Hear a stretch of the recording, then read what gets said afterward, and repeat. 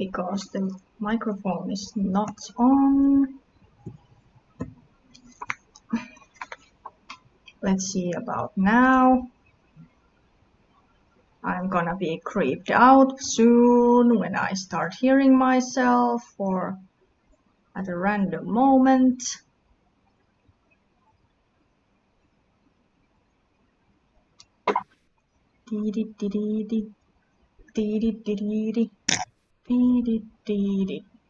Because the microphone is not on. Yes, it works. Okay, I'm back. Okay, good. I've been talking.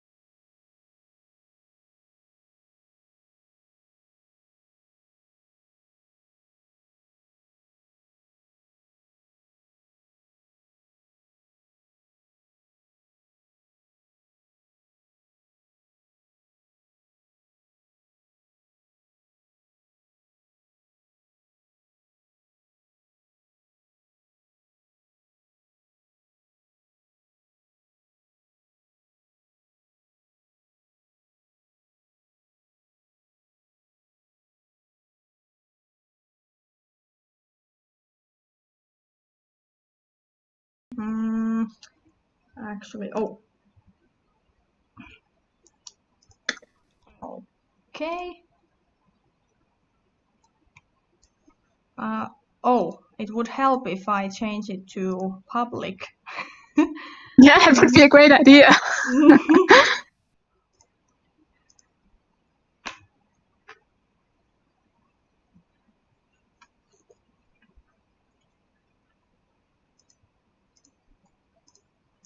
Let's see, and boom, we should be okay. Okay, I'll check if I can join in on my PC so I can see the chat. Public. Yeah. Yeah, it should show up on your feed. Right now it isn't. Maybe it's just my internet now. Because as mentioned, my internet isn't really good today.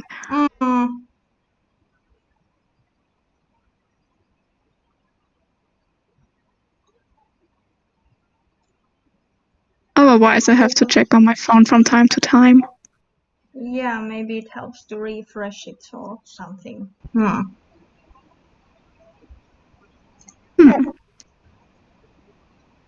I would actually get a notification if you upload something, but it's not. I'm not getting anything right now. Huh. That's really strange. Oh, now I'm seeing it. I'm seeing it. But it's not in my my feed, so it's.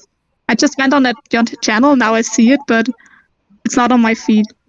Huh. Weird. Oh, YouTube doing this all the time.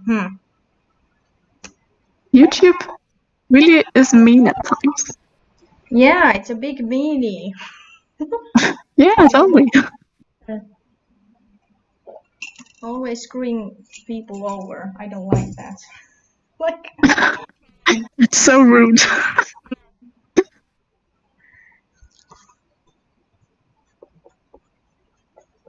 Okay, now I think I got it. Okay. Hopefully, damn, there is nobody commenting, but yeah, we haven't been here very long. Just for a few minutes. We should just relax on that. Yeah, try to relax, inner peace, zen. Inner peace. Mindfulness. I have my lavender oil with me. Everything's cool. Okay, good. Everything is prepared. I also have my tea. That's same. I have a tea too. Green tea on the evening is a must-have for me.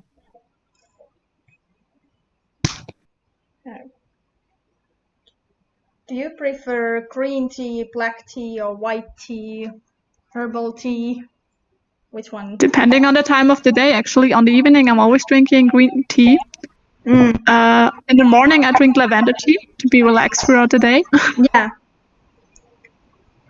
I like every kind of tea, actually. Chamomile is also quite good in the evening if you try to fall asleep. I recommend it. Oh, somebody. But I don't like bubble tea. I don't like the taste of bubble tea. It's so sweet. I don't like it. Yeah. Bubble tea. Yeah, it's all right occasionally, but yeah, that's not something for every week. What I like, it's not it doesn't taste like tea actually, but it's official a tea, chai latte. I would drown in that and I would be happy. It's so good. It's really an interesting combination, but probably not bad. It's really good.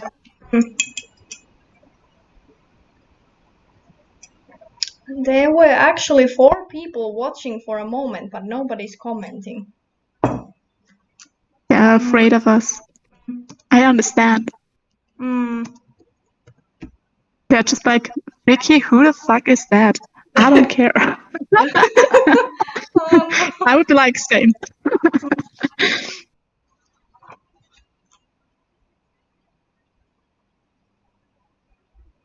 So if there is anyone who has courage to comment on, can you please tell us that you hear us so it's not that weird.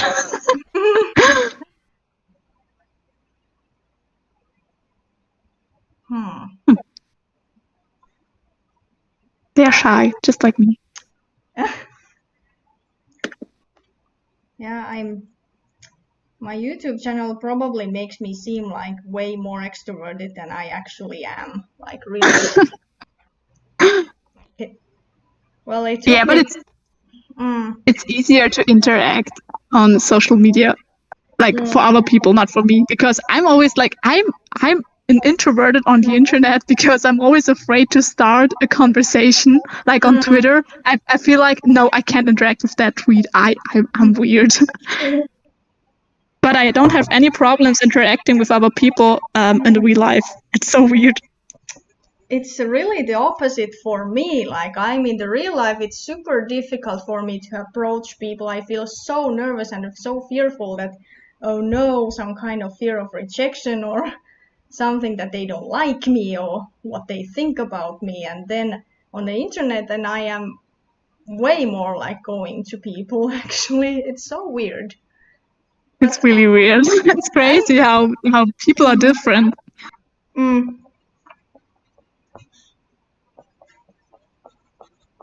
Does it help you that you see the people's expressions on their faces? Like, yeah, because when I'm writing with somebody online, I can't tell from the writing what they're feeling. I mean, okay, when I put an emoji at the end of a sentence, then I'm just okay, I'm good. But they can fake it, so I'm just like, okay, you can fake something in real life too, but it's easier for me to just realize, okay, what might that person think or feel? I don't know. It's for me a better feeling to know I can talk to somebody face to face. Yeah.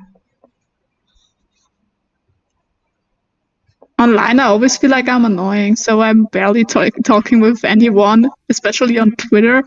I'm barely using my YouTube channel anymore, to be honest. I'm barely commenting on other videos just because I don't use YouTube that much anymore. But on Twitter, I'm just here for the fan art. Oh, yeah. And to support my best friend because she has Twitter and she's always like my tweet. Okay. I got you.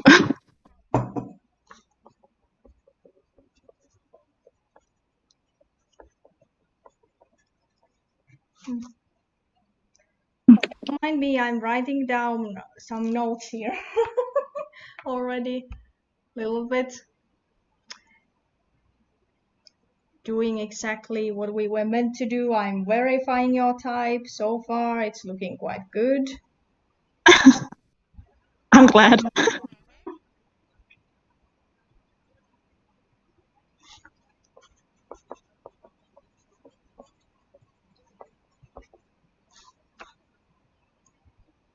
Maybe we should just start and let's see where this is going because we have a lot to cover actually. So I don't know, but just how you prefer it.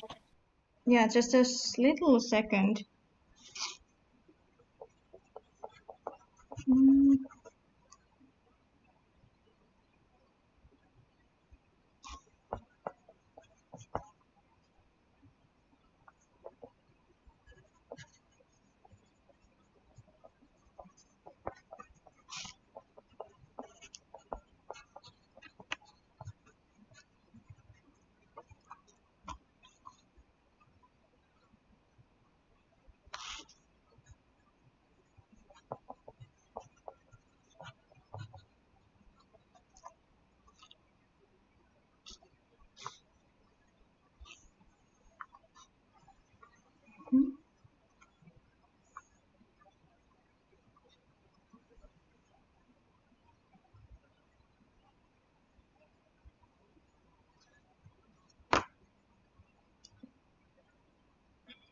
Okay, I got my little notes here and we can perhaps move on. It's already more than 10 past 8. Too bad nobody's commenting, but I think it's because of me. That's just like, nah.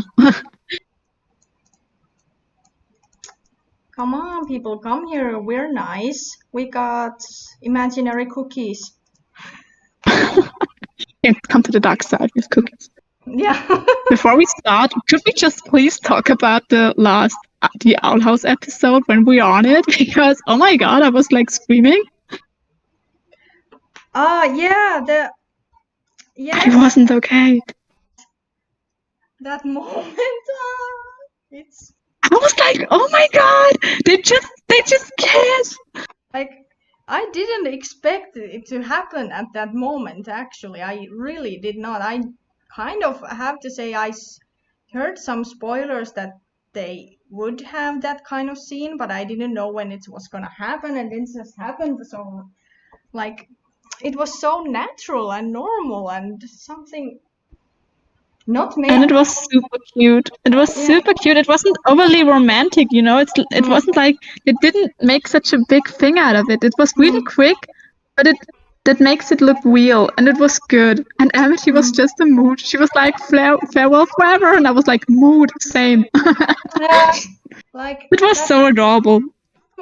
There was the exact that awkwardness and suddenness, which I think are really part of how it would be like between real life in teenagers. Like, that's how probably it would happen. Like, it's.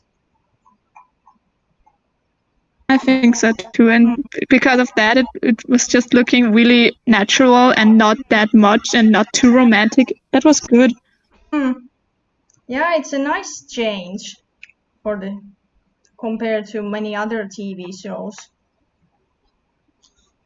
Especially what I really love about their relationship is that for Disney, they just don't make such a big thing out of it that they are just a lesbian couple or they're going to be a lesbian couple, because they just treat LGBTQ plus community how it should be treated, like nothing spectacular, because it's totally normal. But that's just how I see it. It's like it works because they don't make such a big thing out of it. Yeah, exactly. Like, they treat these characters like they are just people. They are not treating them lesbians. They're treating them like any just normal people who just happen to be. They have this one characteristic, but it's not like everything their characters are all about, like, kind of thing. Totally. Or they're not like, okay, she kissed a girl, so we have to talk about this. No, because it's totally normal. There's nothing to talk about. I know that's not the case for everyone, and it's still important to talk about it, but the first step for being lesbian in that case to be normal is to treat it normal. And that's why Lumity works so well, and because that's why I love it. Exactly, I highly agree. It's a nice change of things, really, especially when it comes to shows that are meant for younger audiences. Like, they are going to see that LGBT are people like everyone. I think so too. Well, just a moment, I need to check if my iced tea is cool but not frozen, hopefully.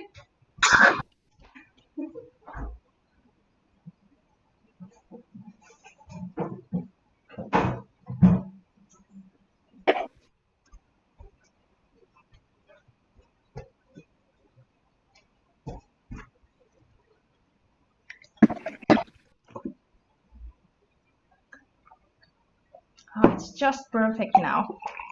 I put this in my freezer, so there would have been a risk that it would have been. I do that too sometimes, and then I forget that it's in the freezer, and then it's just like totally frozen, and oops. I would have gotten then literal iced tea, like completely literally.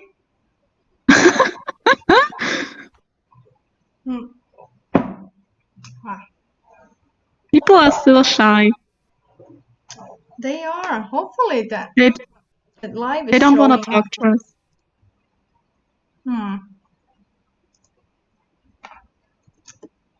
I understand.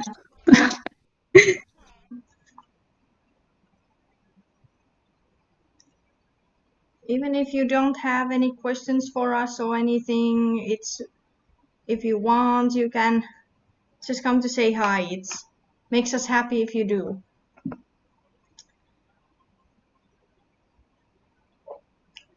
We won't bite, we swear. This time.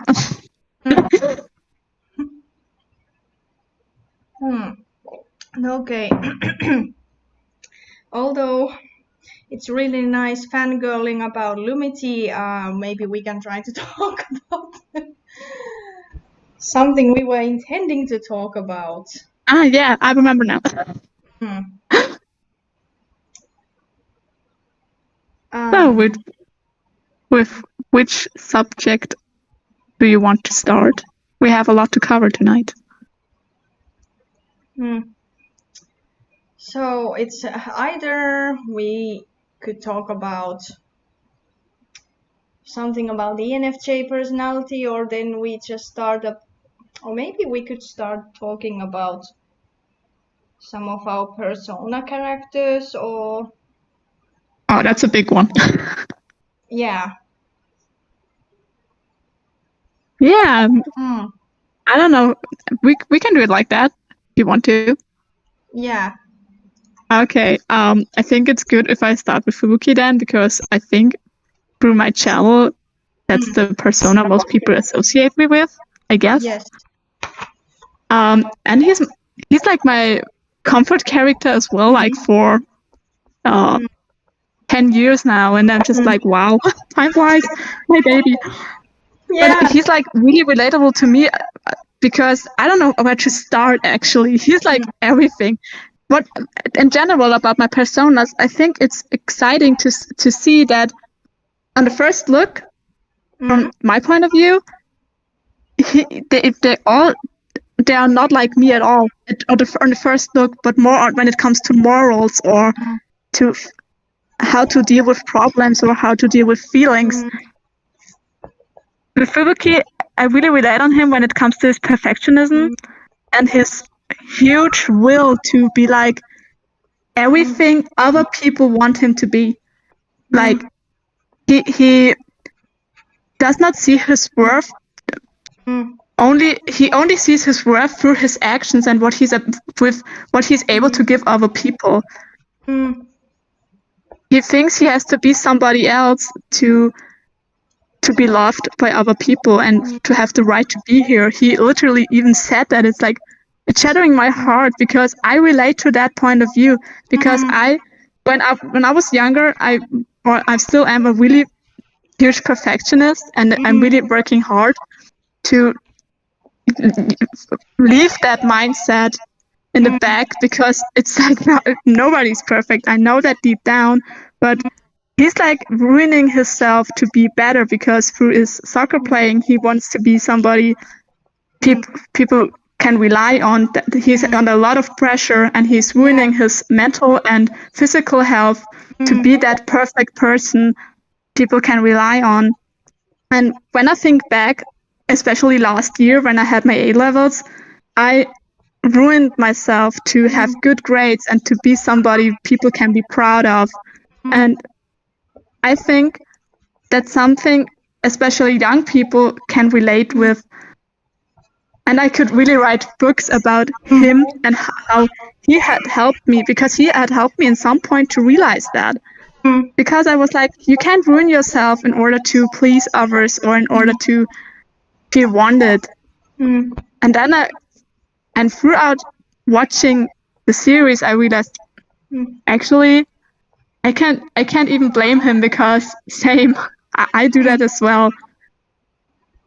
And even if it sounds cheesy, but through friends and family, he's getting better, and I do too. And I'm enjoying things more again, and I don't put myself under that much pressure anymore. And I feel like it's changing the mindset is like what helped me on a lot of things. When I think about how when you change with I have to with I'm allowed to because I can, because I'm healthy, everything shifts. And it's so crazy that just a little change in a sentence can change your whole mindset. Yeah, that's about it, actually. I hope you can get my point of view. It's hard for me to explain. No, but I really can. I definitely can see why you relate to this character now. I'm really happy that you explain these things. These actually do make a lot of sense when it comes it's hard to explain when I can't give you that much background to the story, because I can't just explain you the whole plot of Inazuma 11. Yeah. That would take too much time, so it's hard for me to explain without any stuff to get back on. I don't know how to say it. Yeah, but still, just how you describe his personality and how he thinks and behaves and how he views himself compared to how he wants to be. He wants to be another person in order to feel loved and accepted, and I think that's something everybody, especially in teenager years, can relate to, because we are often so, especially with social media these days, we are covered in perfect images, like of perfect people, and it's hard to just separate from that. Yeah. And even if as I've mentioned, when I think back last year with my A levels, I ruined my health in order to get good grades, in order to pass, not for me, but for other people, so they are proud of me. When the first person who should be proud of yourself should be you, because you live for yourself and not for everybody else. That's true. You can't go. You need them to get better and to. Especially when I'm a person, I hate also with Fubuki, he hates being alone, and he has that fear through his traumatic experiences of being alone, and that's ouch, same, because I'm often scared of ending up alone, and that's why I'm a little bit of a people pleaser, and saying no is like really hard. Yeah. But that's something I'm still learning. But it's so great that you're becoming conscious about it. That's what's so great about personas, because when you look, these personas become your mirrors of your deeper parts of your mind that when you were a child you were not conscious of. But when you look at this other character that's at least somewhat maybe 80-90% similar to you, then you suddenly see that, oh, I actually have this problem too. I have this behavior, these positive and negative behaviors too. And then when you start to empathize with that persona character, then you start secretly somehow forgive yourself as well. At least you perfectly said it. It's that's so true. That's why personas are so great. They are. Because before we hated these parts of ourselves, but somehow when we see there are others who are like me too, and I don't hate that person. I now understand why they do this, and now I understand why I do this as well, and then it becomes a really positive thing and empowering thing. Being able to forgive yourself through these. It's so interesting how you put it, because it's so true. And I think I just had to think about what my therapist once said. He just said, when you see a child in front of you crying, you wouldn't just turn around and leave. It's kind of how I hope I don't sound weird, but it's kind of how it works with personas. They're just like us, and we realize that. And when they are suffering, we wouldn't say, oh, just pull yourself together, man. We wouldn't say that, because we love them, because they reflect us. Even if we don't realize it right away. Yeah, that's so true. It's so weird how we are so hard on ourselves. But totally. We are so hard on ourselves and not on others, even though we have to spend our whole life with us and our bodies and our minds, and that's why we should take really much care about how we feel. You are the love of your life, even if it sounds cheesy or I don't know, but I always say you are the love of your life. Treat yourself like you are the love of your life. That's so important, even if it sounds cheesy. it is cheesy, but it's true. You need to be, how should I say, responsibly selfish. Like you need to be a little bit selfish. It's healthy to be a little bit selfish too. Like take care It's of important. yourself. If you don't take care of yourself, how you're supposed to take care of others properly at Totally. least. Totally agree.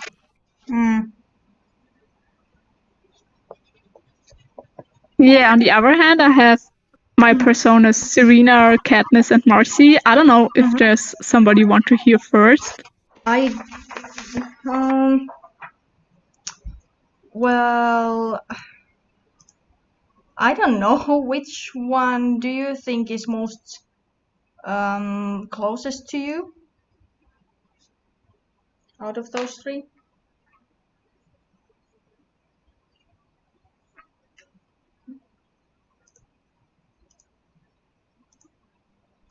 Which one do you relate the most to? Oh, there's something. The first, when I sorry,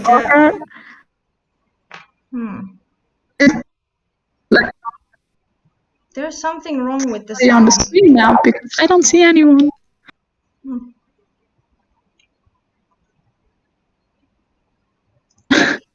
I wonder if Kada and oh my god. Kada said she would come, but I don't know when. Hopefully she's going to be here.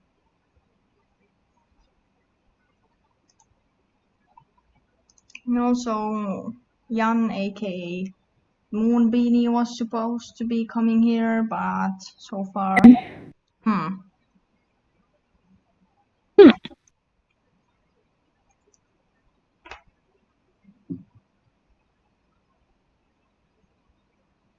Okay.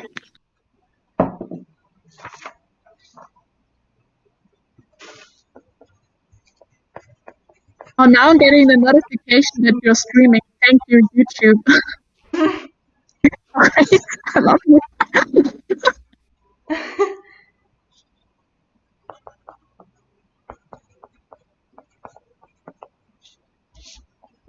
Should we just continue or should we wait a bit?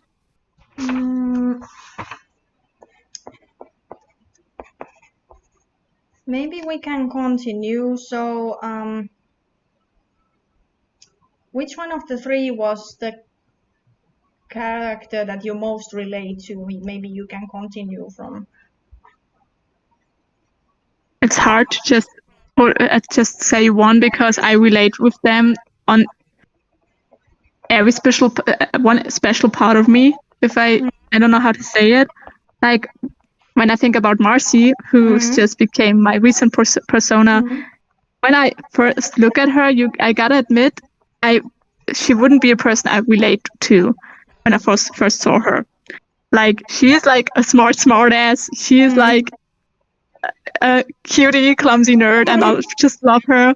But when it came to her moral, I was like, oh wow, I relate with that, and it's just, it's crazy because as mentioned, when I first saw her, I really enjoyed her character from the first second. I was like loving a child. I saw her and I was like, oh, I love you. But with the most recent episode of Amphibia, the show she's from, it's when I realized she isn't just adjusting. Maybe I have to just explain a bit the plot of Amphibia to explain it to you. Okay. Amphibia is about three girls, Anne, Sasha, and Marcy, who just landed through a music box in a strange world called Amphibia. And that's the plot, actually. They got separated there, and the protagonist, Anne, has to... It's more like comedy, actually, but the season finale of season 2 wasn't comedy. I was in deep pain. Well, and in the season finale, we, as a viewer, got to know that Marcy was the reason why the three girls landed in Amphibia, because she would have moved away with her parents, and that was something she just didn't want to do. So she found the music box and was like, let's try that, and it worked. And she doesn't even realize what she did, and she thought about this whole adventure about having fun, and it's a great time. Like the game she's playing, because she, as mentioned, she's a nerd. She loves games, books, magic, plants, just like me. I love plants, magic, and books. And she never realized that what she did was horrible, because they're in Amphibia for months, not even a year, I think. And she's like having a great time while her two friends just wanted to go home. And she never realized what she did, and she never told them until she had no other choice. Because they got like in the situation where the antagonist just said, if you don't tell them, I will. And he did. And we realized that the reason she did it, as mentioned, she just didn't want to move away with her parents, because she was afraid that she wouldn't be able to connect with other people again, because she was so afraid. And she was afraid of losing her friendship with Anne and Sasha. Like, they were like really close for years, and since they're babies, actually.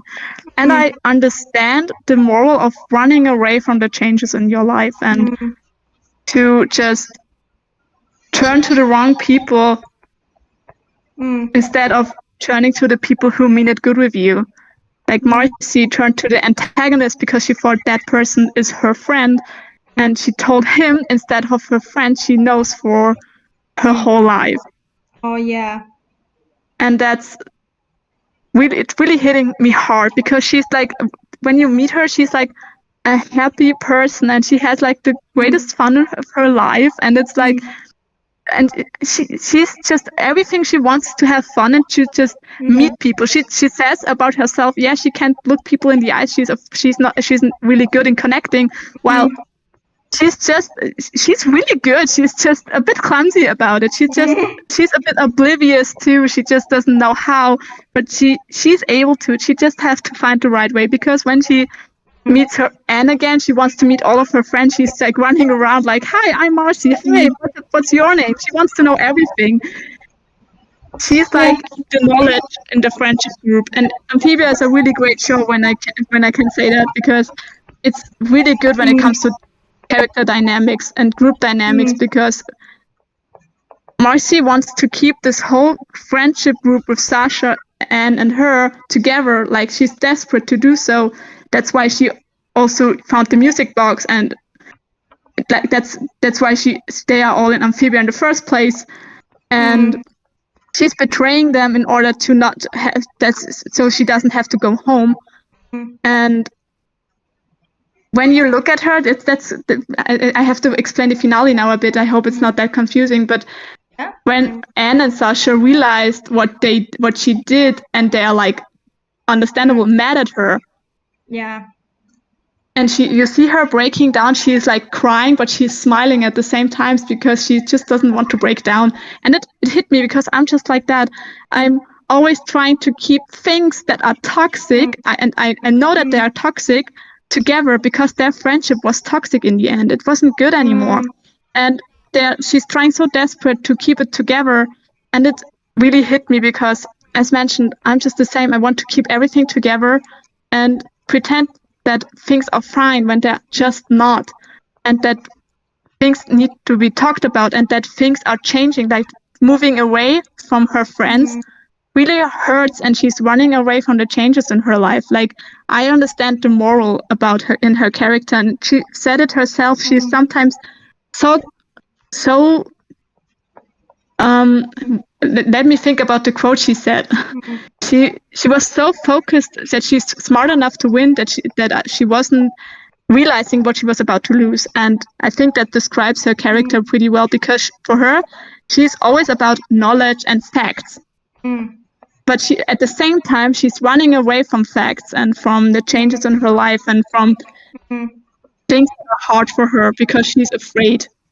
And when people are afraid and desperate, they do stupid things. And that's why she is actually a pretty tragic character. And I said it in the chat a few times before, and she's like the character I've mentioned who just dies. Because you can see her, she's like, you can see the change in her. Like, it's hard to explain it for me, because as mentioned, I have to explain the finale a bit. She's like, she's realizing what she did wrong, but she decides, I don't want to go down like this, and that's why she's fighting for her friends and dying in the end. Yeah. And big hour on that point she died. But let's see how things will work out for her in season 3, which hopefully happens soon because I need my baby to be alive and healthy. Oh my god. But like, she's, to summarize it all, she's like about facts and logic and to prove how smart she is, because she really is. I'm not. She's as smart as I'm not. And she's good at puzzles, and she's like living her role-play fantasy in Amphibia, not realizing how dangerous it is until she dies herself. And that's when she realized, okay, this is not a game, this is not fun. And because she just didn't want to adjust to the changes in her life and to that she's moving away, and that friendship with her and Sasha and Anne isn't good as it is anymore. Does not mean it's you can throw it away. I think it's something they can work on, but she can't just pull it together as it was. Things are changing, and she has to adjust that. And that's the point I relate. That's why I relate with her. And she likes plants and magic and books, and I'm just like, same. Yeah. So she's like a really tragic character, but really well written. Seems like a very complex character. It's really nice. Yeah, it's funny because she sees herself as the protagonist, while for the viewer, she's not. She's the main character is Anne, her friend. But for her, she's the protagonist, and she doesn't realize that. And she doesn't realize that this isn't a game. This is like, as mentioned, she died there. She just died. And she got stabbed in the back by somebody she trusted, and that's something really painful to see. Yeah. And they just killed a child on Disney. Like, how crazy is that? That's really brutal. Yeah, they actually wanted to cancel the app. Not canceling, they just wanted to censor it a bit, so the younger viewers wouldn't be that shocked, because it was actually really a brutal scene. Yeah. But the creators didn't want that, so they had to make a pact with Disney that they are showing, for that they have to make, how do I say it in English? They have to warn the kids that there will be some brutal scenes in this episode, so they should watch it with their parents. And they had to show the opening for season 3, where you can see that Marcy is still alive. Suffering, but still alive. But yeah, that was actually, I'm really glad that they thought about the younger viewers. I'm 21 and I wasn't okay. Hello. Yeah, that's about Marcy, I guess. She's just my baby. Yeah. And she's like, I have like this friendship pairing with her and my best friend Nina. Okay. She's like me, and I'm just like the Marcy, and we just I don't know. We watched Amphibia together, and it's like our comfort show together. So that's also why she's really important.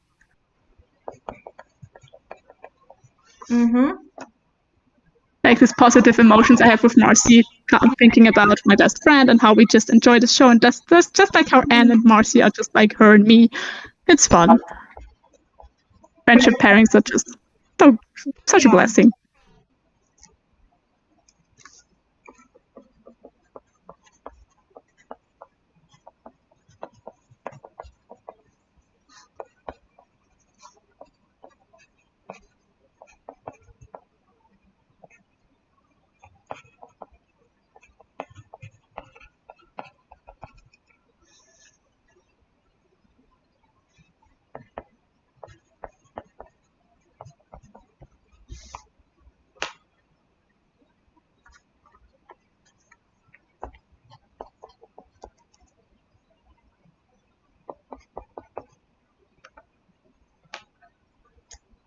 Yep.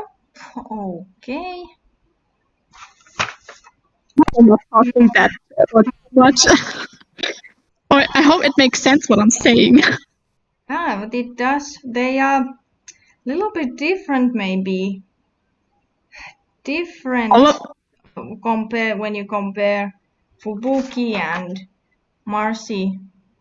Like, yeah, and I should just start with Serena and Katniss, who are like totally different. It's so crazy. Like as mentioned, they're all just they just cover a part of me. All of them, a different part. Yeah, it makes perfect sense. I'm just thinking here that Marcy maybe is a different part of your mind, and then Fubuki is kind of a different part of your mind. It does make sense. I'm probably trying to explain to you later on, but I'm just saying it makes sense, but they are not from the same side of your mind, I would say already. Yeah, totally. They just cover our part of my mind. Our part of my morals. Yeah.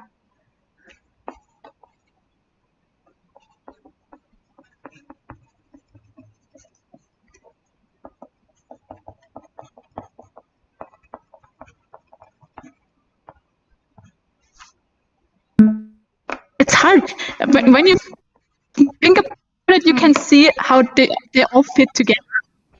But when you first look at them, they're like polar opposites from each other. Yeah, on surface level, they have no connection at all. But when you know about these personality types, and I'm starting to kind of coming to conclusion with that, they actually do make sense when it comes to your personality. They actually do. They do. They are. I think what connects Marcy and Fubuki is like this fear of loneliness and ending up alone. And like they have the feeling that they can change something, that they can change things that can't be changed. Like they are not able to adjust, at least not yet.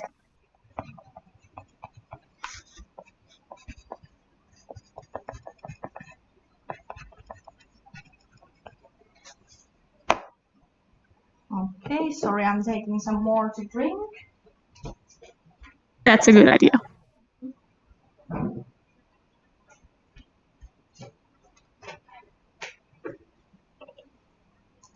Also, viewers out there, if there's anyone actively listening, remember to drink. It's so warm. Don't get dehydrated, please.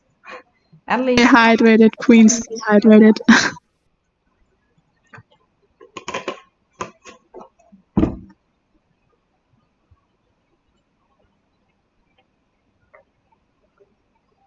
We don't want anyone to lose their consciousness because they're watching this show and forget to drink.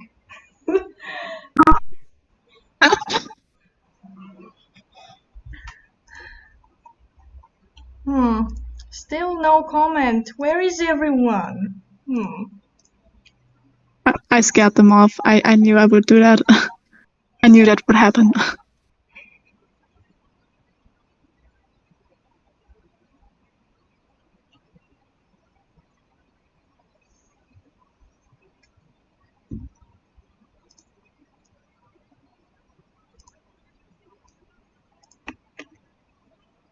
Or maybe they're shy.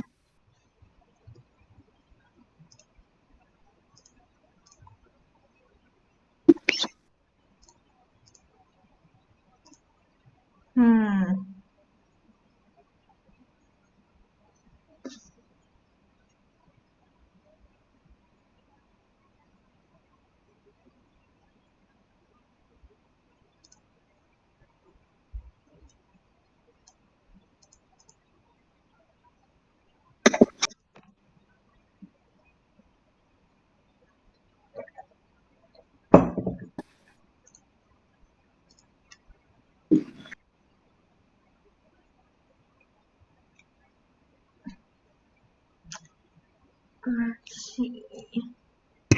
So, then well, are there some different things about the other two personas, or are they very similar to Vicky or Marcy?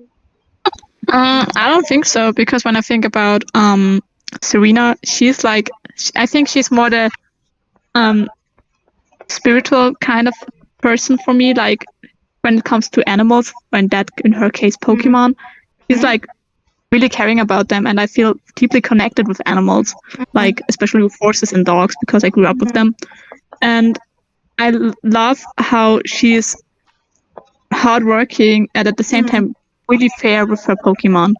And she's always focused on their well-being, and she's having her goals, and it's so I think that's something I relate with, because I'm always focused on my goals. And even if it's if when I think about her story, like her mother wanted her to be a Rhyhorn racer, but that wasn't her dream. And I relate with that because of personal reasons. And I think she had to learn to live her own life and to get her own dream, and not the dream somebody planned for her to have.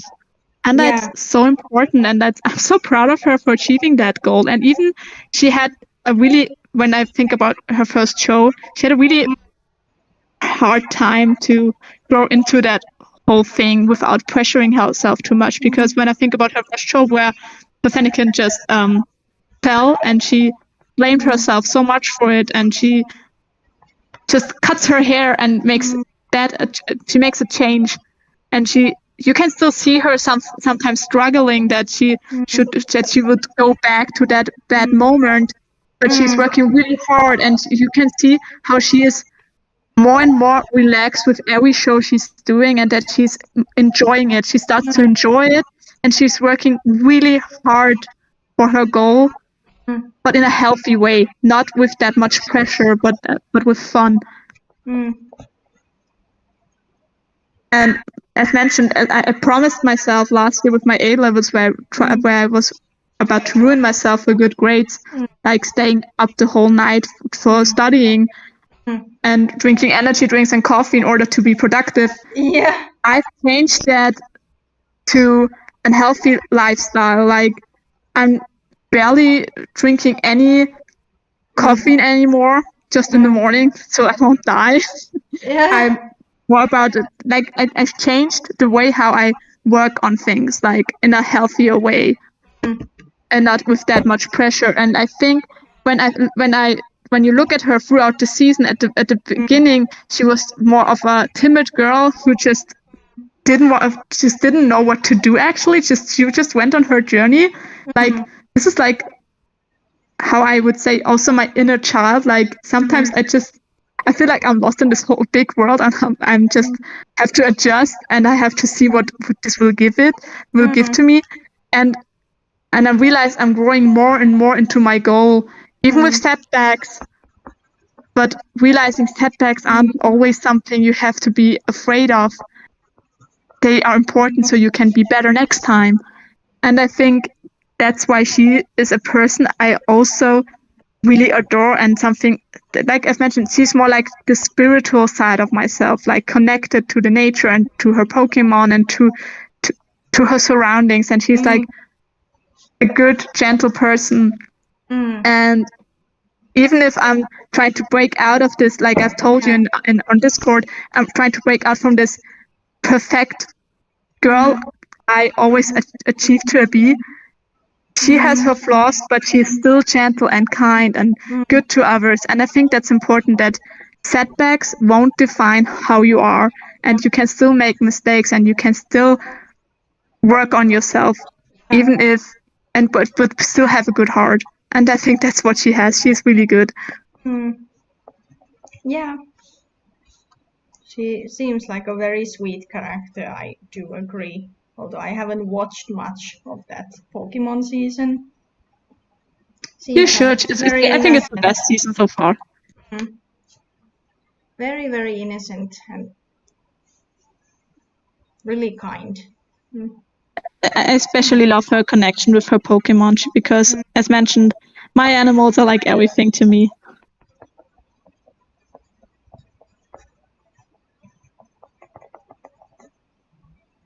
And I just love her free spirit she's getting throughout the series, and how she's becoming more grown up, but still really a happy person.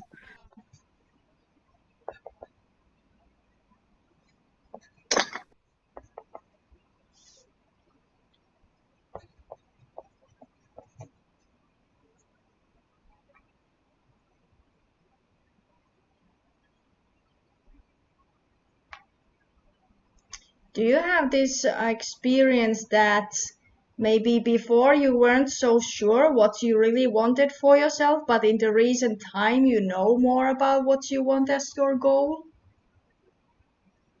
I remember how I was so stressed because I didn't know what to do with myself. I always knew I wanted to work with people. I wanted to just make a change in something. If I don't know how to say it, but I remember when, and I think that was the first step when I was younger. It was maybe 2-3 years ago. I had a young girl I gave tutor lessons to, and she was, I had to, that was the first time I was giving tutor lesson and I was extremely nervous, but she was such a cute little girl. But I realized after a few lessons, her problem isn't studying. Her problem is that she isn't sure of herself. So I tried to give her the confidence. So I just said, okay, let's take the bikes. Let's go to the stable, and I'll let her meet my horse back then, Kelta, and I saw her getting confident around him. At first, she was really shy and really timid, and she was like, "No, I can't pet him. I'm scared, and he's so big." And at the end of the day, she was sitting on him, and she was the proudest girl ever. And she took that confidence with her for her exam, and she made it, and she passed, and she was so happy. And I realized. That's when I realized, okay, teaching isn't always about giving the information. It's about looking at the background. Like when I think about, okay, when I'm becoming a teacher and I see I have a student who's not having their homework for whatever reason, it's not always because they are lazy. Maybe they are lazy, I don't know. But maybe they have stressful experience at the moment. Like maybe they have problems at home. They don't even have a quiet place to study or to relax. So I think it's easier to just look what a person is doing, but not why they are doing that. And that was the first moment when I realized, okay, I want to go into social work or teaching. It's so important. And sometimes when I think back last year when I realized, okay, I have my A-levels soon. Now it's time to decide what I should do with my life. That was before I decided to take a gap year to take time for myself as well. But I went on this, I don't know what's it called in English, where you just see the different universities and possibilities you can have. And I just went to the ones for teaching and social work, and that's where I just felt it. I just felt the calling for teaching or social work, or both, because it's something, I think it's great because teaching and social work is something you can combine really good. And I just felt it, I just felt, okay, that's me. I have to do that. Like for me, a job isn't just a job. For me, it's supposed to be a calling, and I feel called by the universe to do that. Yeah. I think I'm that kind of person. I'm trusting the universe and God, and even if not everybody, I know that's something not everybody can relate with, but for me, I have to believe in something bigger than me, and so I can trust that everything is turning out how it's supposed to be. Even with my setbacks, I realize, okay, things are not how I want them to be now, but there is a reason for it.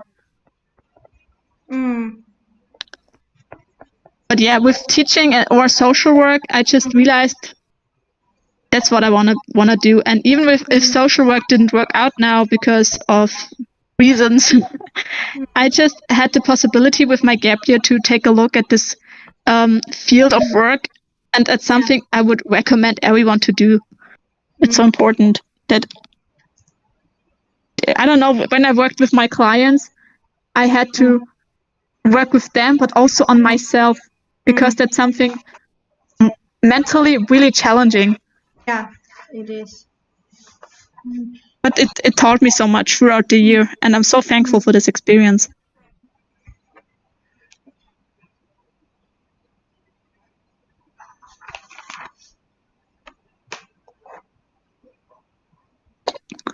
Really inspiring talking.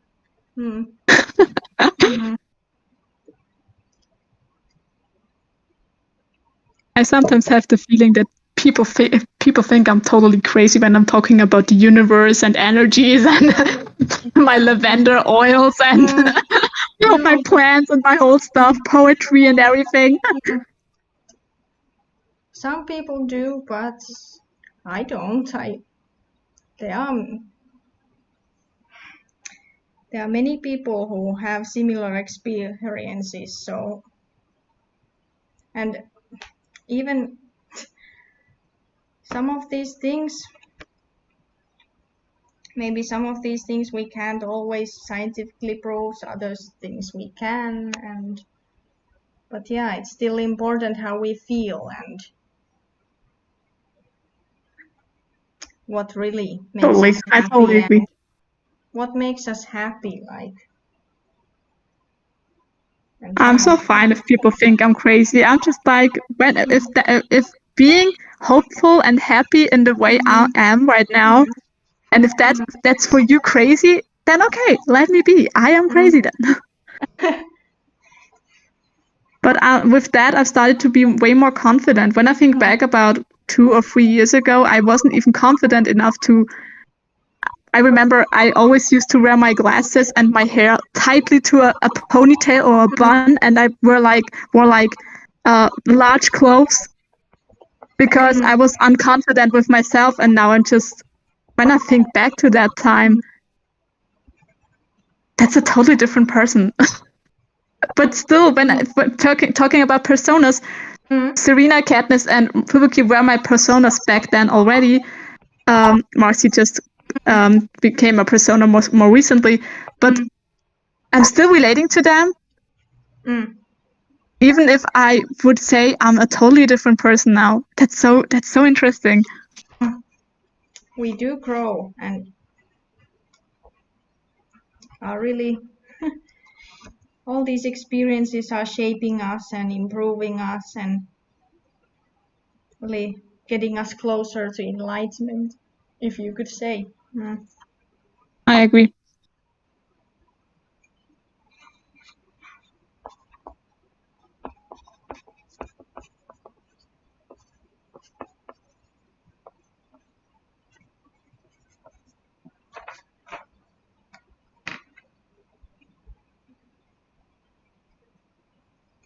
And then there was the last persona.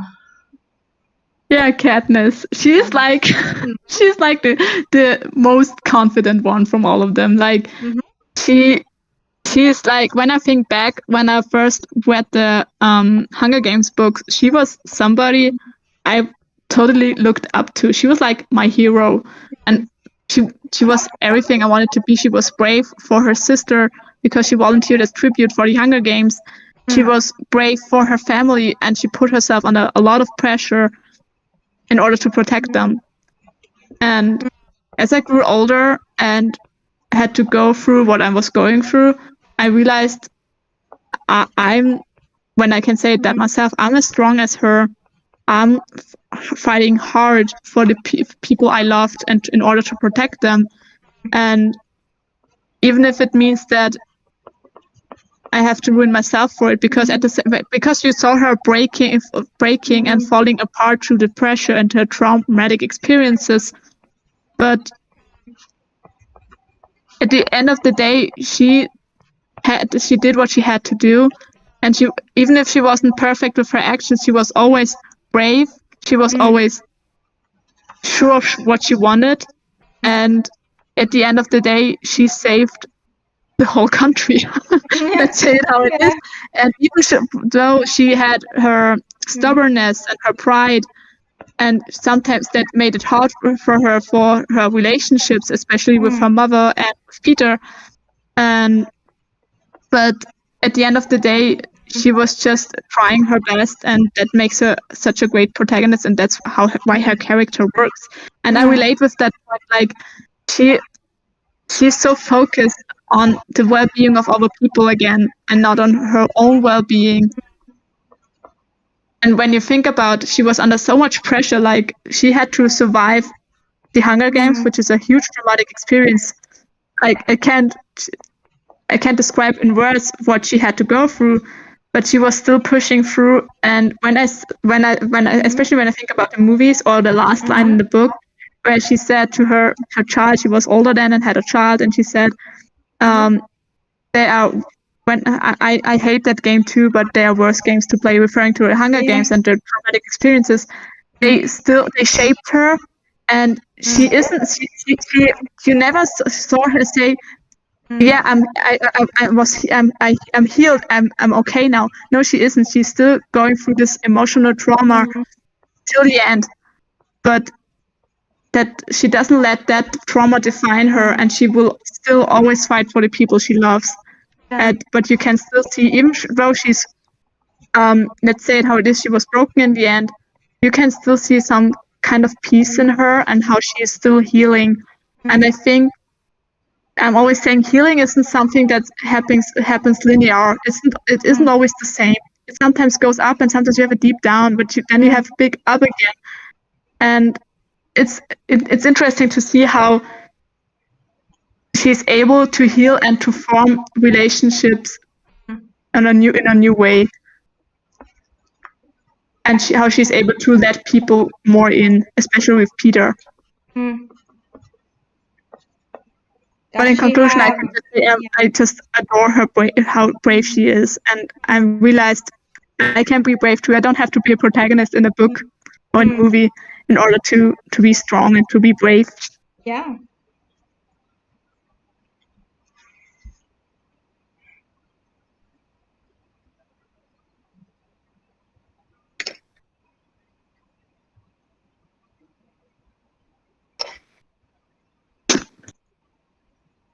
Does Katniss have problem with trusting people at first? When you said about something about like trying to let more people in. Yeah, because she is living in such a difficult environment where people have to fight for themselves in order they are not starving. She has to trust herself the most. Her father died when she was really young. After that, her mom got into depression and wasn't able to take care of her and her younger sister. So she had to take the leading role of the family pretty quickly and had to take care of her family pretty quickly. And you can see that how important that is to her throughout the movies or book series. Like, especially her sister means everything to her. And when her sister died, that was like, it was so heartbreaking because all this time, everything she did was in order to protect her sister. And that made me realize that no matter how hard you fight, there's still, even if it sounds sad now, but there will still be moments where you think you can't do it anymore. But she's still not giving up, and she still fights for the rebellion and for the right thing. And she's still brave while doing so, even though you can see her breaking down because the trauma is really much for her. Yeah. But she does not let that define who she is, and it doesn't let her break her apart. And I think her bravery is something I really, really admire, and that's something I can be too, because I didn't survive Hunger Games, but I survived other things, let's say, and I have to be proud of myself for it.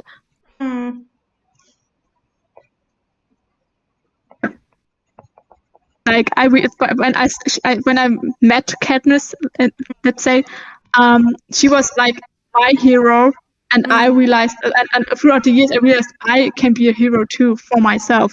As mentioned, I'm the love of my life. I'm the only person I have for the rest of my life, and I can be a brave person too, because I am, even if it sounds cheesy again.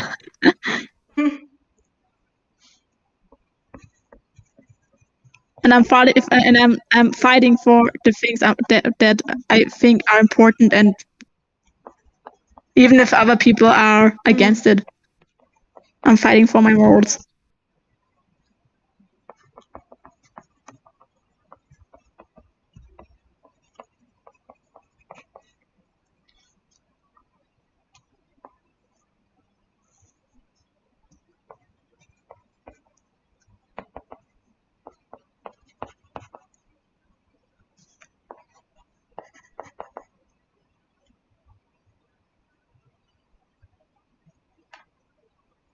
Wow.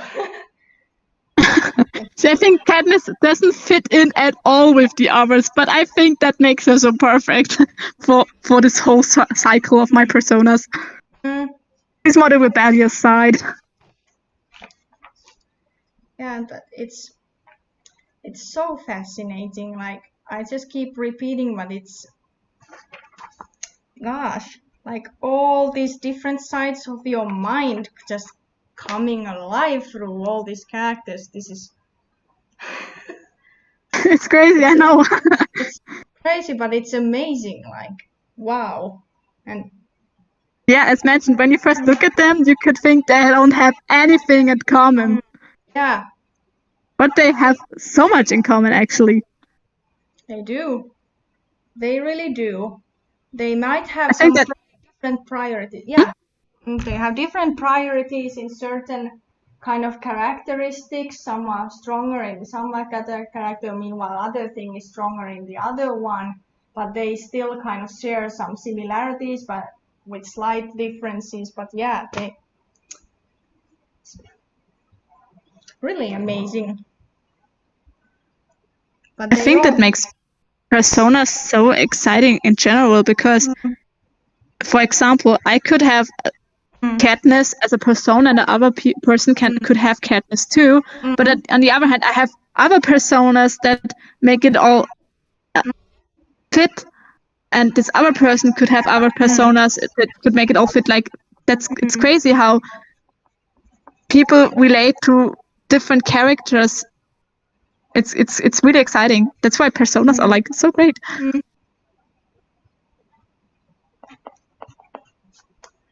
Yeah, do you think that some of these personas you've related more during a certain time of your life, and then on other times you started relating to others a little bit more, and the others, like, has it changed for you? Yeah, since they're all just showing another part of my mind. Totally. Like at the moment, I would say I'm more like Marcy because for me, a lot of things are changing now. For my social year is ending soon. I'm still not sure what I'm going to study since I don't know if they'll take me for the university program I have applied to. And I'm really realizing that, wow, I'm growing up. And it's hard for me at times to adjust to that change in my life, to not be able to just stay, that things are not staying how they are right now. Like I told you, for me, I love books. I love going out, going to nature, like having fun. Yeah. Like I can tell you, my inner child is like asking for a lot of movement lately, and sometimes it's hard for me to adjust to that. But as mentioned, it's just hard for me to adjust to this change and to realize, okay, I won't be able to live in this little dream I have maybe, and maybe I'm not always, but I won't be able to always be so creative and to be full of fantasy. Like I will always say, fantasy is magic, and magic is so important. But even if it's important to me to just keep it, I realize it won't stay as it is forever. And even if changes are great, sometimes they're really hard. And I have to admit, I'm always about moral, and as mentioned, I'm always about what other people might like and what other people want. And in order to just keep things together, even if they're not healthy anymore. And I think that's why Marcy at the moment is like more a priority recently, even if I relate to every character equally. Yeah. But she's more present for me right now.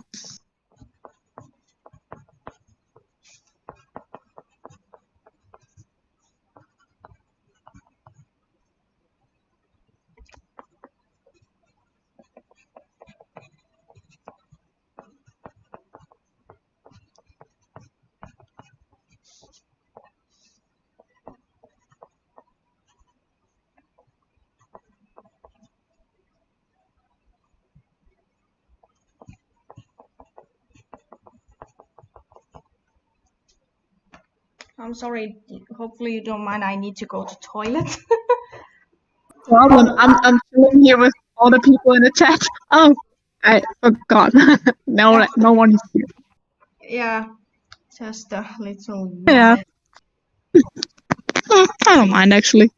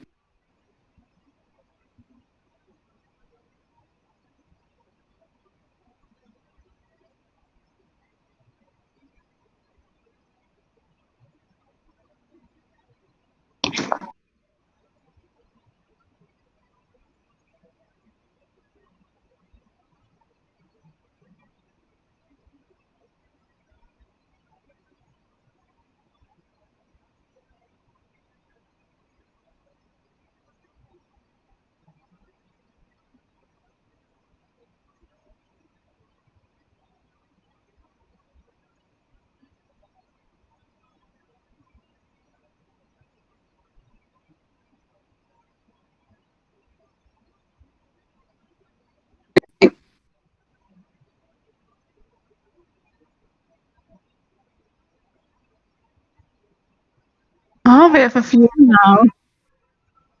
Hi. Hope you can hear me. I'm alone right now. I am Oh, you're there. back. Oh, We have now. hi, Jan. It's nice to see at least one active viewer finally. Yay! Congrats. Yay, we're so happy. Yay! I'm really happy to have at least We were talking to each other alone all this time. Yeah, we've been here like for an hour talking about There are some viewers, but nobody's commenting. It's so weird. They're all afraid. Yeah, they're timid. We get it. Get it, but so nice. So at least we have Jan here, so we can do the test soon. Ooh, I'm excited.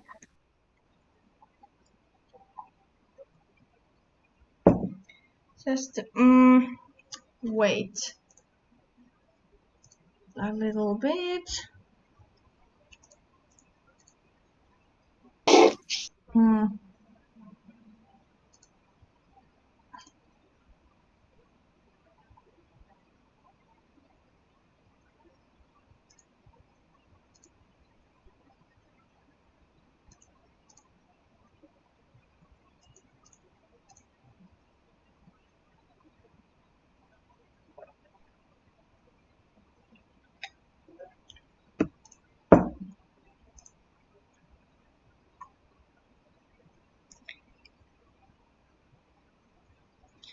Okay, just some random question, like, I know you haven't been editing very much lately at all, but yeah, if you describe yourself as an editor, are you that kind of editor, like, if you can't work, like, if you don't have a certain outcome, how it's going to be, like, you're not going to start a project very easily, how it's going to turn out in a certain way, like you have this certain how it should look like, or are you that kind of perfectionistic in that way? I have to admit, I barely have any idea of what it should look like. I mean, I have an inspiration and I have like, let's say an idea in my mind what it could be like. But since my editings are always about my emotions, I barely have an idea how it will turn out in the end. And I think that's why editing is so exciting for me. And in the end, I think as an editor, I don't know if it's just my style. I think all my edits just look the same, but I think that's just my style. A style I love a soft edit with like different elements when it comes to typography, for example. But I barely have just like that's how it looks like, and if it doesn't look like that, then I won't upload it. No, I just let it happen. I have to admit, I'm an editor who just needs a long time for small edits. But at the end of the day, every edit of mine is filled with a lot of emotions and filled with a lot of love because I put effort into them. Yes. Most of the time. But I gotta admit, the reason why I'm not editing okay, I have a lot to do recently, but I gotta admit, my PC with my editing program is broken at the moment. And since I'm doing a social year, I'm not earning a lot of money recently, so I've gotta wait till I have more money to get that fixed. And my goal would be to use other footage as well in the future. Oh, Kata is here. Hi, Kata. Yeah. Hello. We have been waiting for you. Yay. I'm so happy to see you finally. See people in the chat.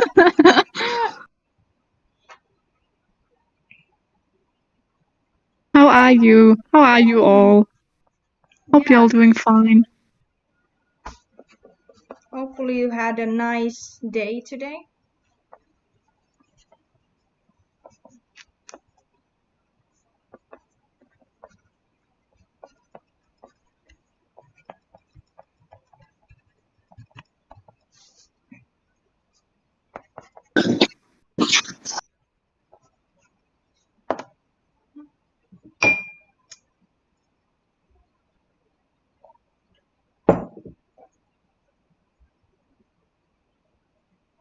Really loved how you said like you want to put effort and love there and you need a time with your edits and all this stuff.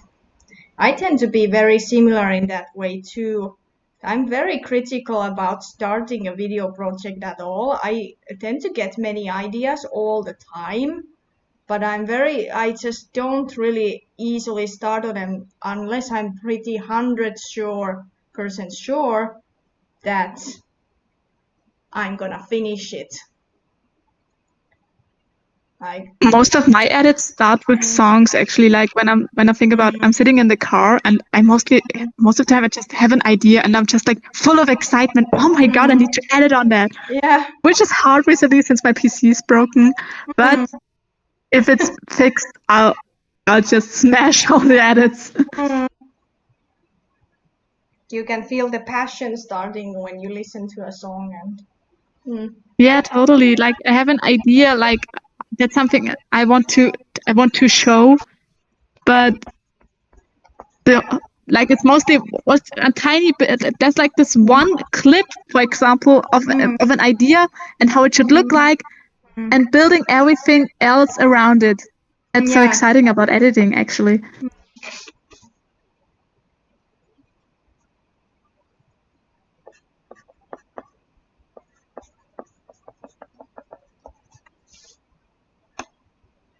You don't have that kind of tendency that you tend to just start projects and never finishing them and just starting again all the time. Oh yeah, I do that. I have that.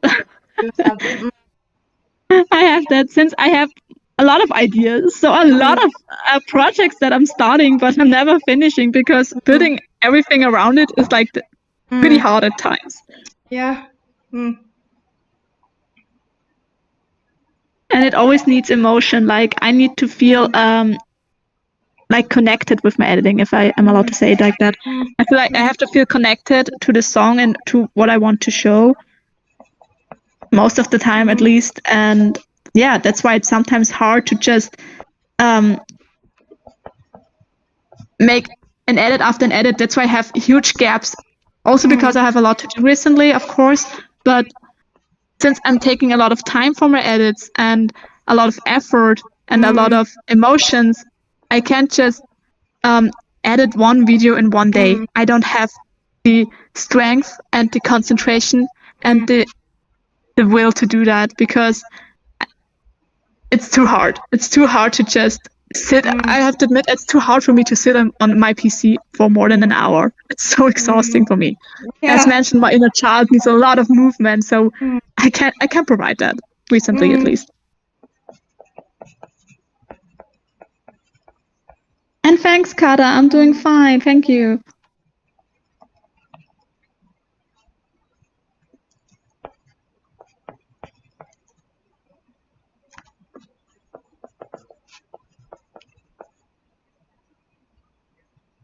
I, on the other hand, can even sit like if it's something I really want to do or I have time to sit down, I have no distractions, then surely I can even sit like down like 12 hours even. I remember You're that. focused.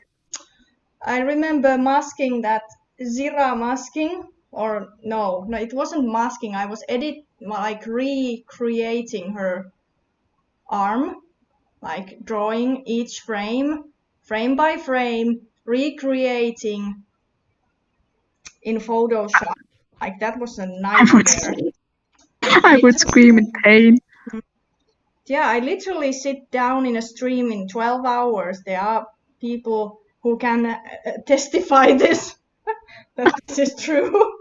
It really I remember happened. how homeschooling was hard for me in that point because sitting in front of a PC is like so exhausting. Okada, how is university going? Do you still have a longer period to go until you're done for summer, or? I remember I had workshops I had to attend in my social year to learn about mental illnesses or other stuff, and they were pretty interesting, especially working together with the other persons who are taking a social year. And we were like that group called social work, because there are other groups as well, because you can do social work, children's work, and other stuff.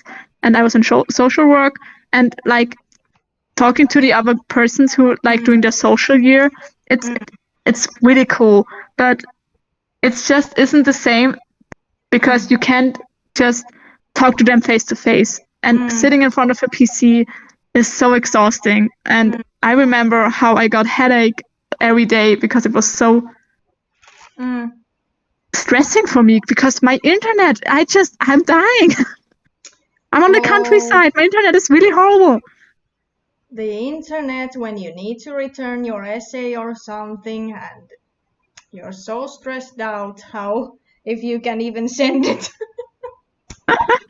I remember I was so stressed once. I accidentally spilled water over my PC, and I was screaming because everything was on my PC, on my school PC. I had a breakdown. I was like crying. I was like, oh no. And my mom, no, don't worry, we can fix that. And I was like in so much pain. But everything turned out to be okay. Fortunately. It got fixed.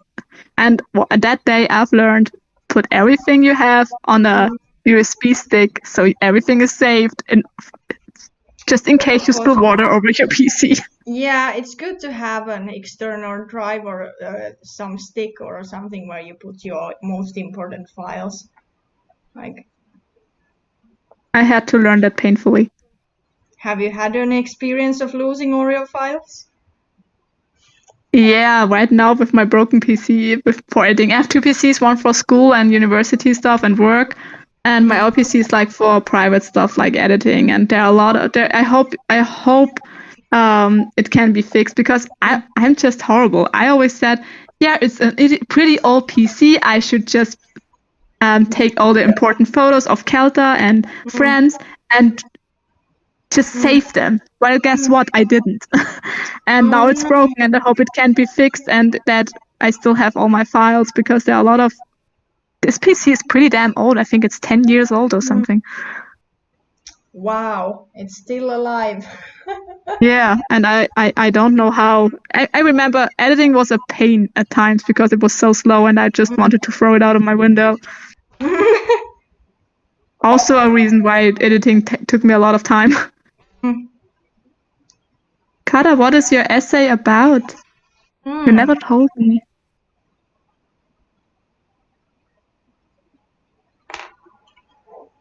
Yeah, I don't have a lot of nerves when it comes to my PCs and electronical devices in general. They can be really frustrating at times, like. Yeah. And especially when you don't know how to fix them yourself. Yeah. Stressing. That's why I'm always careful with my stuff, because I'm clumsy and I spill water over my stuff, so I should take good care of them.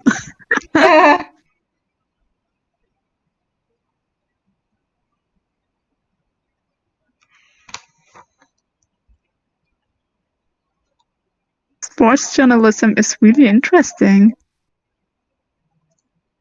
How long is that essay? Do you have specific how do I say it in English? Wortanzahl. I can imagine it's not fun. I remember I had to write I don't know what's it called in English, like a final project, and even if the subject I was writing about was really interesting, I was writing about church and modern church and how church should look like for young people, because young people are looking for a team and a place to be and everything. So I had more psychological factor in it. It was pretty interesting, but it's really exhausting to just write everything down and to take note on everything, when you did what and where do you have it from. It's exhausting. Kada, you don't hate sports. You're watching free and other gay sports anime. Don't lie.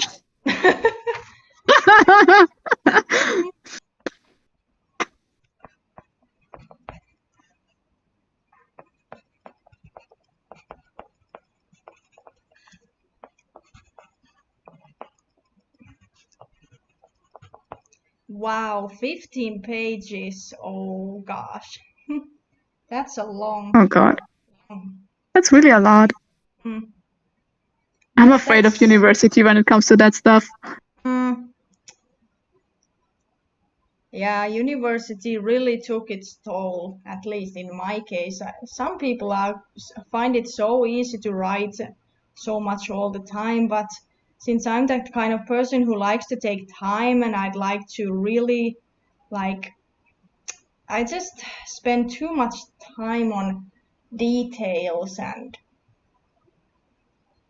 so much how it's going to turn out, trying to make it perfect in every single way, and then there is no time to perfectize everything that I write, and it's so stressful that I have to spill out some very bad, shitty writing, and then it makes me feel bad that I can't just take my time. You're so strict on yourself. But I relate. Same. We are hardworking people, but we're often so caught up to make everything perfect, while we shouldn't. We should just be more relaxed. That's why I'm meditating. Meditating is really great to be relaxed. Yeah, I don't often really meditate, but I do listen to meditation audios very often. So I'm not sure if that counts, but those... It does count for me. And I really like listening to those in the evening to try to make it easier to fall asleep and so on. I'm trying to kind of turn off sometimes the mind that keeps thinking so many things. I relate. Especially, I'm a person, I'm going to bed pretty early, actually. I'm like a grandma. But when my thoughts are just really annoying, it helps me to just listen to something. It calms me down. And it could be anything. Like a person could just talk about their day and I would fall asleep. So I need to hear something or to listen to something in order to relax and find a good sleep. Yeah.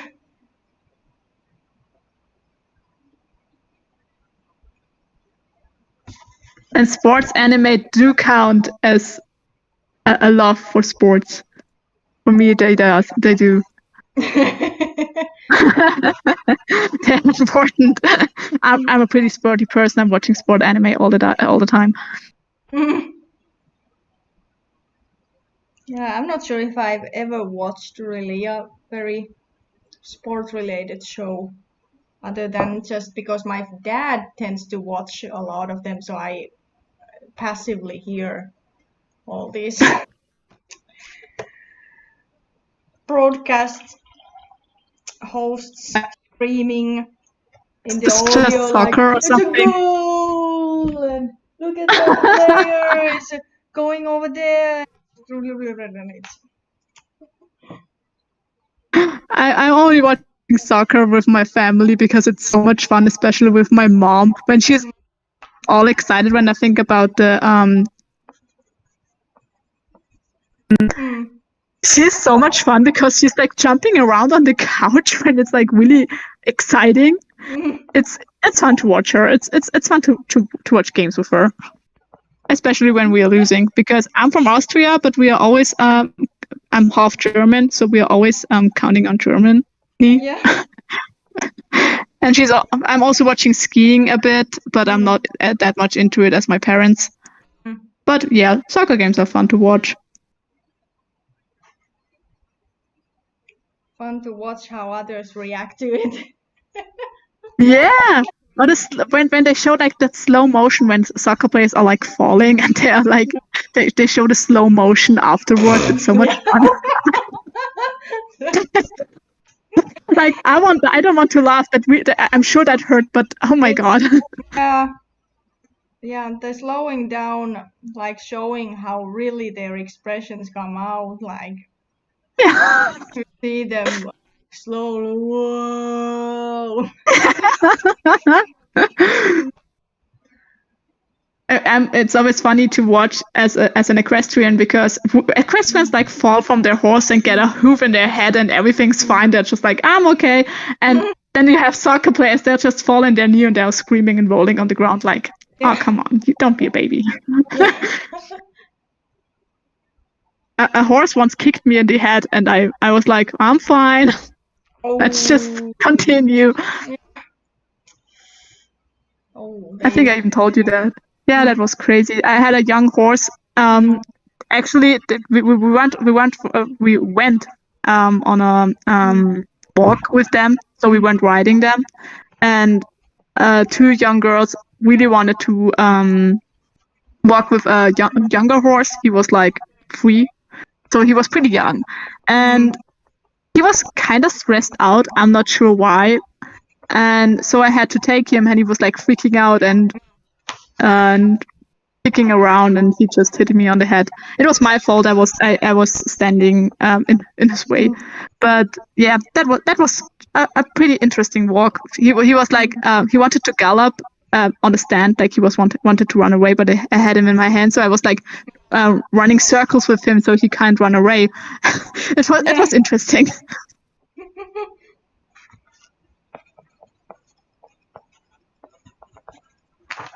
So yeah, soccer players are a bit of babies when it comes to injuries.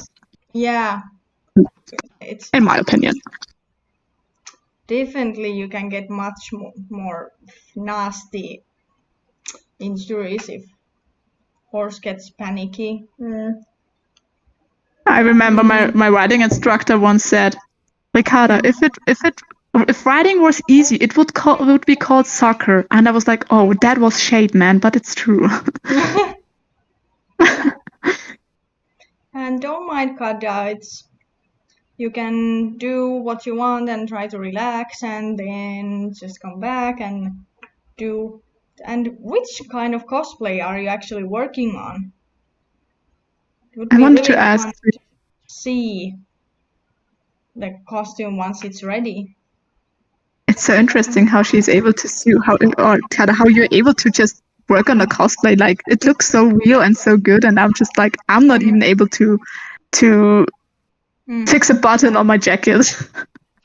Yeah, I barely can hold a needle in my hand. Same.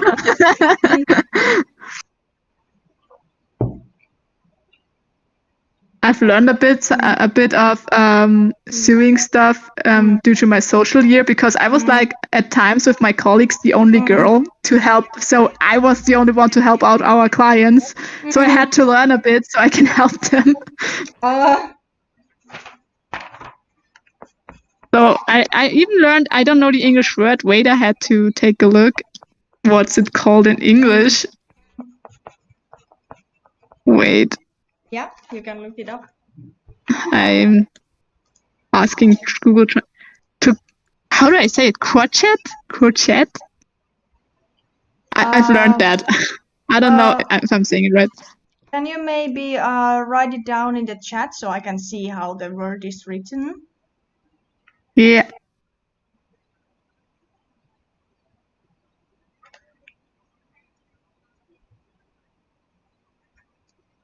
I don't know, Bennett. You're probably laughing because I can't say the name right. I'll Google that person real quick. Oops. Yeah, you have been making a lot of edits out of Genshin Impact. I don't know anything about Genshin Impact, but all I do know is that it has the most amazing musical soundtrack I have.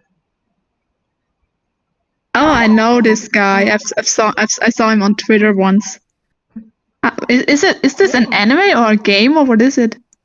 Isn't it a Where game? he's from? It's a game.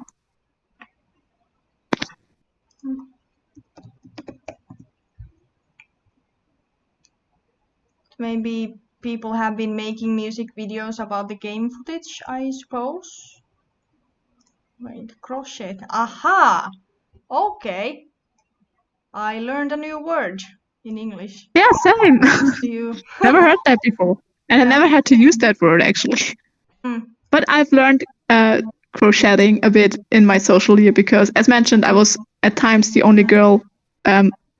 So I had to learn it to help out my clients.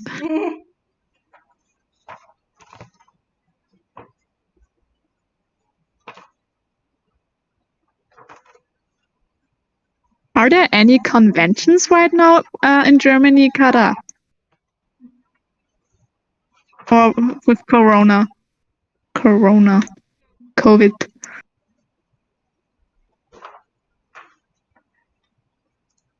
In Austria, they're pretty stupid with the rules because they're just opening up everything, and like we barely have any rules anymore. You just have to be tested or and anything else. So you can prove you don't have any symptoms.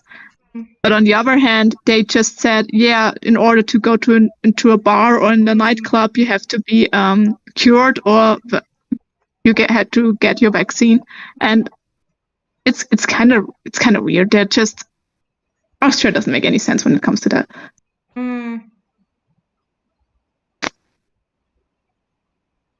But yeah, are they even like really following the rules at all, or is it kind of just a suggestion nowadays? It's when I'm still working on my part-time job in a restaurant, and it would be my job as a waitress to check if the customers got their vaccine or are tested or anything. But to be honest, I don't have the time for that. There are so many people and so much to do, and on a Sunday lunchtime when the most people are in our restaurant, I don't have the time or the nerve. I have to admit it. I don't follow the rules on that point because I should do that.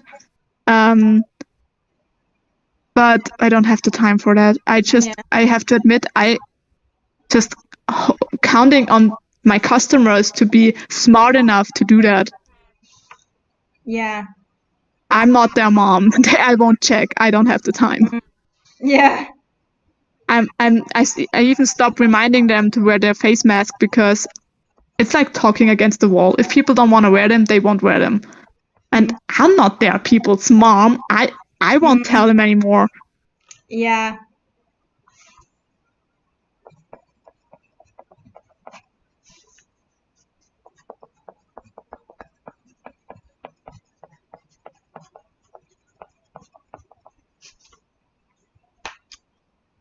Okay. Maybe we are ready to move on to the actual test. Yes, of course. Okay, so you probably don't remember the site name, so I wrote it down in the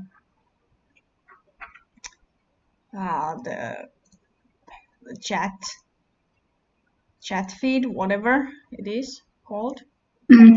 I'll Google that real quick.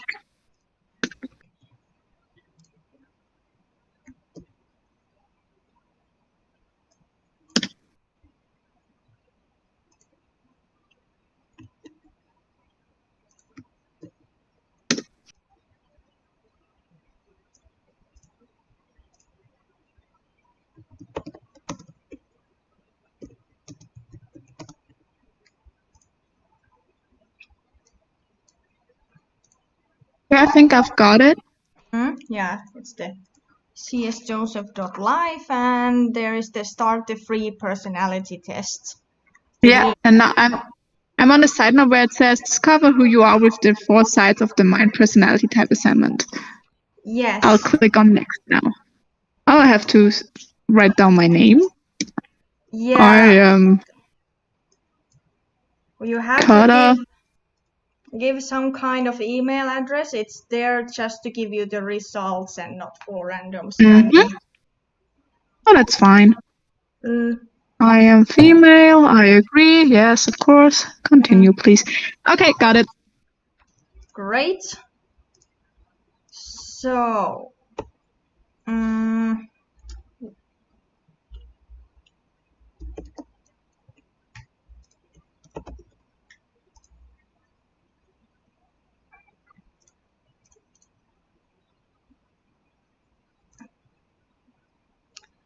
which one would you like to start first, or do we just start randomly out of somewhere? I start where you want to start. I don't mind, actually. Actually, I'm fine with everything. Okay. It's perhaps better that we show people actually what the heck is even going on here. That would be a good idea. They're just like, what the heck are they talking about now? Okay, so here we are again in the in our test, and I'm putting this so that you can more easier. Oh, wait. How does this work the best? Now you can see some of those things. So there are questions, or like what we need to decide on is that how your speaking style is, and or what kind of cognitive functions or skills you tend to use more.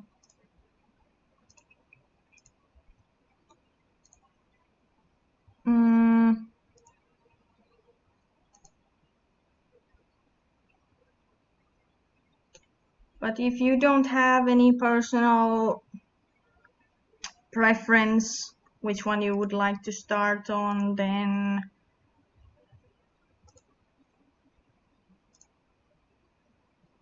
maybe we can start from the initiating responding thing. That's probably the easiest. I have to take a look where it is. Found it.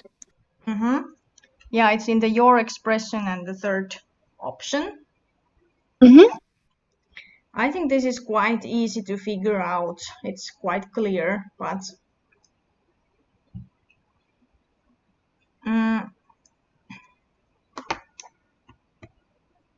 especially since I'm here as your contrast here. You're my favorite contrast.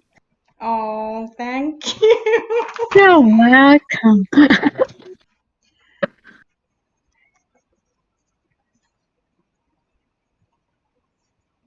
So, the initiating types are those who will usually, when you have the other person around, do you tend to start topics? Do you tend to first start conversation more often? Do you tend to change topics or adding new points usually? Or are you waiting the other person to add new points and approach you? I think for me it's really depending on the situation, but I would see myself as a person who starts talks and just want them to continue. Yes. But when I'm in an environment where I'm unsure of myself, like when I think back, when I started working in my social year, I was pretty more of a quiet person. I was more looking first what the other persons are doing and what they are talking about. But I always had to bring myself in and to also start communication, because I hate awkward silence. It's horrible.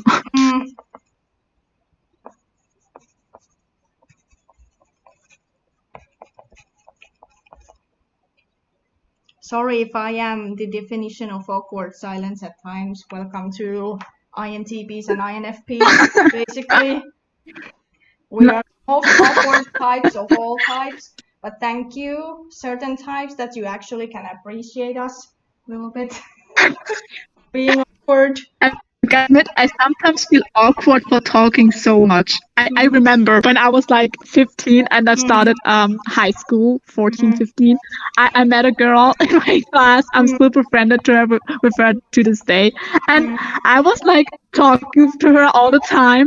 And I remember I apologized like 4 times that I'm talking so much. And I was like talking.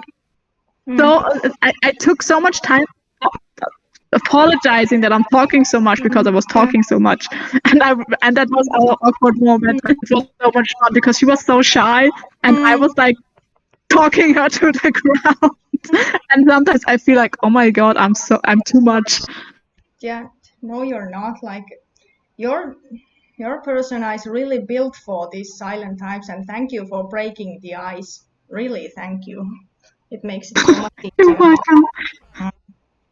At that point, I'm just like Marcy. When I'm really excited about something, I can't stop talking about it, and I don't even realize that people are annoyed or don't get what I'm talking about. She's just saying, "Oh, my baby."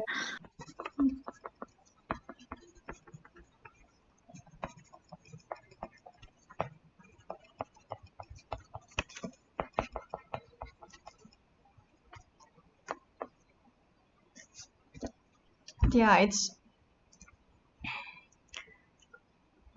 Do we agree that in like at least when you are relaxed with a person you know for a little bit, you tend to initiate more than wait for the other person to initiate with you? Because I think it's quite clear that you are more initiating.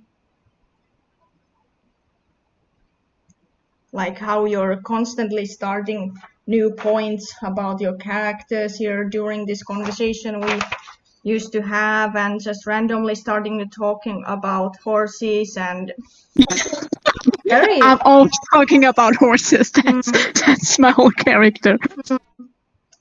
Like constantly starting new points and new topics. I think it's quite showing that you are definitely initiating, which means in this system that you are actually an extrovert. Extroverts can be nervous, they can be sometimes shy in certain situations, but usually like when you are not super stressed out, you tend to start conversations more than because, and also the count how many friends you have. If you have many friends or not, that doesn't matter. It doesn't mean you're not an extrovert even if you didn't have many friends, because there are certain extroverted types that are more, you could say, maybe they tend to gather more friends than others sometimes, but it still doesn't like make you not an extrovert. And sometimes you have some introverted types who are more extroverted, and some other introverted types like INFPs and INTPs who are probably the most stereotypical introverts you can possibly imagine. Like I am, yay! Introvert people are so cute. I love them.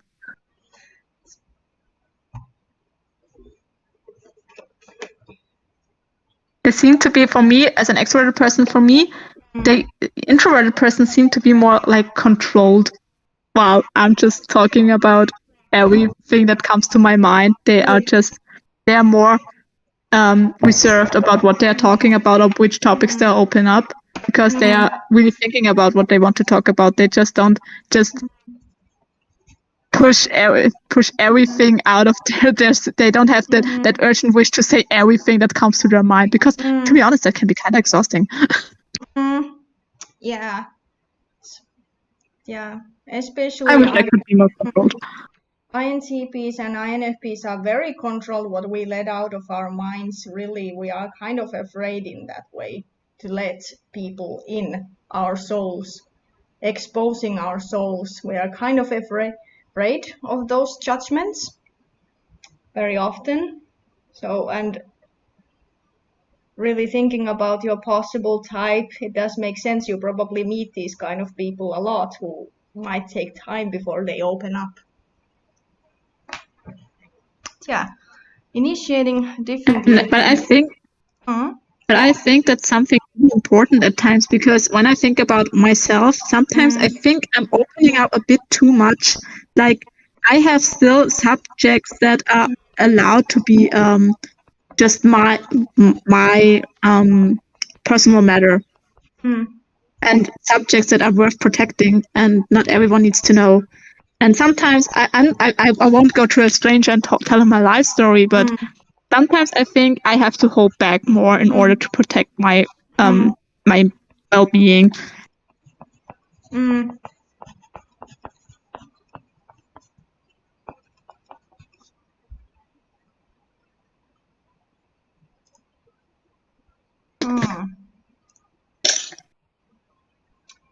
Okay. Yes, we have that one thing at least out of the way. Do you want to choose a question, or do I choose something here? Choose one for me. Well, maybe we can choose from the worldview section this time, and then the affiliative versus pragmatic.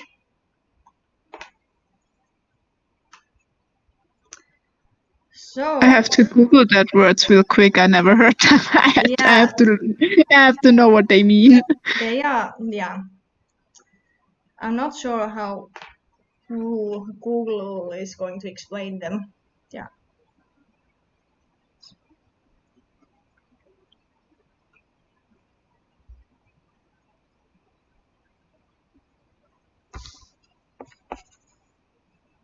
Okay, I think I've got the idea now.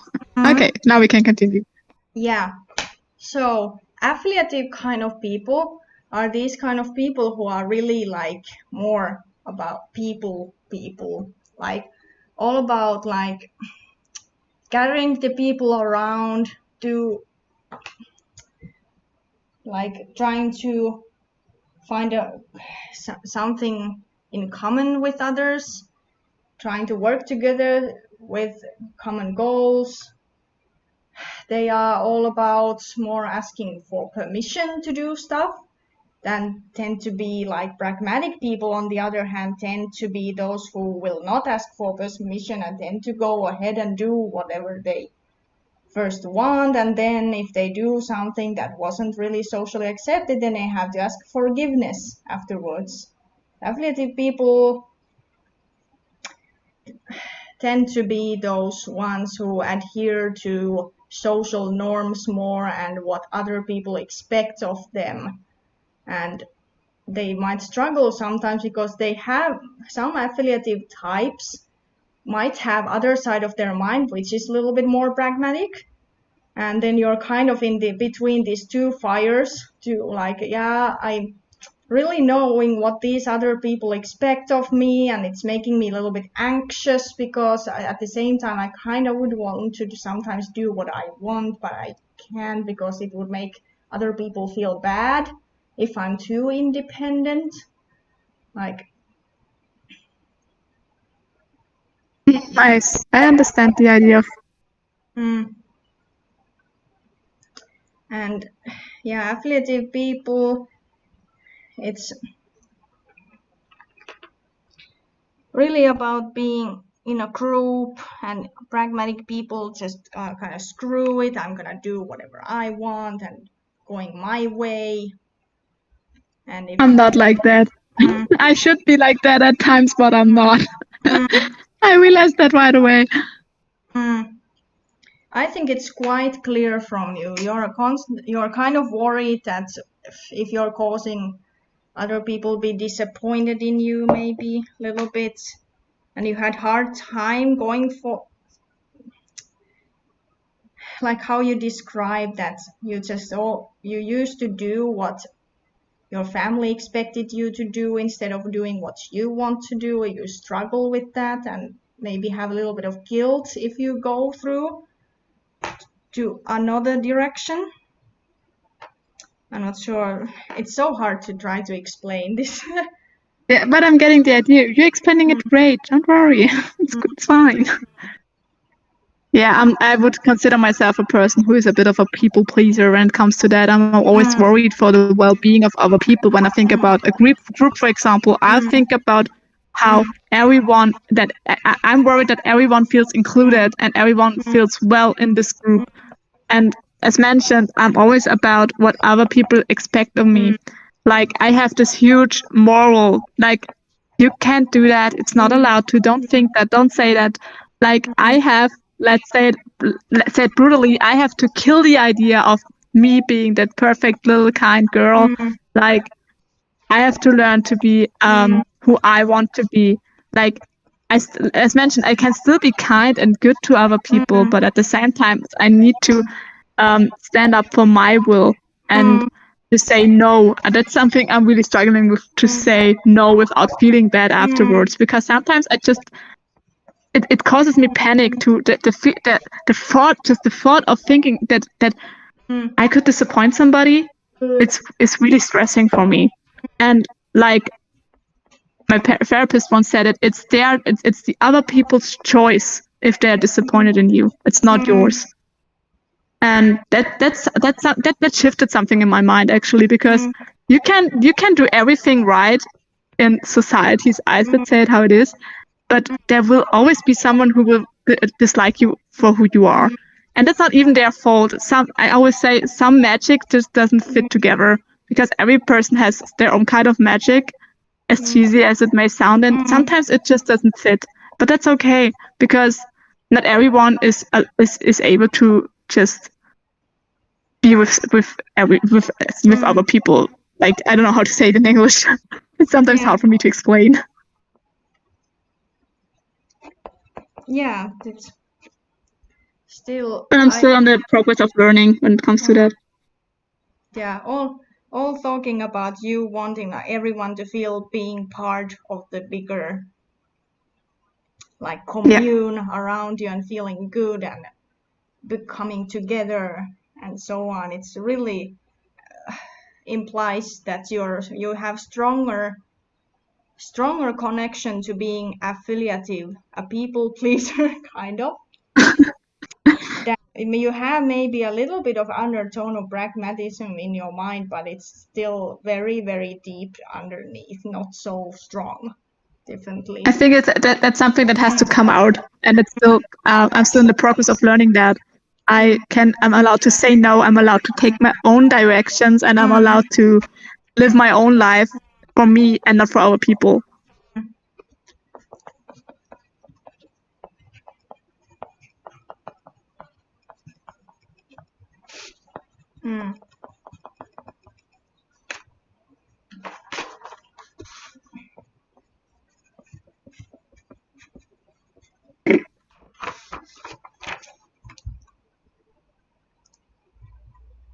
Affiliative, it definitely is.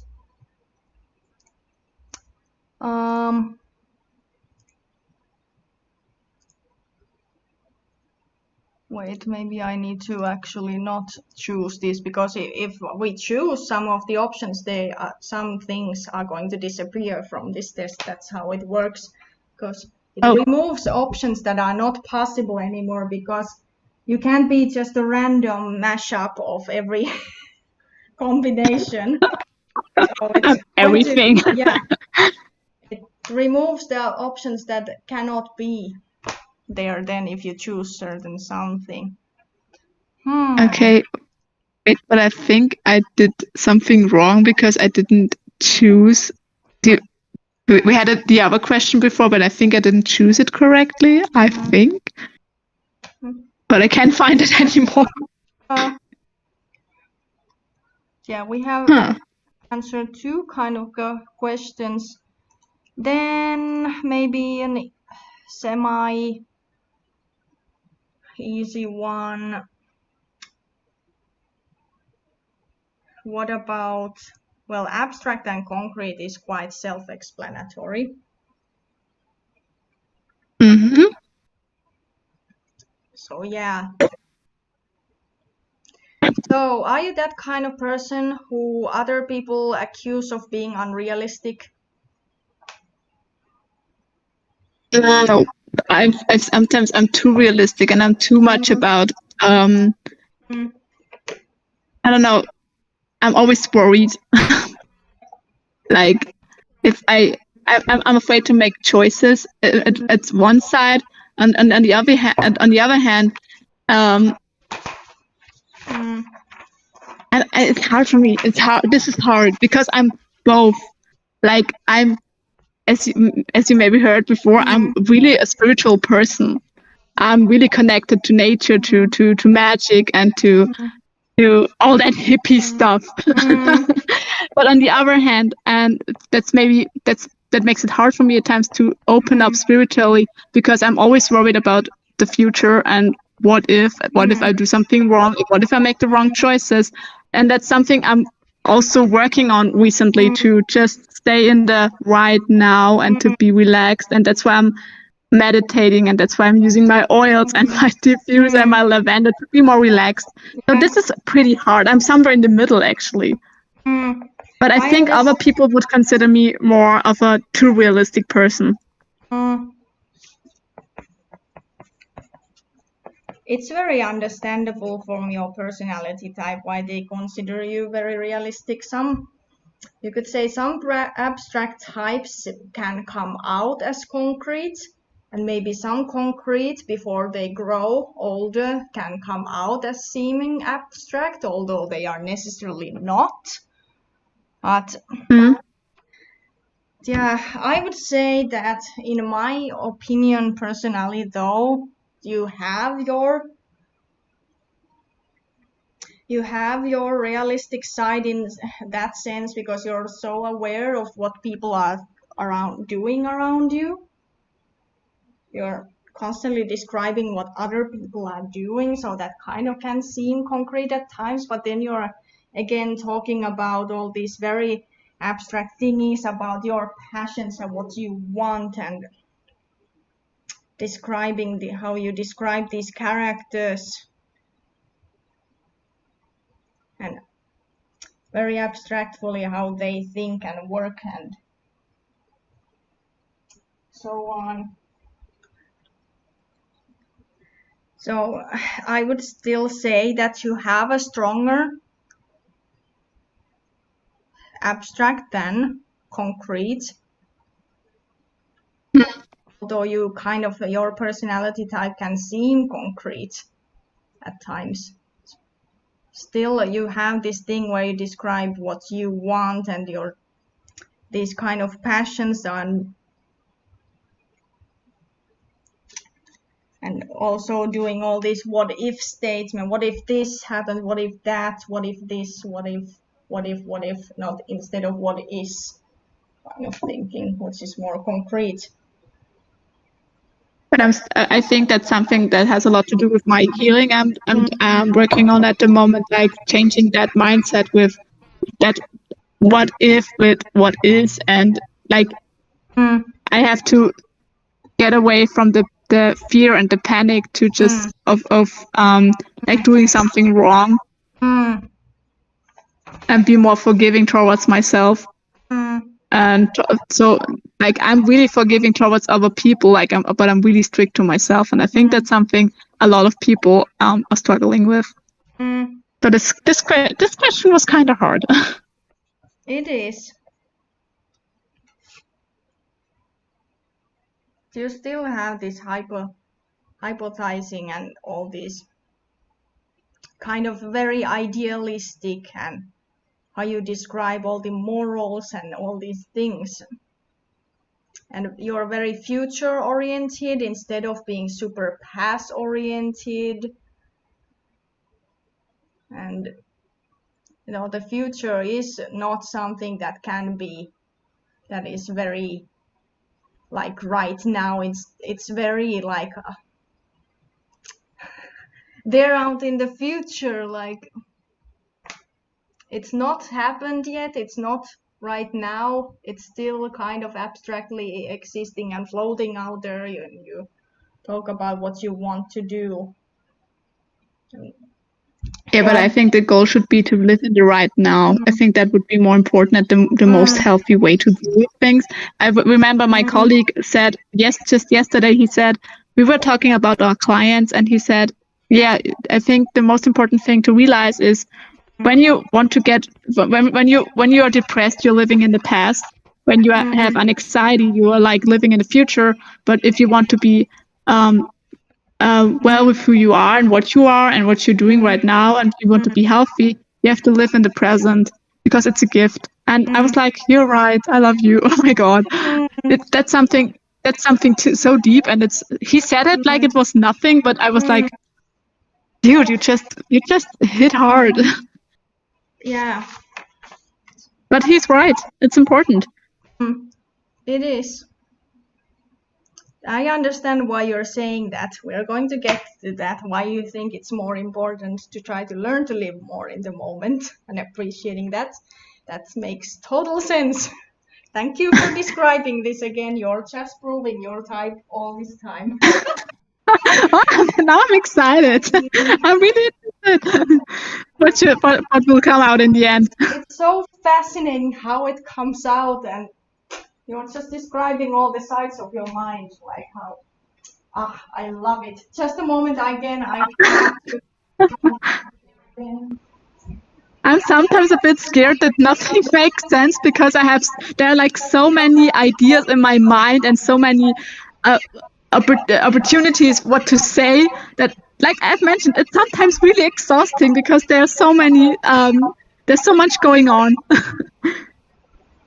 There's so much magic in my head that wants to come out.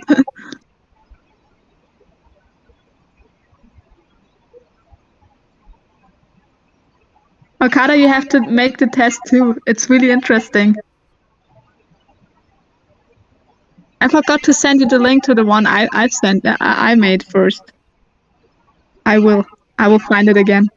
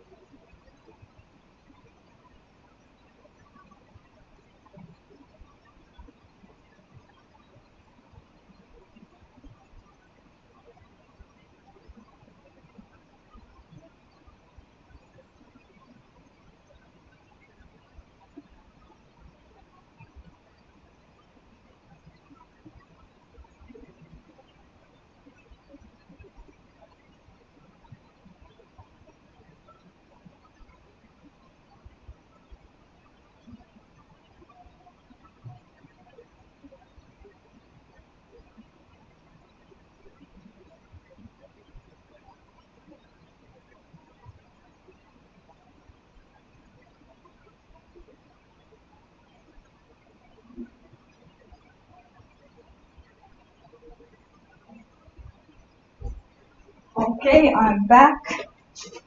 And yes, it's true, Kada. It's very, very complicated, and I barely understand this system, even just a little bit now. I still think that there is so much that I don't know exactly, but I'm really trying to learn. I'm really trying to understand this. Yeah, okay, but still, in my honest opinion, it's more abstract than concrete. And then you had affiliative instead of pragmatic, and then we had initiating.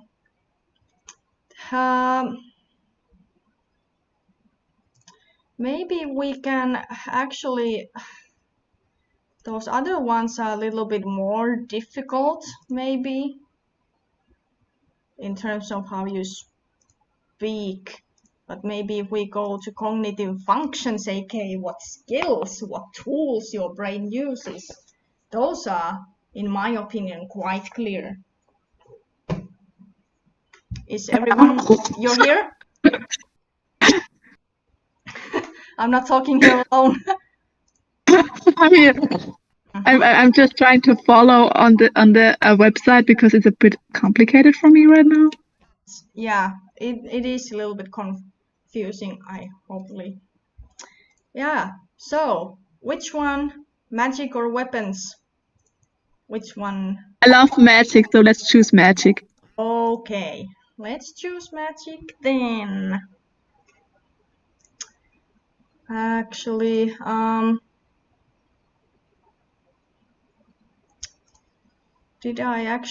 I did make the notes and I actually saved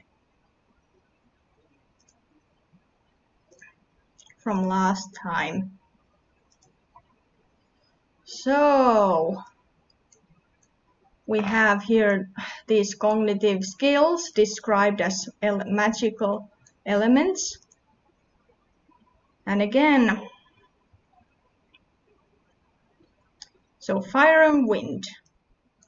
Fire and wind is all about your passions, your personal passions, what you want to do. It's also aware of what other people are doing around you. And fire and wind kind of people really, really want to find loyal people around them. They are seeking other people's loyalty. They might have a tendency to have more abandonment issues than water and earth kind of people. They are afraid of being left alone. Sometimes, at least in certain fire and wind types, it's very strong. Because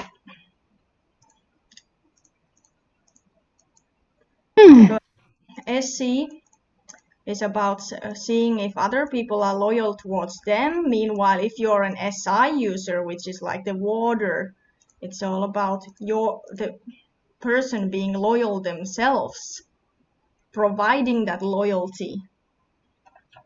Meanwhile, extroverted sensing is seeking other people's loyalty and wanting other people to be loyal to them. Meanwhile, if you're on fire and wind, you're the NI, introverted intuition user. You provide the passion, and if you are making friends, you want to be around them. Like, that's difficult again. How should I say it? These the water and earth and water kind of people just kind of struggle with their passion because they don't really know what they want. They are all about forcing themselves to do stuff. Instead of fire and wind, if they really want to get something, then they need to want to be doing that. They have a hard time doing something just because they should do it.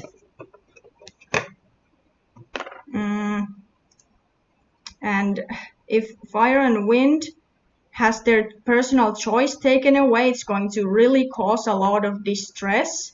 Meanwhile, earth and water kind of people prefer to have people dictate to them what they should do, because the earth and water people are all about doing their duty. So what they should do, they are more servant kind of people. Meanwhile, fire and wind just want to be free. They want to be free, able to make their own choices.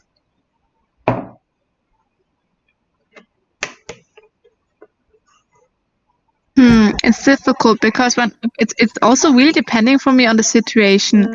When I think about me at work, for example, I love making my own decisions and making choices and making and just not be guided all the time. Like, now you have to do that and now you have to do that. But I need a clear plan what to do. Like, when I can see it now, I see the difference now, because when I'm working in a restaurant, I always know what to do because I always have a strict plan what to do. If you don't have the rule is, if you don't have anything to do, you look for something to do. Even if it's just cleaning, just do something. Now in my social year, it was so weird for me because sometimes you just sit next to the client and do nothing. You're just there. And for me that was like, oh, shock. But and hard for me at first because I had no idea what to do first. I needed more guidance, like tell me what to do, be my boss. But now when I think about it, now that I know what to do, I wouldn't like it to know that I wouldn't like it when people would just tell me all the time what to do, because I'm my own person and I know what the idea is. When I know what the idea is and I have like a plan I can follow. That's why I like how do I say it? Days with a program, but not as strict as it should be. Now we're doing that and now we're doing that. Like I want to do my own stuff, but guided. Let's say it like that. It's hard for me to explain. Yeah, you still want to be making those decisions instead of other people dictating you. You need to want this. Like you would get somebody treated you like that kind of little servant or treated you. I would freak out when I think back when I started working in the restaurant as I was 15 back then, and I was pretty young, and of course I had no idea what's going on, and I was glad when people told me what to do. But now I'm in the restaurant I'm working at since I am 15. I'm 21 now. I have the idea now what's going on, and I'm just like one of the older now and with the most experiences, let's say. And I love showing the youngers what to do. It's sometimes annoying because sometimes I have little brats, but it's fun for me because I've started just the way they did, and I think because I'm aware of that, I can give them good guidance because I'm not a person who's like really strict with them, because I understand when they're struggling. Because it can be hard for people to just walk to a table and take the dishes away or to ask them if they want something to drink or anything. I understand that. Yeah. So I would say I would more be a fire and wind person, but with some earth and water elements. Let's say it's hard to just choose one side. Let's say. Do you have that kind of memory that unless you have written something down or you have some kind of item like photo or whatever kind of physical object, do these kind of things help you memorize better instead of just memorizing everything without no notes and like? I think here it comes to the emotional value. When I hope I understood it correctly, but when I have something that gives me a reminder for something, it helps me. Like when I think about my oils, when I see them, I know, okay, they are my reminder for being calm and be relaxed and be in the moment. Yeah. I hope you get what I mean. It's like sometimes you just need a little reminder. It could be like a little, just a little stone or something like that. If that's the reminder for you emotionally to do something, then it's a great thing. Yeah, these kind of things do remind you. And do you get the kind of feeling that if you watch a photo, it kind of brings back the memories? Like you got forgotten, maybe?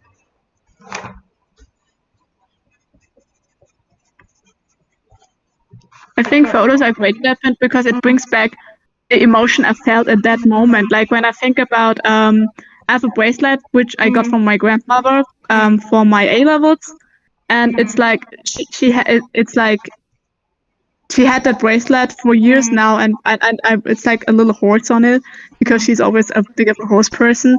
And every time I see that bracelet, I'm not wearing that often because it was an expensive one, but it's so important to me. And even if I'm not wearing it while I'm on the horse, if you get what I mean, I see it, and it's my reminder to keep going in all of my goals, because it reminds me of that moment of my pride when my grandma gave it to me, because it was like hers for years, and now she gave it to me because she was so proud of me for achieving what I wanted to achieve. And it's ever since that, it's my reminder to keep going. Even if I'm not wearing it every day. I'm wearing it for special occasions, but not all the time. But when I'm wearing it, it fills me with pride.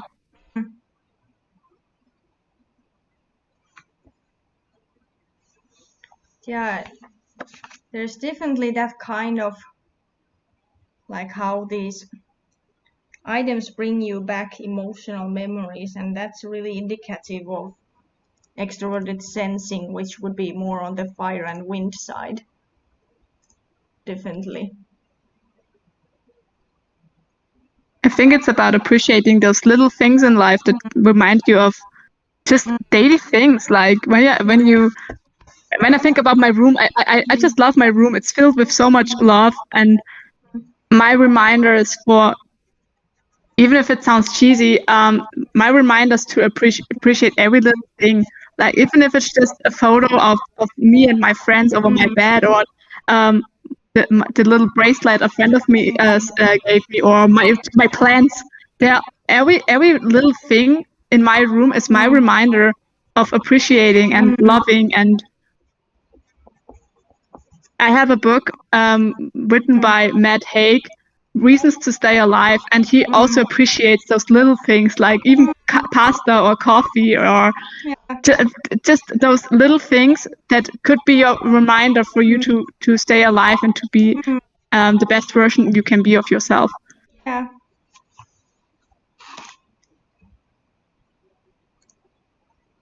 I often sound cheesy, I think. I think it sounds. I think you don't sound cheesy. You sound really sweet. Thank you. You're welcome.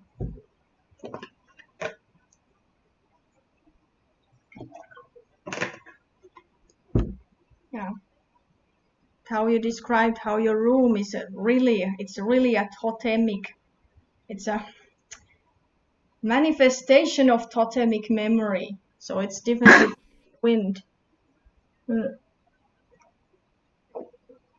And also all about your goals and what you want is all about fire and wind. The introverted intuition is what you want, what are your goals, what are your desires, what are your passions, what you want to be doing, what you want as for your future.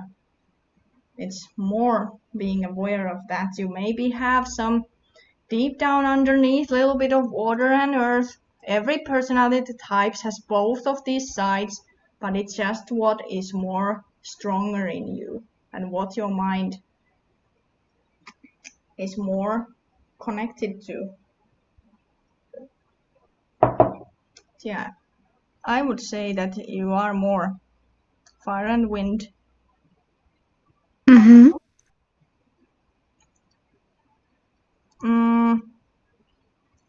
Then maybe weaponry can be our next theme.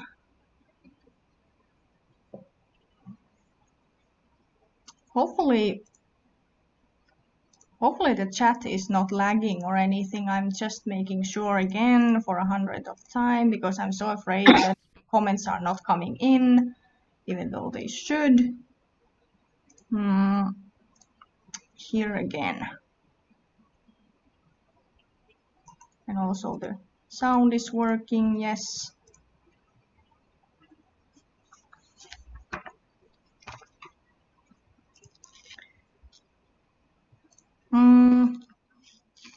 Oh, I love your background, by the way. It's so adorable.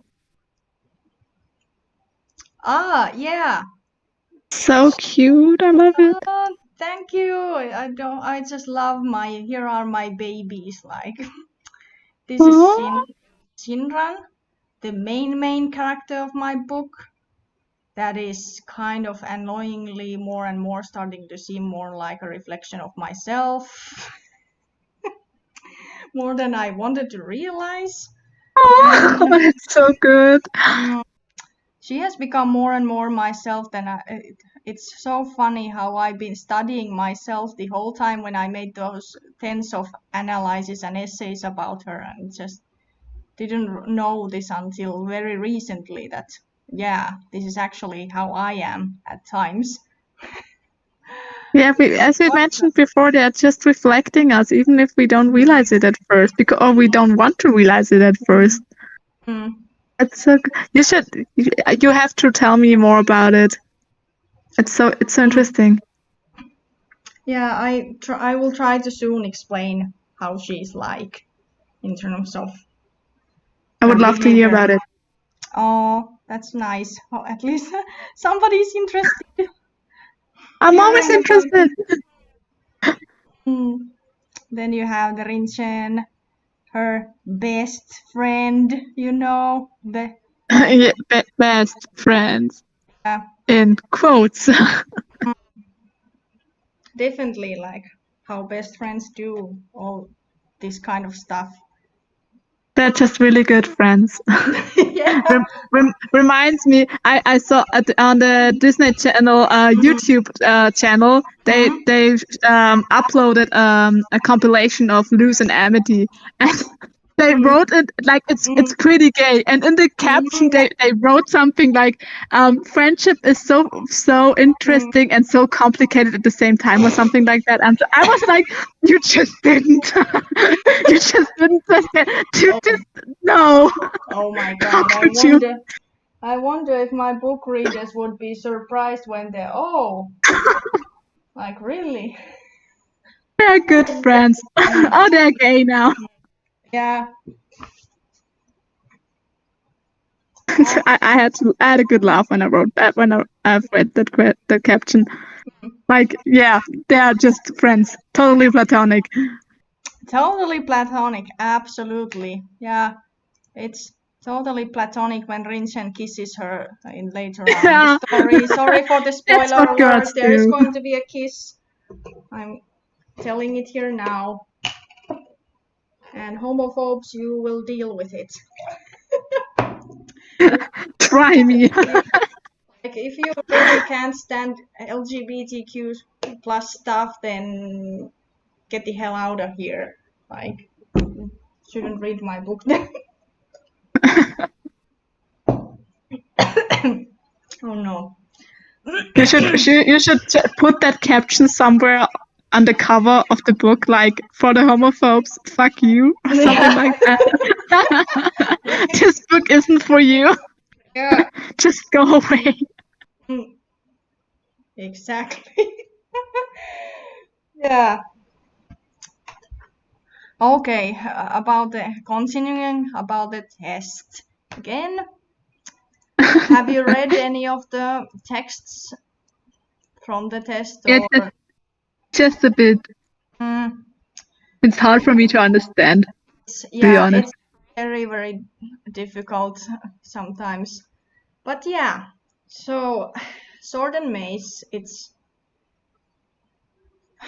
perhaps a little bit more easier for me to explain as I'm have more common with it.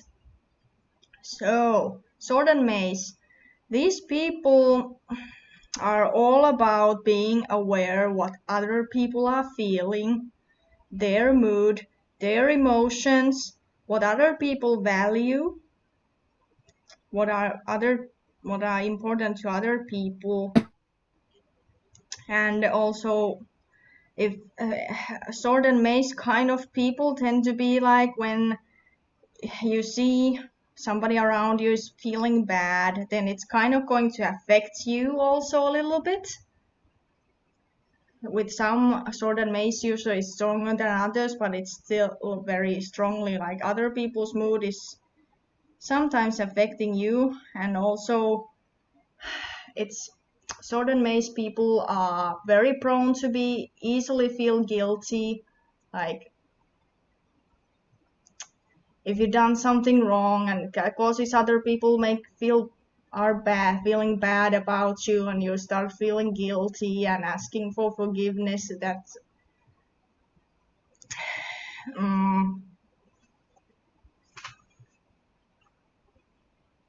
And it's also about when you're aware of the other people's feelings, you want to make them feel better. You try to cheer them up in that way, trying to be really caring in that sort of way that you try to make them feel better and being super empathetic.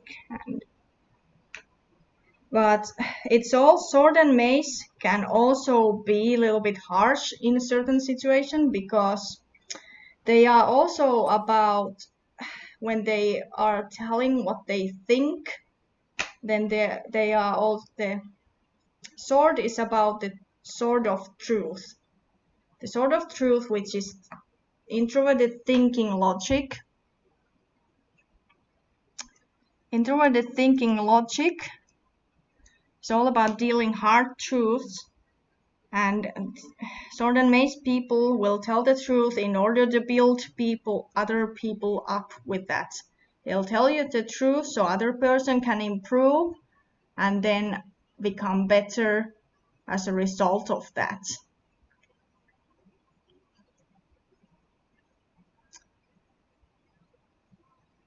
And that's why some people might think that these people are sometimes harsh, sometimes maybe too caring. There's kind of this black and whiteness to it in that sense.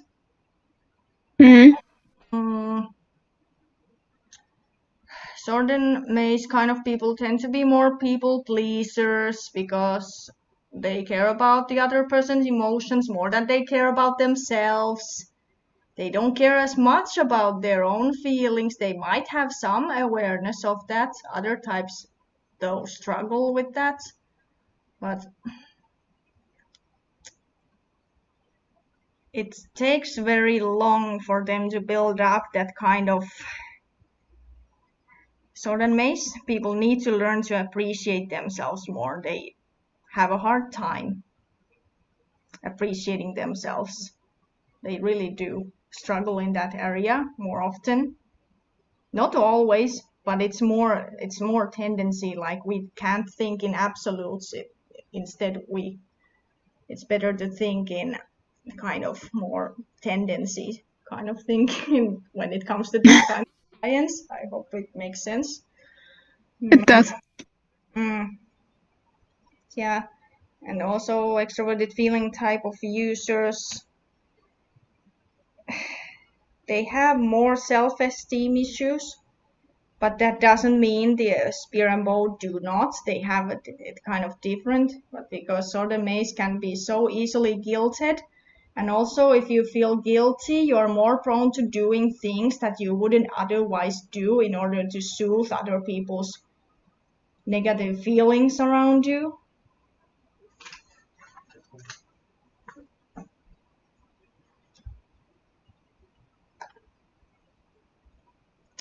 And introverted thinking is about like, if this is true, then this is true. If this is true, then this is true. This is true, then this is true. And all about what makes sense to you. And you try to process if that's true or not.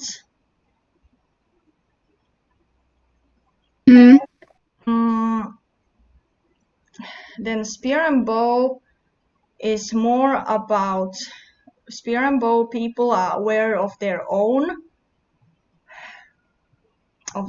emotions, their own mood, not as much about the other people's moods. They are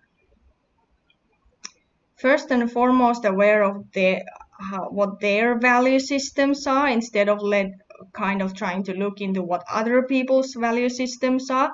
They do care about what other people think, though. They are, you could say, spear and bow kind of people have easier time of gathering knowledge because their mind, their extroverted thinking, because they're extroverted looking into what other people are thinking, they will gather data and they will gather their thoughts and knowledge, and they might sometimes struggle a little bit of knowing what's true or not, but since if they just keep reading and gathering knowledge from other people, then they may be be able to come to kind of try to see, okay, more people think this way, then I guess this could be more likely to be true. They are kind of aware of that kind of statistical thinking. Instead of adhering so much to their own logic, they first want to see what other people are thinking. And they have a tendency to kind of extroverted thinking users, you can see even on social media how they're just putting all these opinion polls. Okay, what do you think? What's your opinion on this? A, B, or C? What do you think? And then when they see what other people are thinking, then they make the decision if this is a... So they're making their opinions based on other people's opinions. Yes, they will first look what other people are thinking before they are basing their own their own thinking, or if they, and then they will gather those opinions in order to form their own philosophy and their own morals and their own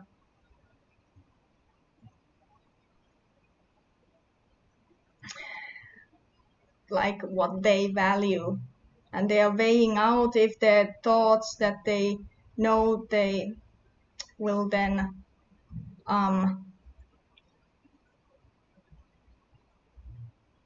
if they feel good about it or not. Is it a good thing or bad thing? Is this more valuable or less valuable? They are aware of the value of stuff.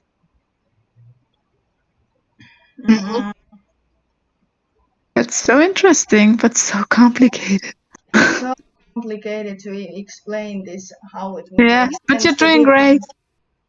I'm getting the idea. Instead of being when sword and mace are like, if this is true, then this is true, then this is true, this is not true, then and then the spear and bow introverted feeling is like, is this a good thing? Is this not a good thing? Is this bad thing? This is a bad thing. This is good thing. I feel this. I feel that. I hate this. I hate that.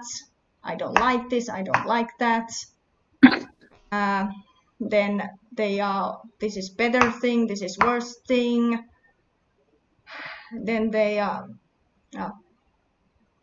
is this a moral thing? Is this amoral thing?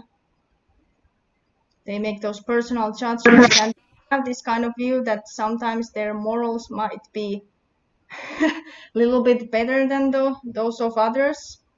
Sometimes they have this form of arrogance in them.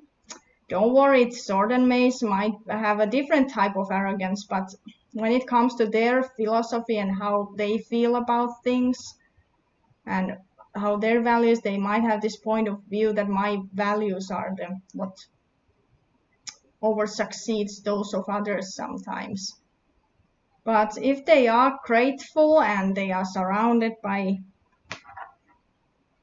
other people who are willing sometimes to criticize them, then they are going to become, their morals will become really strong. And since they have this moral thinking, like they are not like sword and mace people, because they don't have introverted feeling. They don't have this moral sense. They have to first see other people's morals before they can even start to build on their own moral. They don't start out as knowing what's right or wrong. They need to learn from others. Sword and mace people need to learn from others what is good or bad thing. But introverted feeling, what I love about them, they know instantly what is a good or bad thing to do. What is it? They have this kind of sense that they know when something is happening now, if this is a good thing or bad thing. And then the sword and mace will absorb that. Sword and mace people need the spear and bow people telling us what is morally right thing to do. We need them. And also spear and bow people, because their minds are literal knowledge sponges. Especially philosophers are excellent at memorizing all the things. Like they are the what you would call typical academic masters. Like philosophers who have great long-term memory, and they also have the knowledge sponge, extroverted thinking. They can memorize almost anything, all the statistic and knowledge and all the citations of what other people, like when they read a book, they just can memorize it so well usually. And then they will bring you, okay, I found all these statistics and all these analysis and all these things. And then you have the sword and mace person who reads those, okay, do those make sense? This might be true, this might not be true. Like sword and mace helps to find out if they really are true or not. But we need the spear and bow people to bring us all that input, because if we don't have input, then the sword and mace people might start to have an echo chamber, like thinking they are always true and other people don't know what they are talking about. Meanwhile, the spear and bow people help kind of bring down that, hey, there are these things that people are thinking. Maybe you should open up your thinking a little bit more, Mr. or Mrs. or person, sword and mace person there. You need to be aware that people are thinking this. And I feel like these are good things. But it's hard for me to say which side I would be on, because I see myself in both, kinda. It's so hard because it's so complex. It is so complex, yeah. But since I'm a person who is really about ethic and about moral, I would see myself more as a sword and mace person. But I'm not sure. But I think coming again with my therapist said, but he's just said, I remember he said, we have like 3 big parts in our life, or like in yours, your like we have feeling, moral, and heart. And in your case, when he was talking to me, he said your moral and your ethics and what others people, or like what society expects of you to do is like over the feeling and over the heart. And the heart is the most important thing, because it covers everything and it tells you what you truly want. And as mentioned, I have to learn that now, that I put moral is great, but I don't always have to be so harsh on myself. Like I'm always criticizing myself, like, you don't say that, you don't do that, be good, be kind, be this and that. And that's something I'm still struggling with, and I'm still working on, to just let go of this urgent wish to be something others expect me to be, and to be more spiritual free. Like as mentioned, I'm working on that, to live in the moment and to live not in the expectations of other people.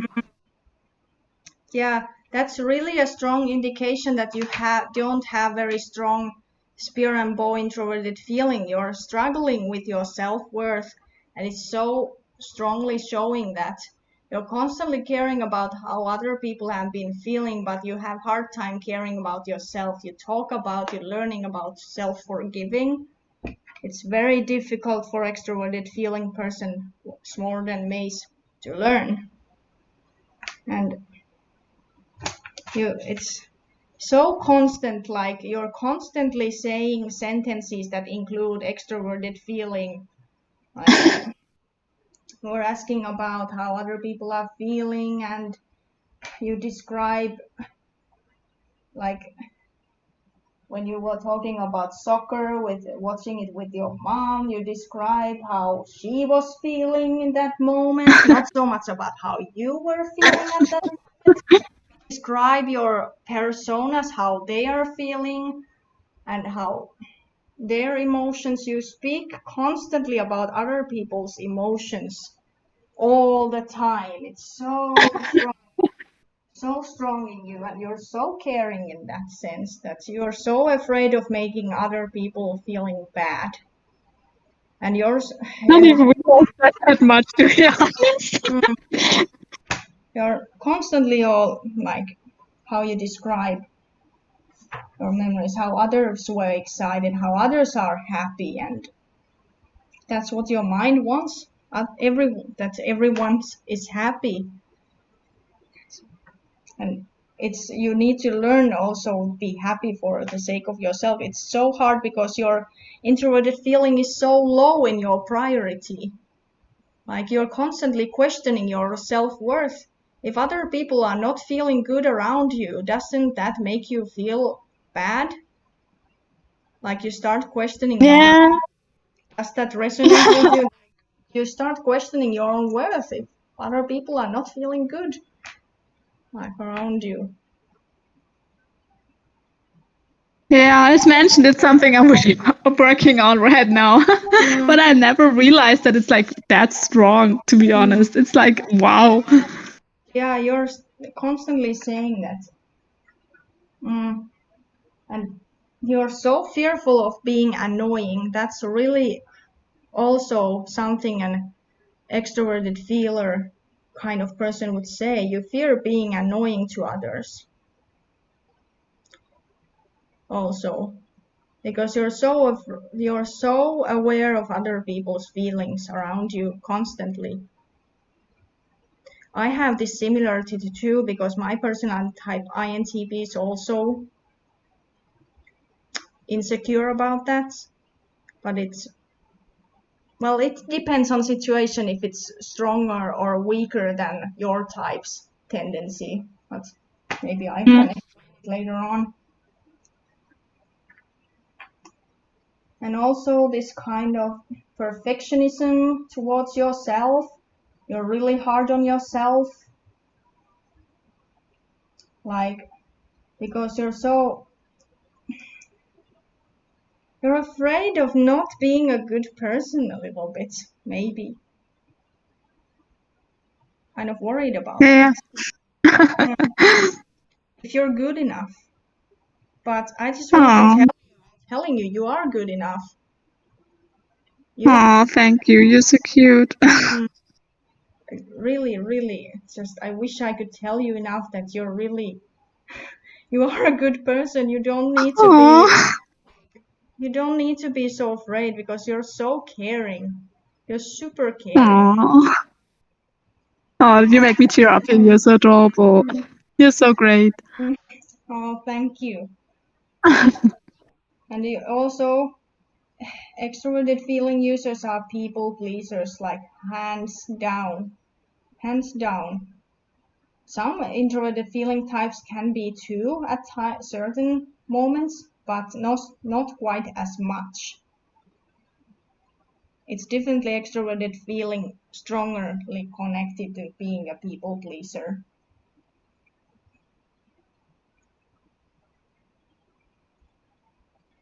You're strict on yourself. You're very strict of yourself, but forgiving of others. There is nothing more extroverted feeling that you can't get more than like. Gosh, and also how you struggle, like you need to prove yourself. Yeah, maybe I am worthy of caring about myself. You need to constantly reassure yourselves over and over again. Maybe I am also worth of caring about myself, but your mind is, because your introverted feeling is in your shadow part of your mind. You still you constantly need to prove it to you that yeah, maybe I am worthy, but your mind is constantly worrying. Worried, what if that's bound to change? Yeah, you got me. Yeah, this is when you learn about this science, you start to be like, okay, I totally get why you say that, and it's so interesting.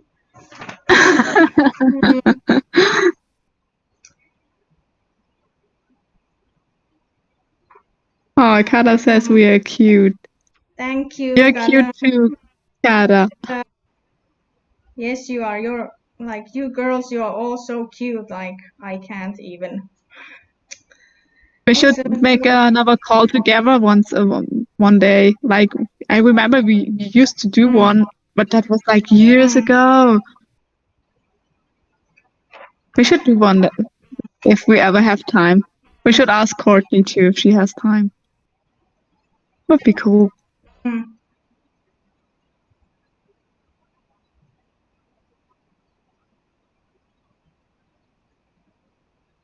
You also, when you talk about your characters, there's this constant theme of like blaming themselves and caring for other people, caring for their families,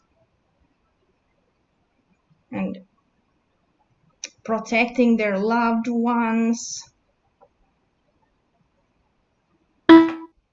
There's the affiliative side of our mind, and also like how you're extroverted feeling constantly.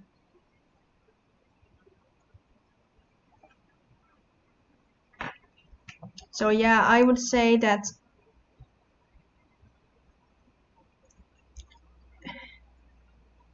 although you have some morality, a sense of self morals and your own values, you're trying to form them, they are still something your mind is still learning to do.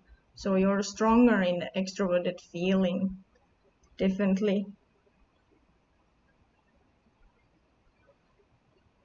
And all extroverted thinkers are aware of how other people think about them. So that means kind of their reputation and how you're able to hurt an extroverted thinker is to ruin their reputation. They really can't take it that people don't think highly of them in that sense. It's not so much about other people having bad mood around them, but if people don't think highly of them, think of them,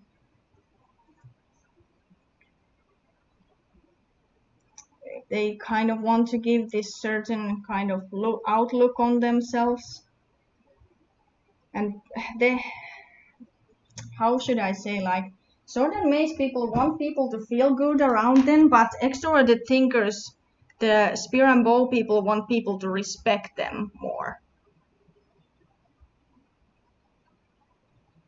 They need more respect than other people feeling good around them more.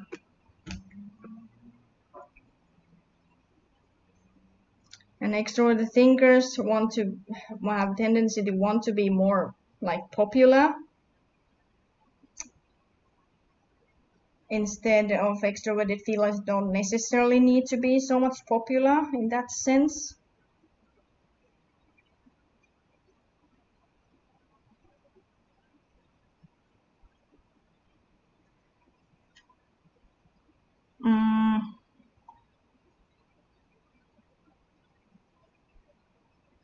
And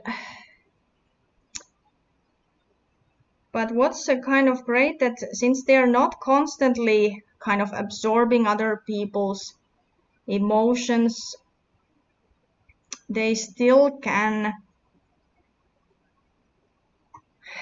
how should I say,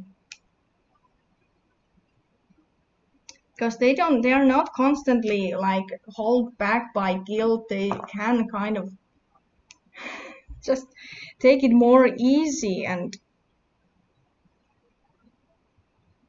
finding what that makes them happy is easier for them.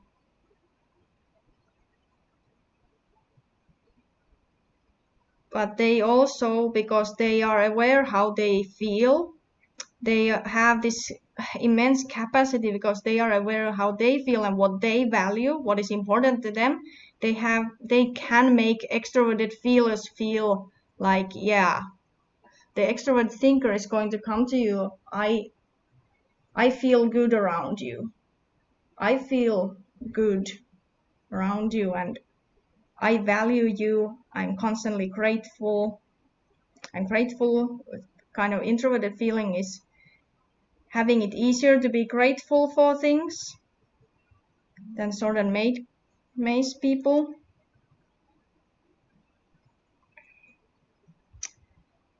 And they make, because extroverted feelings need validation. They need other people to validate them in that sense that, oh, they feel good around me. And then the introverted feelings going, I value you. I feel you're great. I feel good around you.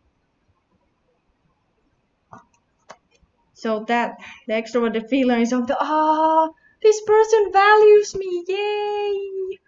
And it's feeling so good around me, and that kind of makes me feel good too, because the introverted feelers' emotions, they will stick to you, because extroverted thinkers have sponge for knowledge, but introverted feelers have a sponge for other people's emotions, and these introverted feelers who are happy, they will make us extroverted feelers also happy. That's what I love about introverted feelers, when they're happy and they're just, it's so contagious. Their happiness is so contagious, and they are going to tell all about what is about their morals and their philosophies, and that kind of in turn slowly can start to contage to you, and you will slowly start to, extroverted feeler slowly learns to start forming their own philosophies, but it takes longer. So they are more looking for the introverted feelers' approval in order to prove to themselves their worth, kinda. Yeah. We need the introverted feelers to show us that we are worth of something, and they are worth it. The introverted feelers looks what they value and what fits to their value system. They find those people they value, and they are going to tell them, and the extroverted feeler is going to be happy because of that, when the introverted feeler kind of chooses them in that sense. It's kind of cute.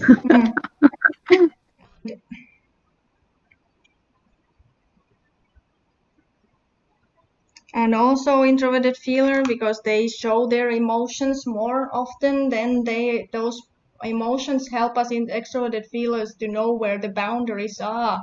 Like those emotions and value systems, we know how they value, so we can put kind of boundaries, how we should behave around them, and it's easier. Then they provide us with knowledge, and we can process if that makes sense or true or not. And then when we give our thoughts in terms of logical thoughts, what we think, then the extroverted thinker is going to absorb our thoughts. And extroverted thinkers they listen to other people's thoughts. They have easier time of listening to people. Actually, introverted thinkers have to learn to listen to other people's thoughts, because we kind of have a tendency sometimes to be kind of stuck in our only what we think ourselves. So we like when the more extroverted thinker is listening to our thoughts and values our thoughts and tells us they value our thoughts, and it makes us then feel like, yes, I'm worthy of something. If if introverted feeler is valuing my thoughts, yay! And it's going to make the shadow introverted feeling that is constantly questioning its worth feel like worth of something when we are listened to.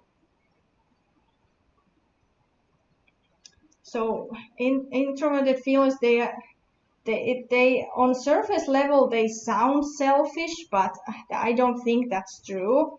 I think both Spear and Bow and Sword and Mace have different kinds of selfishness, like every person has, I think. It's just it's a little bit differently, showing differently. Like extroverted thinkers are better at listening to others a little bit, how others think. But then we are extroverted feelers, aware how other people feel and try to make the others feel good. Like extroverted feelers exist to make other people feel good about themselves. But then extroverted thinkers exist to provide all the knowledge to make introverted thinkers more logical and more smarter. And then our thoughts, since they absorb the introverted thinkers' thoughts, then they will also become smarter in that process. It's a kind of cycle of intelligence. So we need both types. And also the morals. Extroverted feeler absorbs the morals, and we also become a little bit more moral, and we can provide the input of, hey, these are the value systems people generally have. These are not necessarily my value systems, but people feel this way about this more often, so it can help kind of if say that, hey, there are several kinds of what people value, then maybe you introverted feeler need to consider that other people might value different things than you, and so you need to be more open-minded of the thoughts of other people. Yeah. Oh, good night, Kara. Sleep well. Yeah, there is so much. Thank you for sticking around still this long, even. But you had a very hard-working day doing many things, writing and making that costume. Thank you. Kada. We need to make that call at one point all together. Seriously, we need to. That would be. Yeah, it's been such a long time.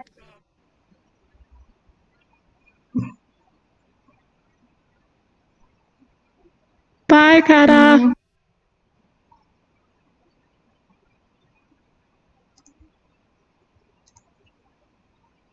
Okay, but yeah. Good night, Kada. See you around. I think I've been beating a dead horse metaphorically here very long, but I'd say you have stronger connection to other people's emotions, and then you're giving your own logical thinking. You're not talking about what other people are thinking. You're telling us what you think, and then what other people feel. I think that's very clear from you.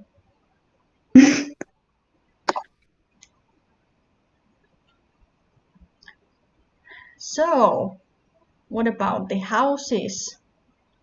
These houses sound a little bit similar to what Harry Potter has, all the different clubs, or how to describe them. I can open the house question. Why? Unavailable. Okay. Right. Then reset. Okay, now I can do it. Yeah. So. Harry Potter houses. I'm a Hufflepuff, by the way. Too bad that I haven't read about Harry Potter. If I remember correctly, Hufflepuffs might be what people would call NF types, if I remember correctly. I'm not 100% sure, don't quote me on this, but they actually might have something related to this science, a little bit like how certain kind of people can be categorized in the certain Harry Potter house. Hufflepuff is the most underrated house. Because we are such good people. We care about animals and the well-being of our people, and we're so strongly connected to the nature and to everything around us. And just because we're full of empathy, people tend to think we are weak, but we're not. Yeah. In Harry Potter, in the book Hagrid said we're like the douchebags, and I'm just like, Hagrid, we're not. We are important.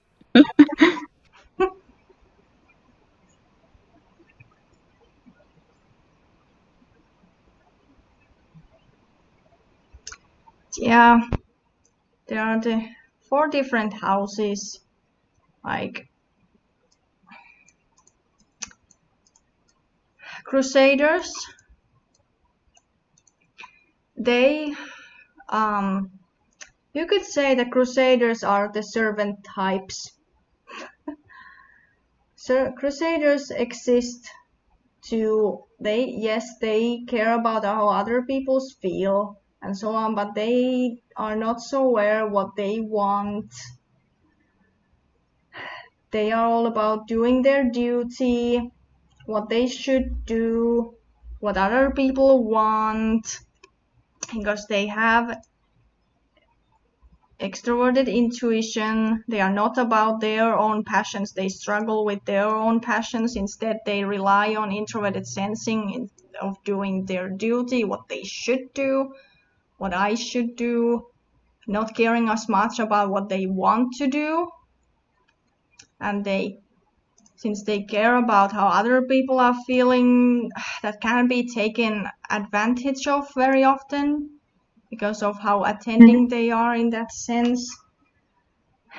And I talked about last time with Moonbeanie how these types are so prone to Stockholm syndrome in that sense, because they get in their introverted sensing loyalty zone. They are so loyal to people and they are so dutiful. They don't care about what they want. They care about what other people want. Then they care about what other people value. They care about their emotions, not their own emotions. So they just do what they should do, and other people are going to dictate to them, you should do this, you should do that. They're afraid of doing what they want, or they don't even sometimes know what they want in certain cases. So they are the Stockholm syndrome. I really describes it so well and easily. Or their weakness is Stockholm syndrome is great weakness in Crusaders. But they are so hardcore loyal, and some types really like that. They seek that hardcore loyalty in that sense. They are indeed logic users. If this is true, then this is true. Trying to tell the truth, but sometimes they care about other people's emotions and so on, so they are kind of afraid of telling the truth. Then you have also Templars, who are also extroverted feelers. Templars are also aware of other people's feelings, but they still have awareness of their own passion, introverted intuition. And they are seeking people who are going to stick around them. They try to find those loyal, introverted sensing people who are going to stick around them no matter what, and they don't want to be abandoned. Templars, since they have extroverted sensing that is about awareness of what other people are doing, they also tend to make great teachers. They are going to use their awareness of what other people's obligations, extroverted sensing obligations, and how other people are doing stuff. Then they are going to tell, hey, maybe you should do it this way. So they are all about improving other people. Templars, they exist to make other people better, to improve. I love Templars. I really do. Templars are amazing. From all of them, Templars is like the most relatable for me right now. Yeah. Templars struggle knowing their own worth, but damn it, this world would probably collapse if we didn't have those Templars who are sometimes willing to tell the truth and build on people. But when they break down people with the truth, then they use their extroverted feeling to build them back up, to make them feel better again and try to. They are so empathetic and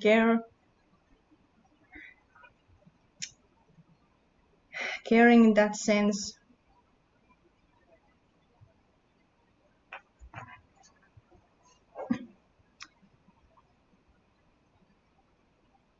Yeah.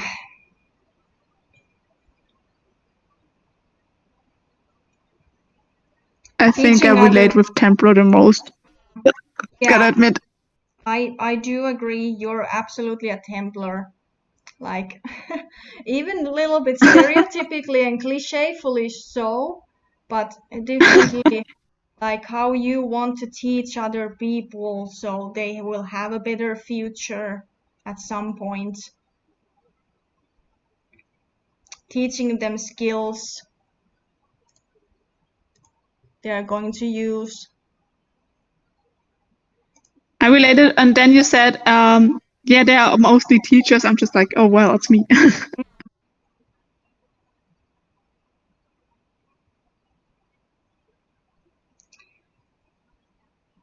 Making the communes and making those individual peoples better people will become your goal. Your goal is for the sake of the others. And these Templars want to be people relying on them, but they have hard time sometimes of accepting help. They really struggle sometimes asking for help. They are all constantly providing help for others, but they just have so hard time of accepting help sometimes for themselves.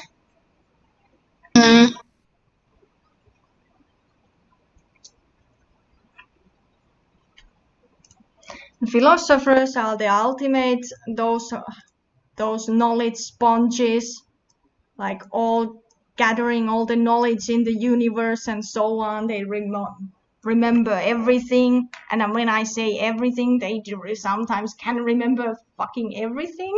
Like, it's so They're the smart asses of all of them. Their mind, extroverted thinking mind, is gathering all these data points and all memorizes all the books and all what other people are thinking, and then They are smart asses, as mentioned. Wow. They really can be. Crazy what the human mind is capable of. Crusaders can have a very good long-term memory too, but we struggle kind of sometimes of being aware of what other people are thinking, so it's taking much longer for us to process stuff because we go individually single things about if this is true and then this is true, instead of philosophers able to look at it on the broader perspective. Okay, there are these like large group people thinking this way, and they just get then people think this is true, people think this might not be true, more so 90% think this is true, 10% don't think this is true, so my extroverted thinking mind concludes that it's more likely for the 90% kind of being true. And they just really, and wayfarers are all about their own passions too and what they value, and kind of they are the achievers, really like achieving their own future and what makes them happy, and super passionate because they're aware of what they feel themselves and what they want, so they really can go far ahead and get all those achievements and get what they want and their own future. And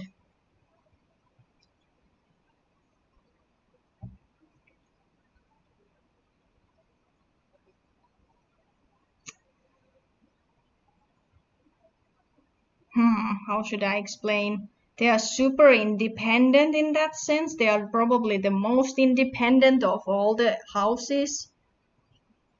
Absolutely. Because they're all about what they want and not what others want. They're all about what they value instead of what others value. So they do, you can't control wayfarers so easily. You really can't put chains on them. They're doing their thing. They're doing their own thing. They are the most pragmatic, I would say, out of all the types. I wish. Yeah, I admire wayfarer. Some people say that wayfarers tend to be so selfish and so on, but I don't know. Sometimes because they also have extrovert sensing. Extroverted sensing is also about giving others a good experience. So if they feel good around you, if they value that other person, Wayfarer values other people with the introverted feeling, they will give you a good experience with the extroverted sensing. Templars also want to give good experiences to other people to make others comfortable. And Wayfarers also want to make others comfortable, which makes them happy. And when the wayfarer is happy, then usually when they usually end up with crusaders, the crusader becomes more happy because they know the wayfarer is happy. It becomes the cycle. And Templars usually end up more often with philosophers, because philosopher being happy and comfortable makes the Templar comfortable and happier. It's an exchange. Every type belongs to another. It's interesting. So good. So yeah, I would say the wayfarers are most independent. Like they seek achievements, but they also, yeah.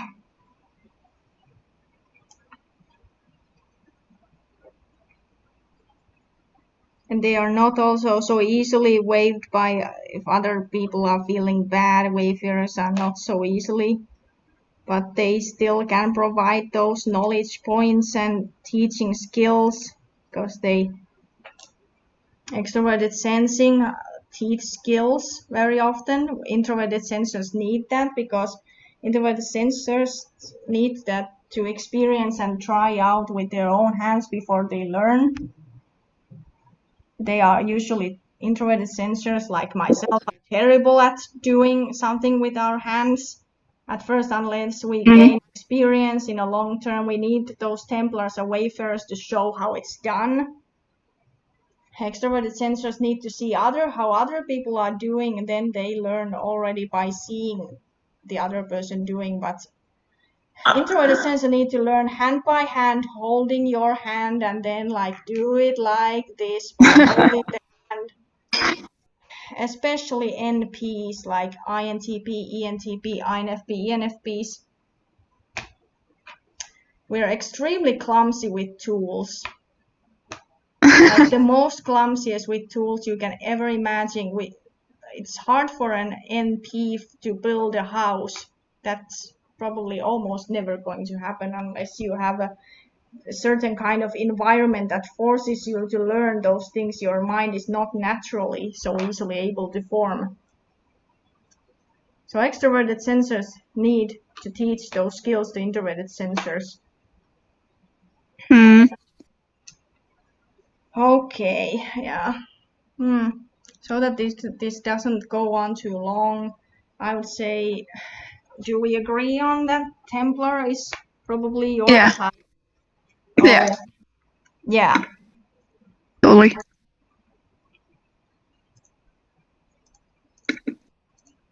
Good thing. Good thing. Then maybe we can do this question about direct and informative. Quickly. So, direct people do not imply stuff so much. They are usually saying things, meaning what they say what they mean. They are not leaving it out to interpretation. Like on informative, people leave a lot of information, like implications, and the other person has to figure out what they're meaning in between the sentences. Like direct people tend to say things as they are, and direct people tend to, because they say how things are in so directly, then people tend to say, oh, you sound very harsh. More like they don't necessarily intend to sound harsh or somebody who is bossy, but they sometimes might sound bossy because they say things directly. Informative people just have hard time like asking stuff directly. Last week I explained about the milk example. Like informative person is going to the fridge, their milk is run out. The informative person is going to be thinking like, or saying, oh, the milk has run out.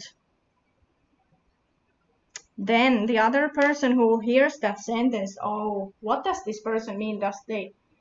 They have to figure out that the informative person is trying to tell, hoping secretly that the other person perhaps is telling, okay, informative person, since you said that, I will accept to go buy that milk. Like they are implicating that they want the other person perhaps to go buy the milk for them so they don't have to, or then the other person is going to, oh, will you go to buy that milk? I don't have time to do that now. Like the direct person then goes to the fridge and is going to tell like, oh, can you go buy the milk since it has run out? They are going to tell all the information directly on the sentence instead of implying like that. It reminds me of the, I don't know, I've heard about it in psychology class, the 4 years model. Like you have, metaphorically, 4 years you can receive information, like you're at the sender and you can say something like you said the example of the milk, and you have 4 ways to hear it, like as an appeal, like go and buy the milk, as a relationship, as a self-revelation, I'm not sure what it was called, and factual information, like there's no milk, that's a fact. So that's pretty interesting. The parallels are pretty interesting. Yeah. Sorry, I need to go again. No problem. I'm waiting here.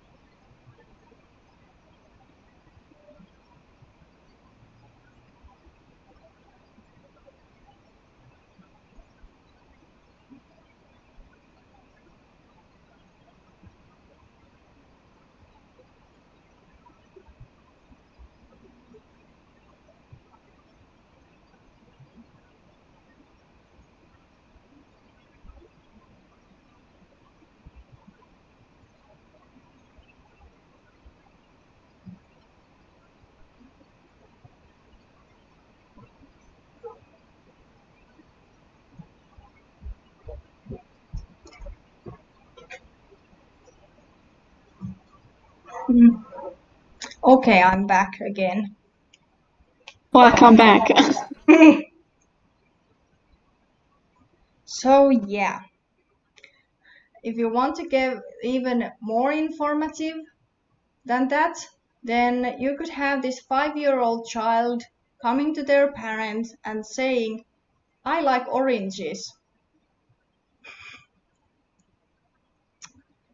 They only say that, then the parent is like, if they don't realize what the informative 5-year-old is trying to say, they're just, oh, I like them too, and then moves away. Then the informative child gets angry because when they say I like oranges, they actually secretly meant that They wanted an orange. The parent couldn't read the child's mind, so then it got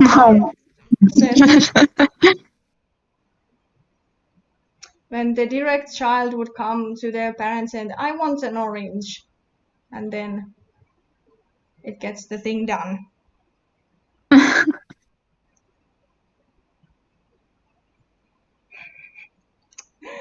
It's super funny.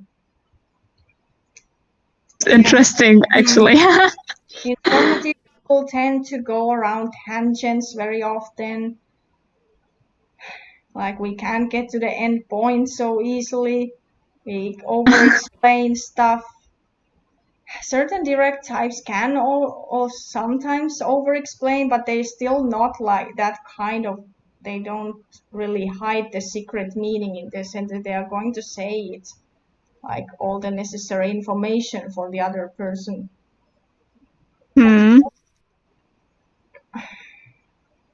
In my honest opinion, I feel like you are more direct than informative. Yeah, I would say that as well. You do have a lot of thoughts and a lot of things, and you're bringing new topics. You're very extroverted, but you still are not leaving out for interpretation so much. You still express all the thoughts clearly out in the air, so the other person doesn't guess what you mean by that, because especially us NPs, other people have to learn to guess our secret meanings, what we say very often, and we kind of struggle expressing ourselves, especially in childhood.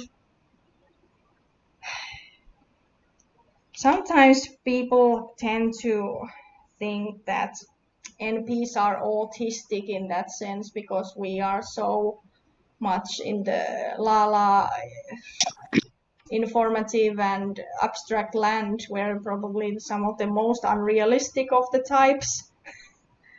So people tend to misjudge us very often, unfortunately, for our tendencies. Yeah. I think you're more saying things how you mean them to be understood, instead of like guessing the context. Yeah, I think so as well. The more that I'm able to express what I need or want, even if it comes with a bad feeling afterwards. But yeah, you may feel guilty sometimes. Oh, did I sound too harsh? But you still say things very directly.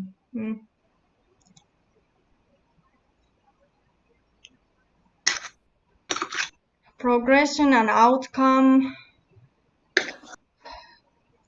Outcome cares about, well, literally, outcome type of people, they have hard time tolerating chaos. They find chaos is inhibiting them to move forward.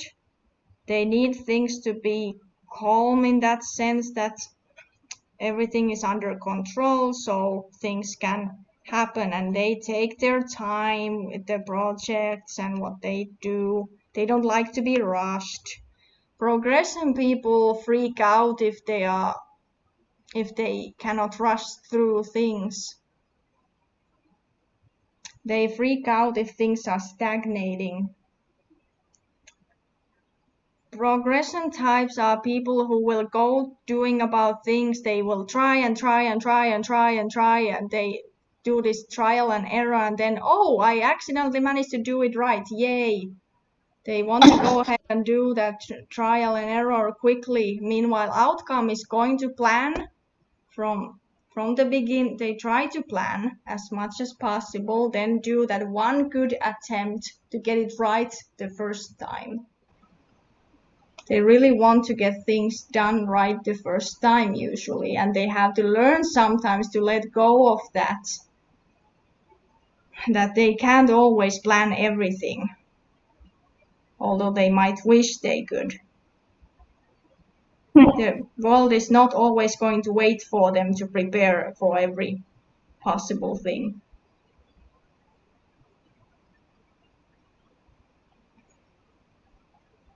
I think I'm more that person who needs to be, who not constantly, but I prefer if things are planned and in control.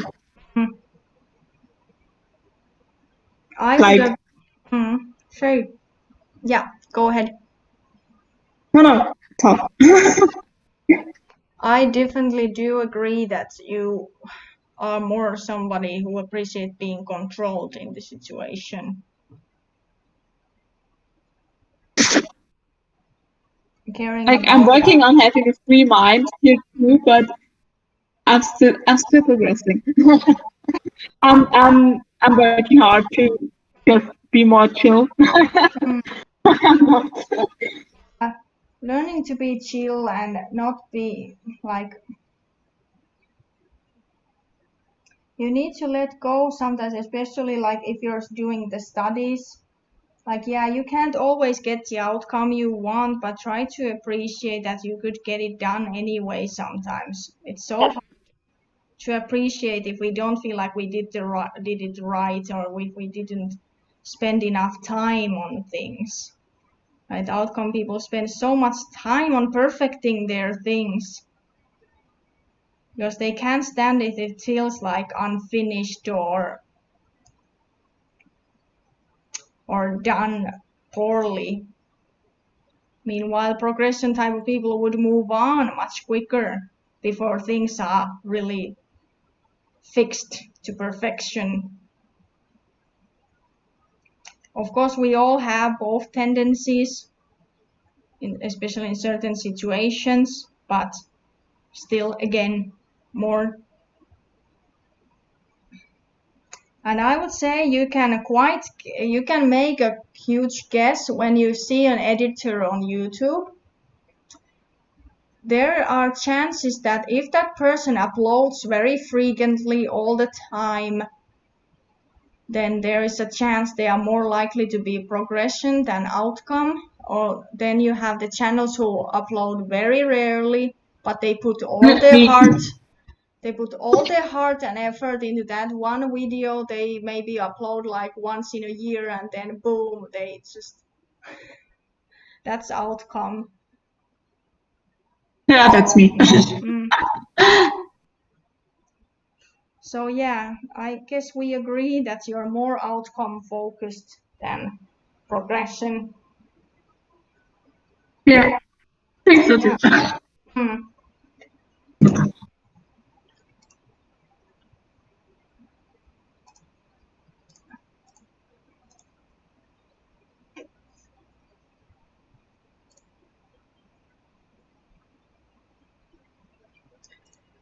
There's the last question about the systematic and interest in the worldview section. That's the most difficult. I struggle explaining this, but systematic kind of people try to create systems that would either it's social system or scientific system, or they try to create kind of system they follow how they always treat some things, how they're always going around by doing things. Meanwhile, interest kind of people go about situation in a kind of case by case manner.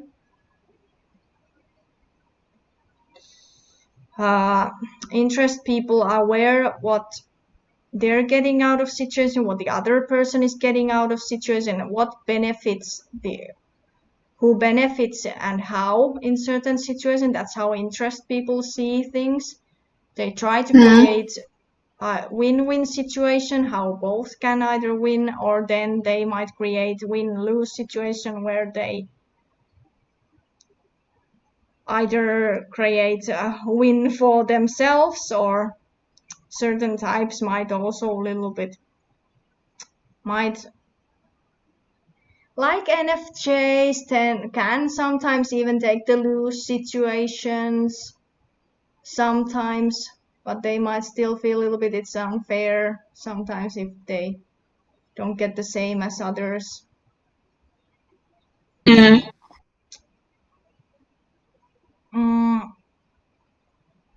Interest people are aware of like why certain conversation is done, like the meaning behind, or how, not really, because systematic are also awareness of meaning sometimes, but the systematic people are they're paying so much to literally what is being said and all the details what is being said that they forget why the conversation was started to begin with. Meanwhile, interest kind of people are aware what the other person is trying to get out of this conversation. Are they, for example, trying to get me give them money? The interest people is aware of that other person's what they're trying to get out of the conversation. While systematic people might sometimes struggle unless it's said really out loud, like what the other person is trying to get out of them, and they have a risk of being taken advantage of. Systematic people have that kind of thing. Especially NTPs, like, oh my god, NTPs. These are the people who will gloss over the details so much and just get us that they might forget, oh, why we started for talking about this at the first, after all, like paying so much, like so much in details and are so systematic.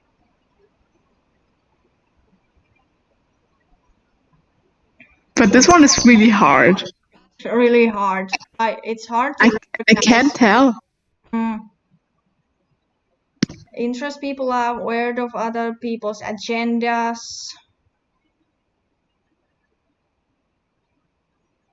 Systematic people just they try to create standards how to treat people. Interest kind of people go around like in situational, like, okay, this person in this situation wants this thing, or we're trying to achieve this thing in this situation instead of going around always doing the same. I really struggle. This is something I have a hard time explaining. Yeah, and it's hard to choose because I see myself in both points, but when I think about it, I see myself more as a systematic person, since I don't know, when I think about the scenarios they provide here, my technique is to always search for motivation or to trust the process we prepared. Like,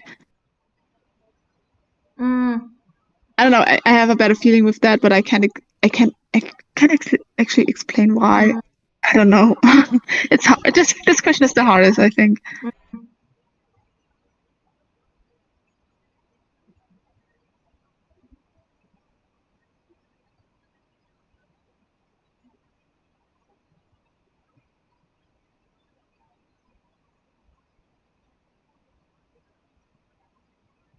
Yeah, this is really hard.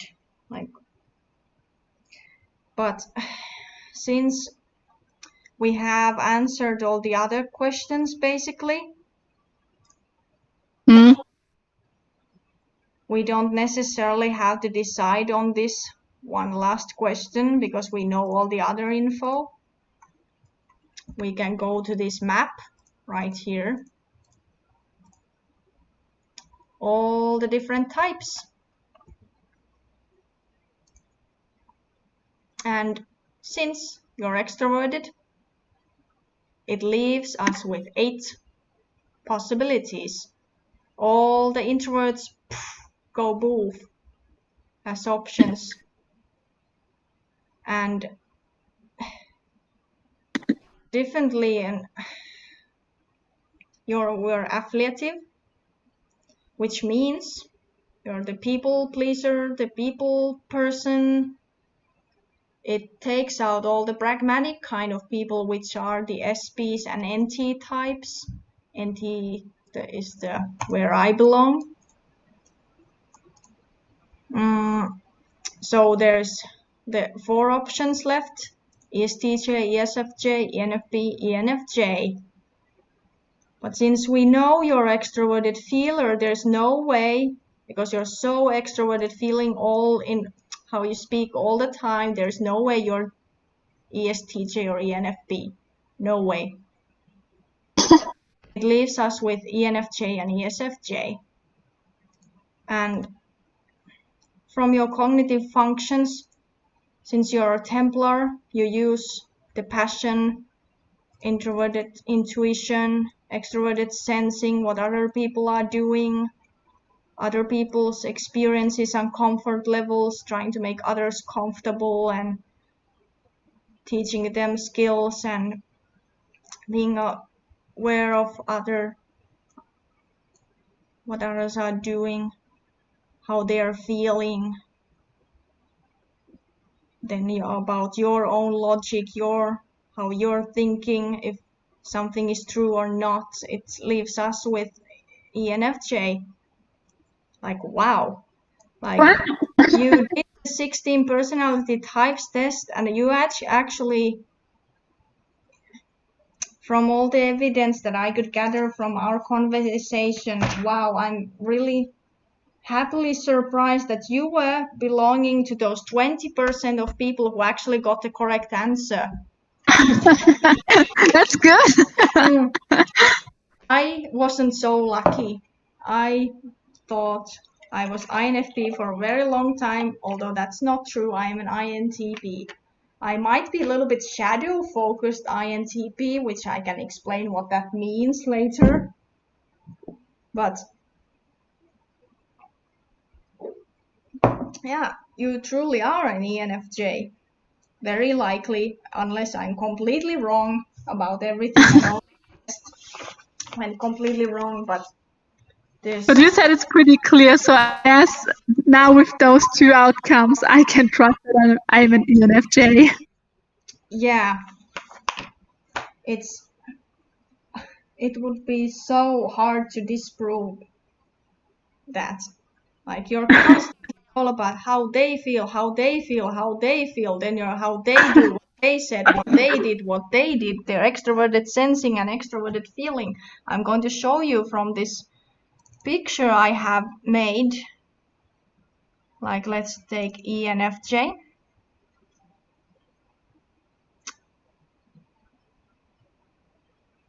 Here is how your cognitive functions show up here. Like how your mind is working. Your strongest function, hero function, the one that's strongest in you, it's extroverted feeling. Your mind is constantly, because it's so, the hero function and child function, these are the functions that are you start out your childhood with usually. Like, unless there are some circumstances that might actually sometimes change your personality type, it's possible that you might start out a certain type and then you end up a little bit different. Like, for example, you might start out as an ENFJ, but because your environment is forcing you in certain way, it might change that sometimes an ENFJ could, due to that pressure, change into either ISTP or INFP, which are your other sides of your mind. Or even sometimes trauma can even turn you into your deepest and darkest part of your mind, that it's the superego. And those people who change into the superego type because of childhood trauma are really suffering a lot. It requires quite severe trauma, like super severe trauma. And I'm talking about something like parents beating you constantly, kind of level of trauma. Child abuse can turn you into your superego type. And that's really harsh and really going to make you unhealthy if that happens. but something not so traumatic can turn you into your ISTP or INFP, depending, with some pressure, but not being so traumatic that goes into your here.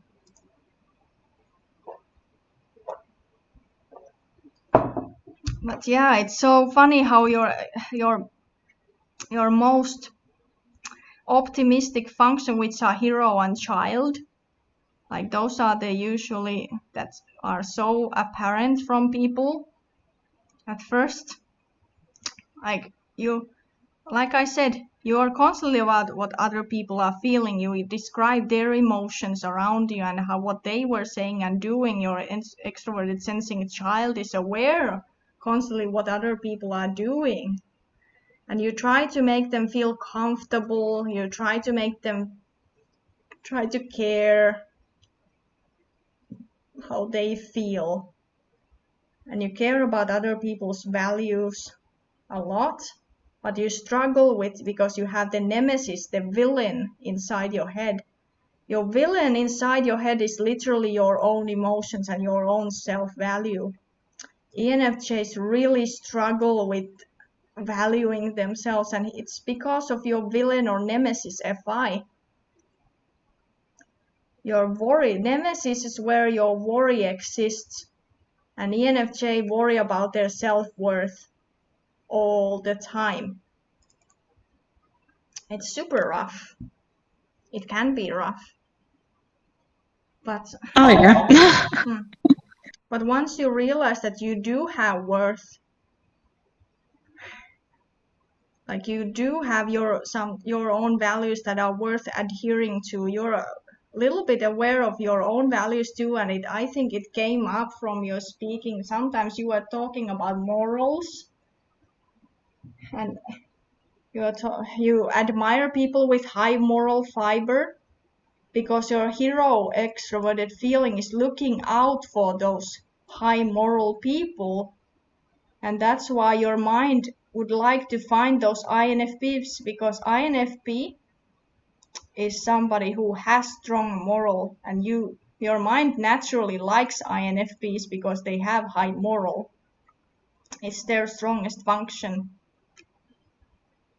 And you try to become a little bit more moral yourself over time, because your mind is constantly absorbing the morals of others and other people's feelings.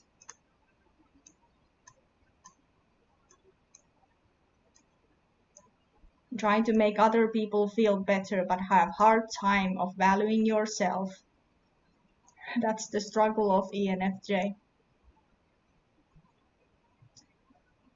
Then you were talking about you had sometimes hard to be aware what you want, but nowadays you're starting to become more aware of what you want and what your passions are, what you want to do.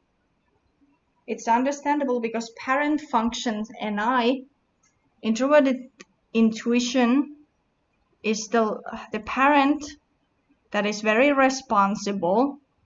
Parent function is all about being responsible. You're responsible about what you want. You're not just going to irresponsibly want anything. Unlike INFJs and INTJs, because INTJs, for example, here have what they want as the hero. They can be sometimes very reckless what they want. They just want things all constantly, but you're a little bit more responsible. You're not just going to be so impulsive all the time. You're a little bit more controlled with that, if that makes sense. It makes sense. But I'd like to ask you a question that are you afraid that people think you're stupid? With when it comes to my intelligence, or in general? Yeah. Do you struggle with that you you fear being wrong? You fear not being correct with your thoughts? Yeah. It depends, because deep down I'm aware that I'm not always right, but admitting that I'm wrong is like the opposite. Like, That's like I'm pretty stubborn. Yeah. ENFJs have that thing, or ESFJs too. They both have struggle with being sometimes stubborn with their thinking, because it's their, although yes, you have your self-value worry, but you also have this inferior function is also where one of the greatest insecurities come from, because ENFJs really fear secretly, whether they are aware of not, they have tendency of fearing of being stupid or of not knowing and admitting they are not correct. It takes a lot of humility to admit you're wrong about things, but you can learn it, but it takes a while.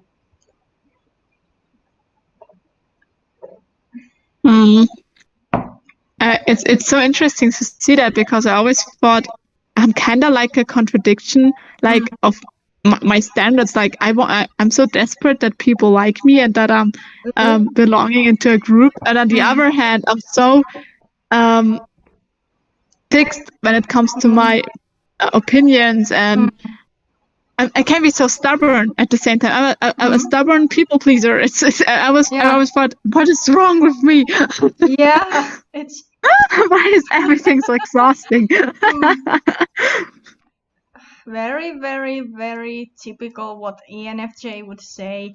That's kind of how ISTP subconscious comes out, because ISTPs are very stubborn. Like they are probably one of the most stubborn types of all with their thinking, and it's hard to convince ISTP to think otherwise. INTPs can sometimes too be stubborn, but since we're not INTPs do not have introverted intuition, what they want and so on, so we are a little bit softer with our introverted thinking, but ISTPs are really stubborn, like really, really stubborn. And that your mind is trying to become less insecure with your thinking. Your mind is actually trying to become more certain with your own thinking and trusting your logical thinking, because ENFJs need to realize that you actually are not stupid. You might need more time sometimes to think very long about things, but you can come to right conclusions if you give yourself time. And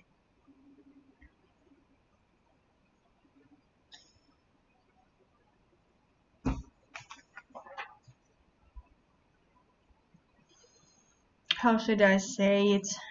Like, trust your values and trust your thinking. Like, you are good people. I wish ENFJs and ESFJs also would know that. You're so caring. Like, you don't have to be so insecure about your own value, because you are valuable. Because when ENFJ aspires, they want to become this ISTP who can tell the truth to people and build them up. ENFJs exist to build other people up, being empathetic teachers who will help other people grow. Like, you have this immense power of making other people feel better and become better. If you just open your mouth and are not afraid of making them feel bad sometimes with your stubborn thinking. But we need your ISTP subconscious to give the reality check, because your extroverted sensing is aware of the reality around you. And when you're telling that reality, then it helps other people realize that reality and change that. You can cause immense change when you make others aware of what they are doing, and if they are doing something wrong and incorrect. And you're telling with your ISTP subconscious, telling why it is wrong and how they can improve themselves, how they can improve with the, you're telling how they should do the stuff, and then you help them feel better, that yes, you can get better. And it's being this mentor and who's telling the truth to people and not afraid of telling the truth, telling how people are improved, that will make you happy in the long run.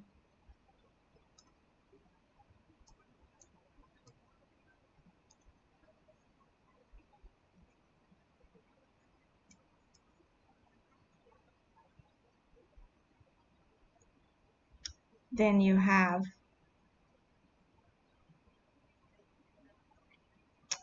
INFP side of your mind too, which is your shadow.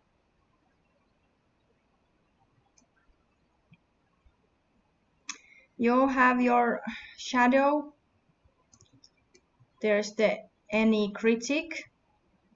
So what is extroverted intuition critic? Because extroverted intuition is aware of other people's futures.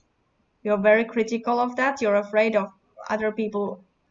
You're critical of other people having a bad future. So you want them to have a better future. So you're teaching stuff so that the other people will have a better future. So, and if you were allowing other people having a bad future, your hero extroverted feeling would feel very guilty about that.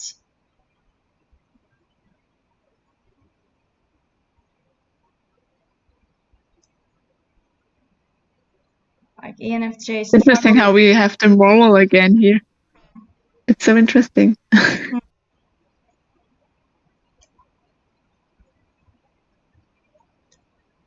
You have your morals there too. Like later on, as you absorb other people's morals, you will start to slowly forming your own morals here. Like it's funny because your morals are, they're just high enough that you're able to be conscious about both other people's morals and your own morals a little bit too.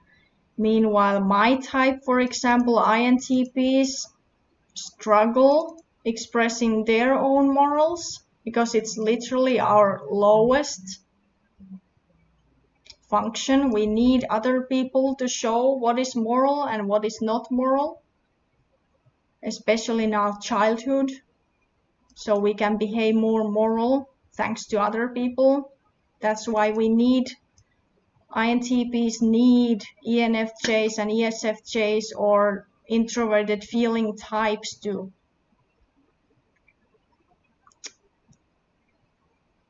show us what's moral behavior, because otherwise we'd be kind of lost on that. Maybe sometimes overly neutral about what is moral and not, and that's not a good thing.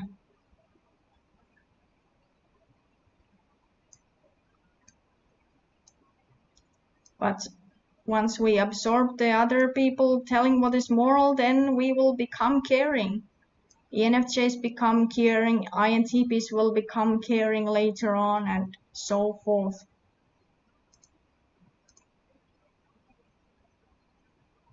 Oh, why there are so many types open here?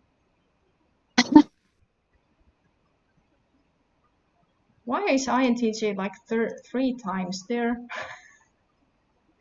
Okay. Well, oh no, what's happening? My computer. What's Your PC is telling me that it's getting tired. No, it's lagging. Oh no.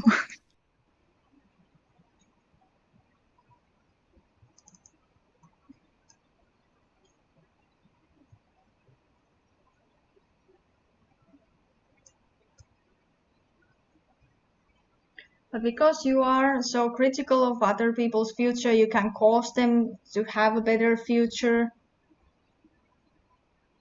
That's what critical, introverted, extroverted intuition is all about.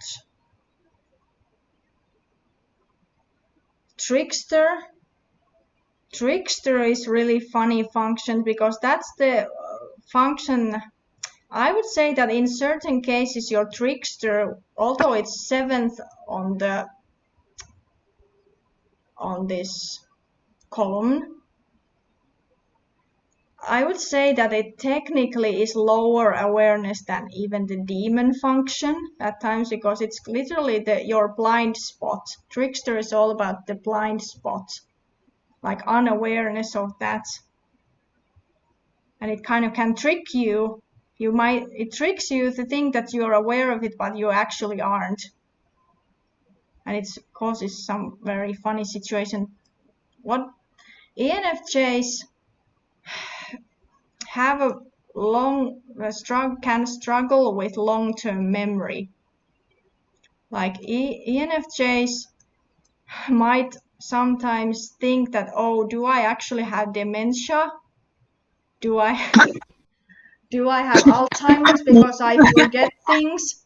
If ENFJs and ENTJs need to write things down or have other person write things down for them if they don't do it themselves, or they need to have those items or photos around them constantly to remind themselves of doing something.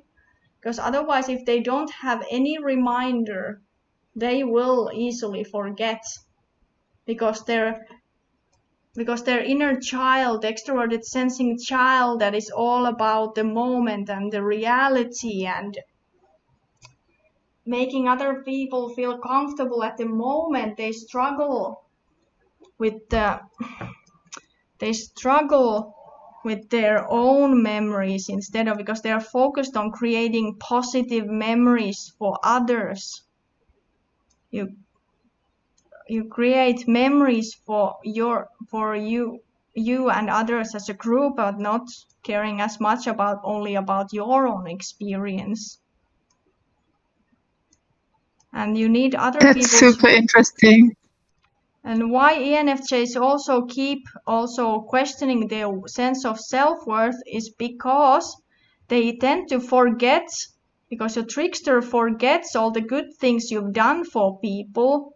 So you need those introverted sensing people, you need that INFP or some other introverted sensing people telling that, oh, I remember, like 5 years ago you did all these good things for me. I remember that. The INFP is going to tell you.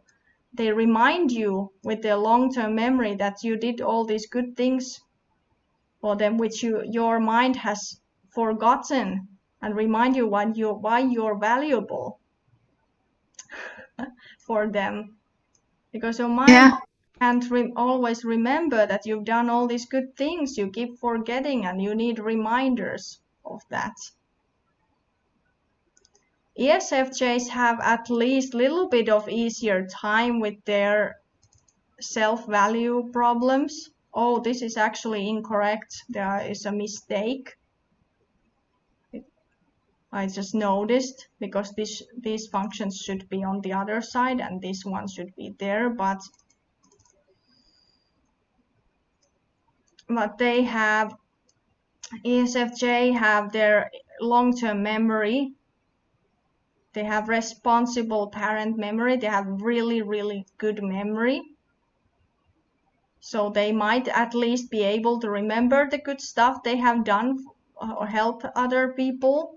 So they don't worry their self-worth, or they have at least a little bit easier time of learning how to handle their villain speaking from their shoulder and telling them they are worthless,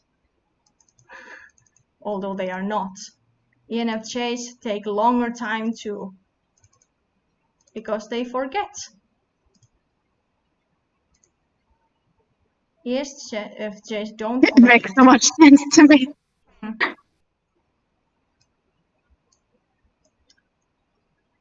So you need. I feel like everything seems to make sense to me now. It's like big wow in my head.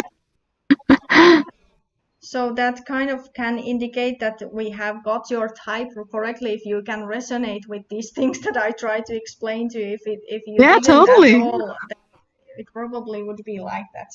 It wouldn't be correct. It is correct. Especially the memory thing. It makes so much sense to me because I always thought I'm stupid for not remembering anything. I have to write everything down. I have like my notebook with my meetings and everything. I have to write everything down right away because I'm also scared that I might forget. It's it's so funny how it works. Yeah. Yeah, it's so this is really showing how it's working. It's working.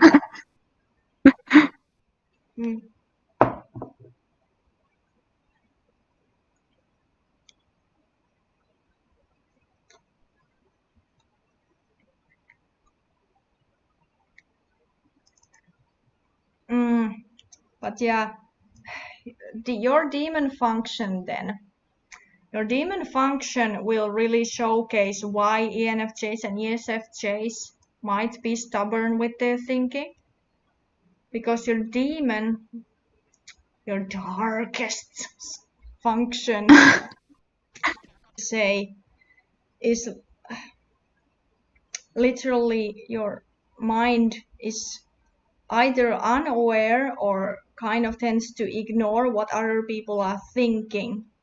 Like your mind is constantly, yes, you're aware of other people's morals, you're aware of their feelings, you're aware of their values, what they value, but you're not aware of their thoughts that much.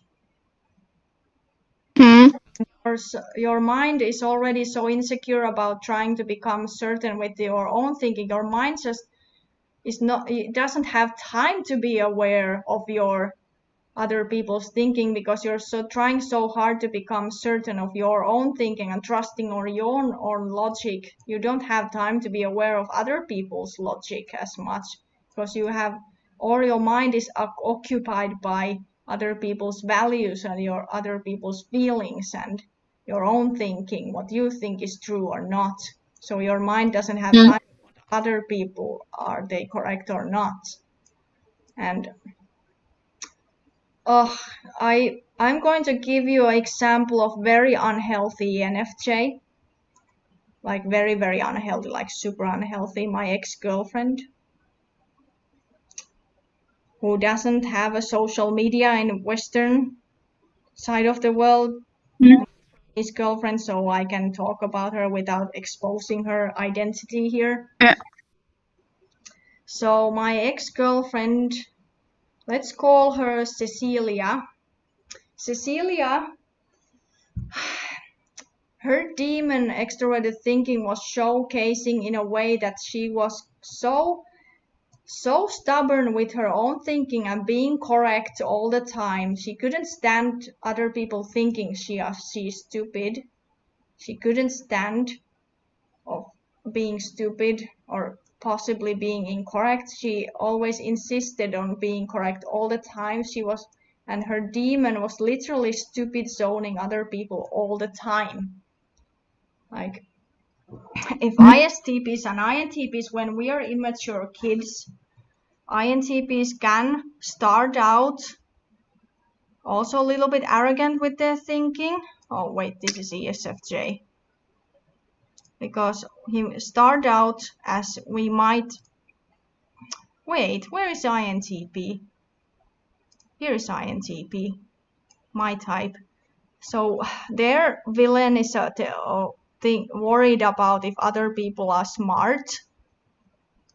They are worried about other people not being smart, so we tell how we think all the time and trying to give the logic so the other person can absorb that logic and maybe become the TE user will become smarter. So we don't have to worry about other people not being smart. But then later on we need to realize that okay, other people are smart too, so we're not the know-it-alls. We don't always know all the things. We are not always correct. INTP has to learn that very early on.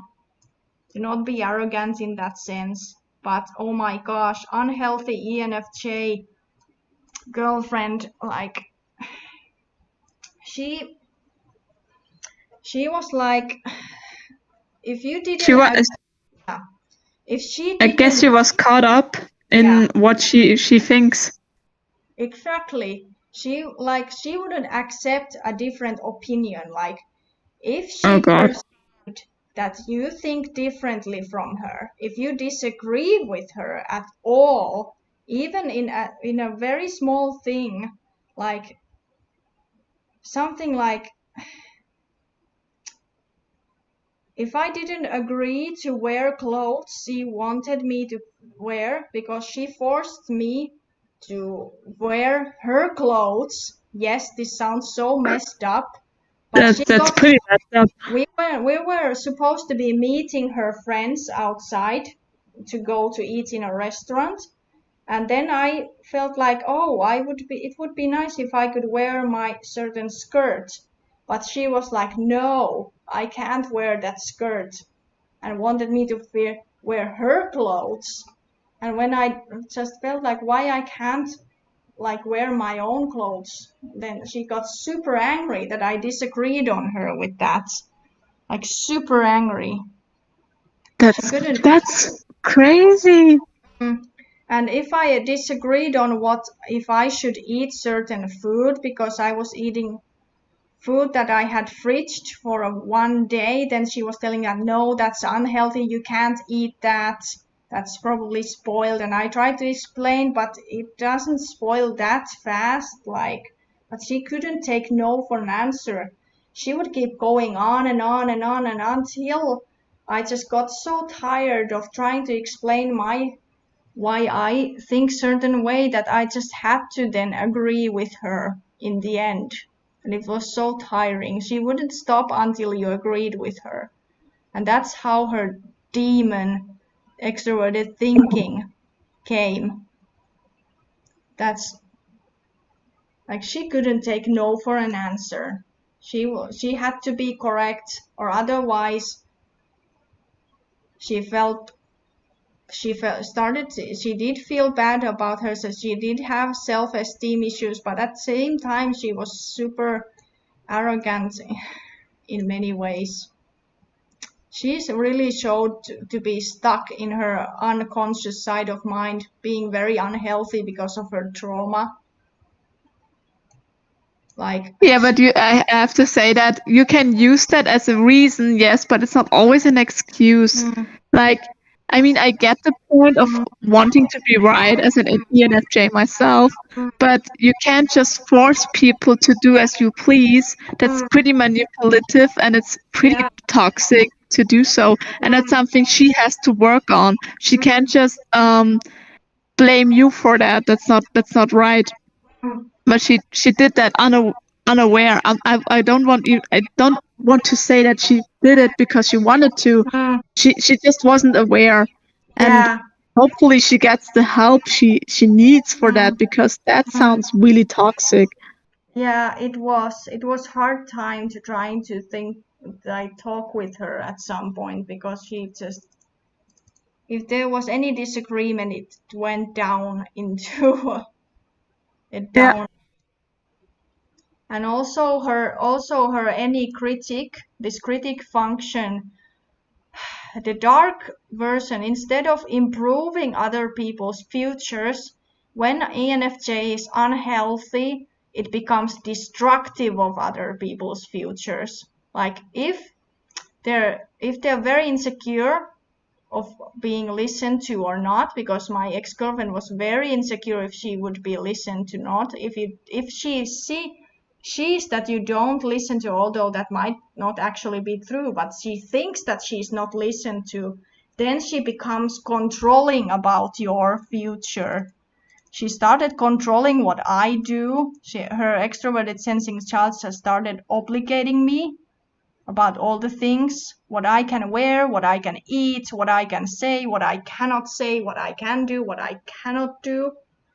And then and any critic is basically, if you have those characters, you might have the nightmare girlfriend or boyfriend or significant other one who is overly jealous. Like any critic, because any critic is being aware of, like, extroverted intuition is aware of other people's intentions, meanwhile your introverted intuition is aware of what your own intentions are.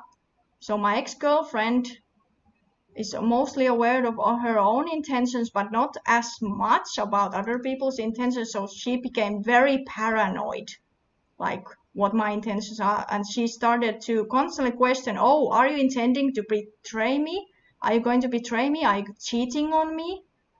Like very unhealthy ENFJ or ENTJ, INTJ and INFJ, all NJ types have risk when they are traumatized or by something, have risk of becoming that person who accuses other people betraying them constantly.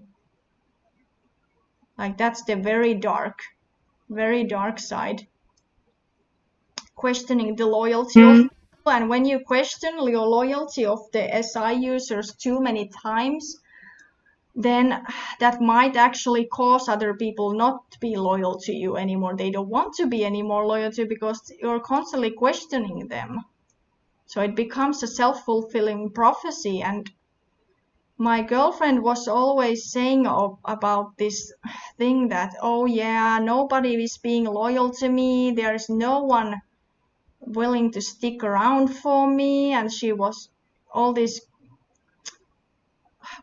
she claimed that all her ex-girlfriends betrayed her, and she was so afraid of being abandoned, because any critic is afraid of abandonment. It can be I would say that you did show any critic, but not in a negative way, but just generally you personally, Pretzel, showed it in the sentence where you said, like, you're afraid of being alone, being left alone.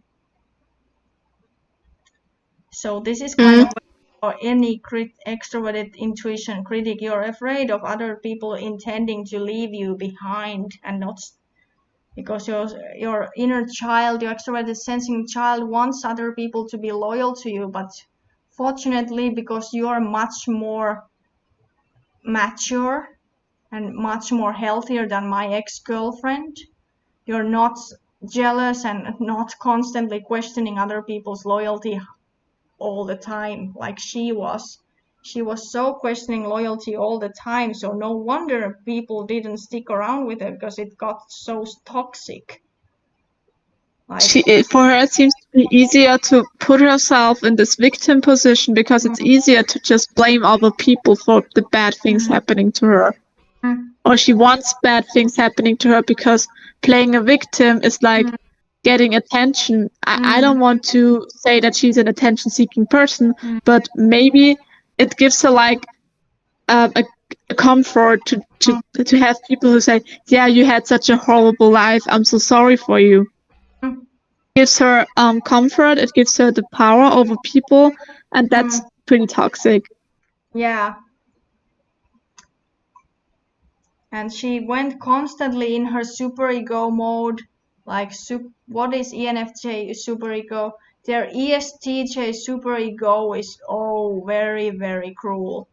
Like, ENFJ, when they're healthy or at least decently immature, or not mature, like, ENFJs have capacity to be the most caring of all the types. ESFJs too.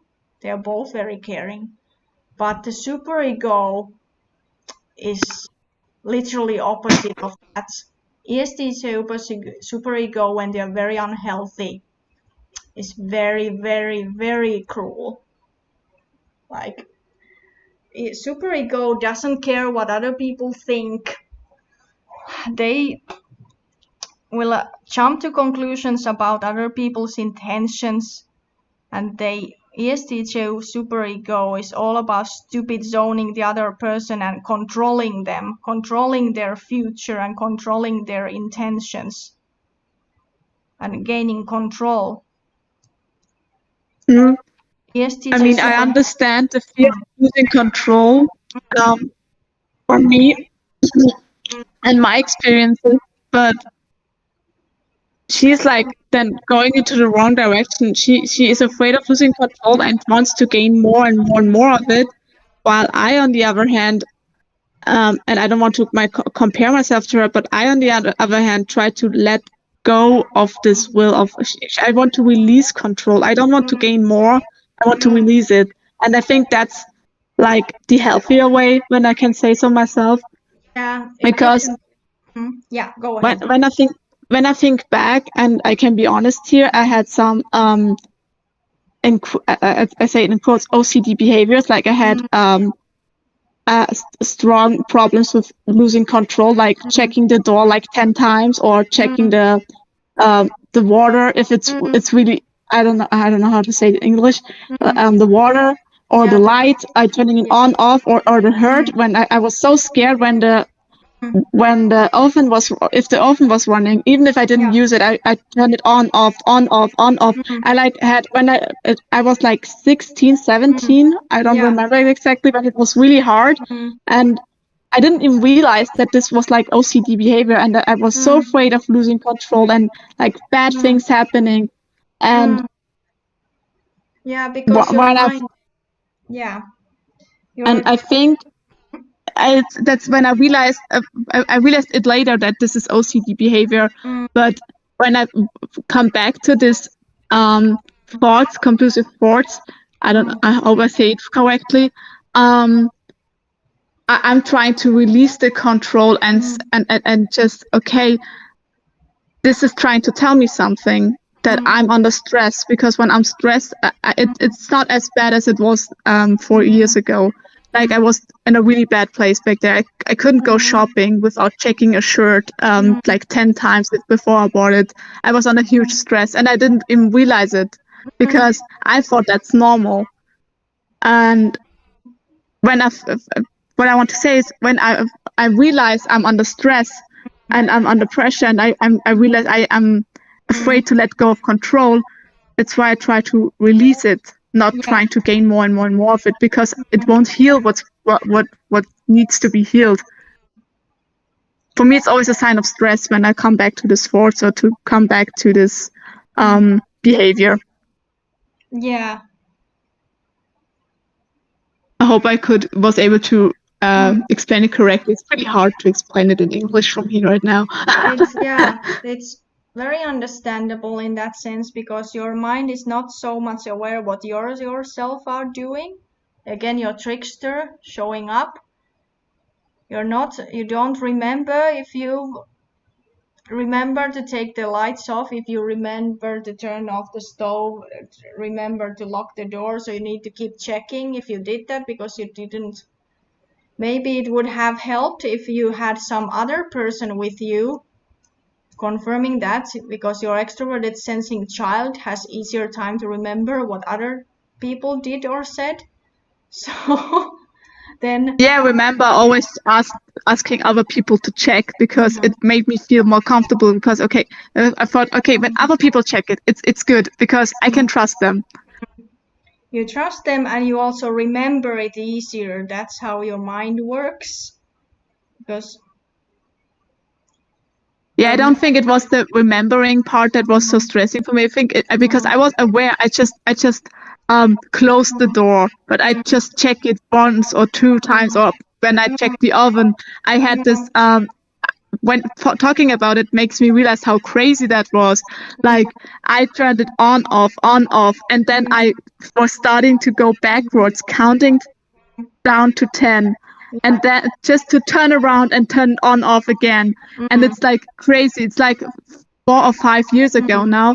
And it's crazy that I just did that. And it took so much time every day. And that was the moment when I should have realized that I need help. But I didn't take that, because for me that was normal. For me it was annoying, yes, but it was normal for me back then. but it's easier now, so I'm pretty good. Yeah. And I try to not be that harsh on me on that when it comes to that, because I remember I told my therapist, I'm so crazy for doing that, and he's like, no, don't say that to yourself, because that your inner critic shouldn't be that hard to you. Yeah, your introverted villain critic is super harsh, and your therapist is correct. Trying to tell you that already then. That's like. But I think that's it's important to like break the stigma of, when I think back on this OCD behaviors. I'm always quoting OCD behaviors because I never went to a therapist back then, so I don't want to just, I'm not a psychologist, but it, for me, it's hard to explain. But when like, especially recently, I'm under a huge stress because of university and some private stuff that's happening. And I remember just laying in bed, and I was like coming back to those compulsive thoughts. And I remember I had a keychain, and it had a scratch, and it was so annoying for me that it had a scratch that I started crying. And then that's when I realized, okay, I'm coming back to those thoughts because I couldn't sleep for like an hour, and I was laying awake because of a scratch in a keychain. It's crazy. But it makes me, I'm not seeing this moment as an enemy anymore, because for me, it makes me realize, okay, why am I under such a huge stress right now?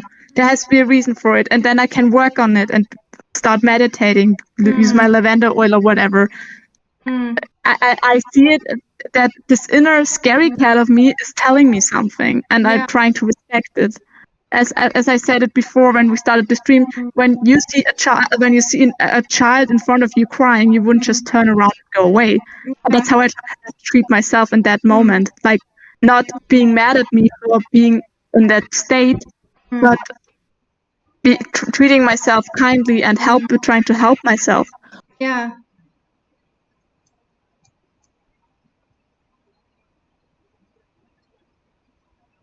I hope I was able to explain it right. It's kind of crazy what's going on in my head at times, but I know that.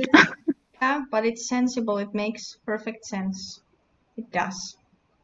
And since you're not an introverted sensing user, you have hard time to relax.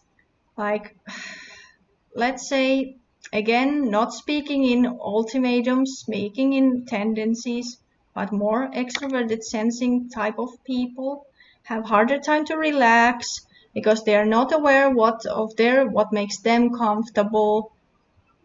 Unlike introverted sensors, know what they need to make themselves comfortable. So introverted sensing type of people have easier time to relax. And perhaps when we are able to relax introverted sensors, then extroverted sensors, if they see the introverted sensing people being relaxed, then that extroverted sensing function will absorb that comfort of introverted sensors, and then they are easier able to become relaxed themselves, but they have hard time relaxing on their own. They really do. Yeah, I totally see that. I remember when I started meditating like half a year ago, my first meditations were like, they were like torturous. I was like, I can't do that. But I just tried again and again, and until I realized it's getting better. Meditation can be healthy for extroverted sensors to learn about that, finding that comfort that is very deep underneath your mind. It's not a priority. Your comfort is not priority at all because it's your blind spot, literally. So you have to learn it from something like meditation. Yeah. Very useful for you. So I would say it's very, very healthy for you to seek that.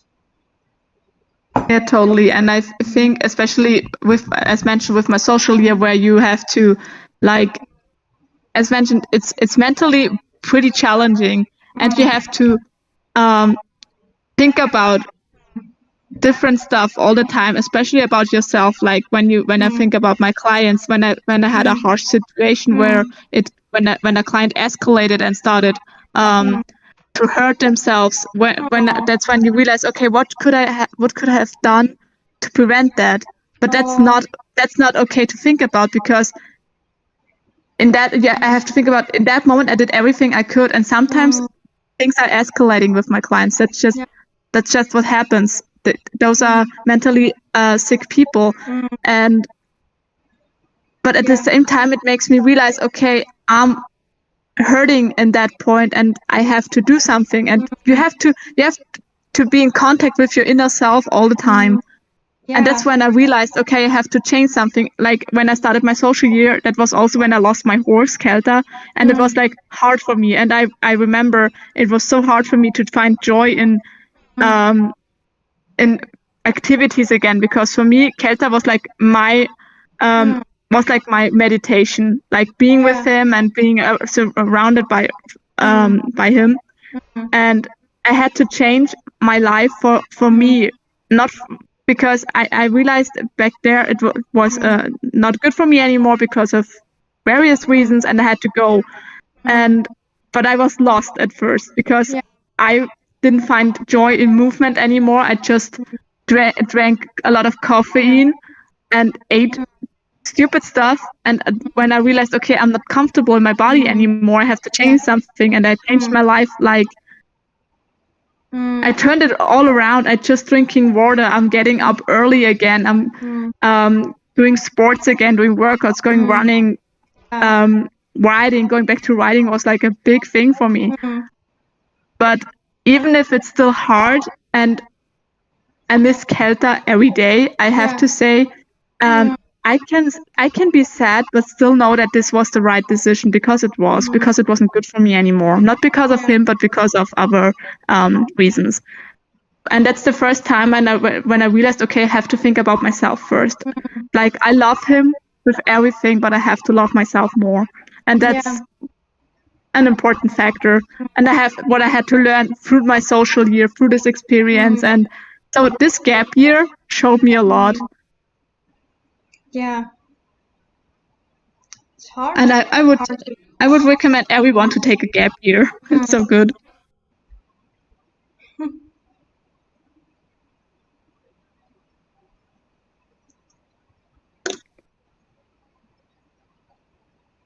Yeah, with Kelta, it feels like you kind of lost some of your positive memories there when you don't have him around anymore.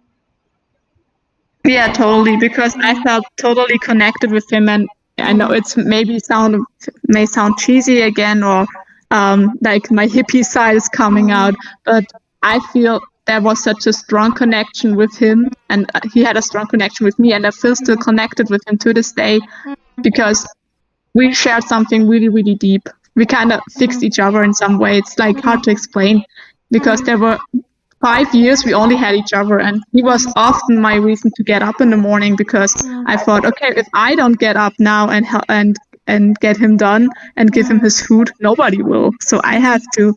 When I was like, and he was like the reason why my, like, quoting again, OCD behaviors went.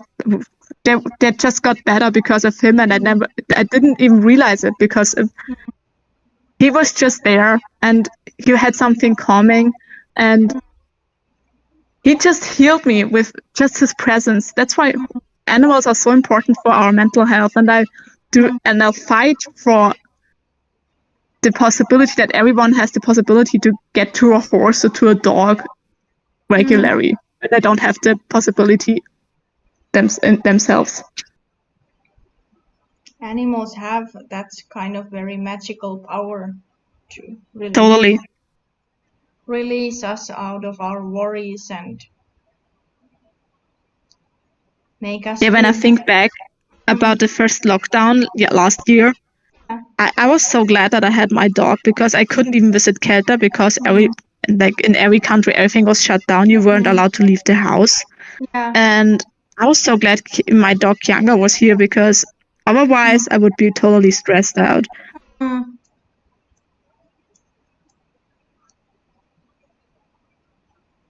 so I don't get people who say they don't like animals. I'm just like, who hurt you? That's just no. Yeah, something happened to them. Why they think that way? Yeah.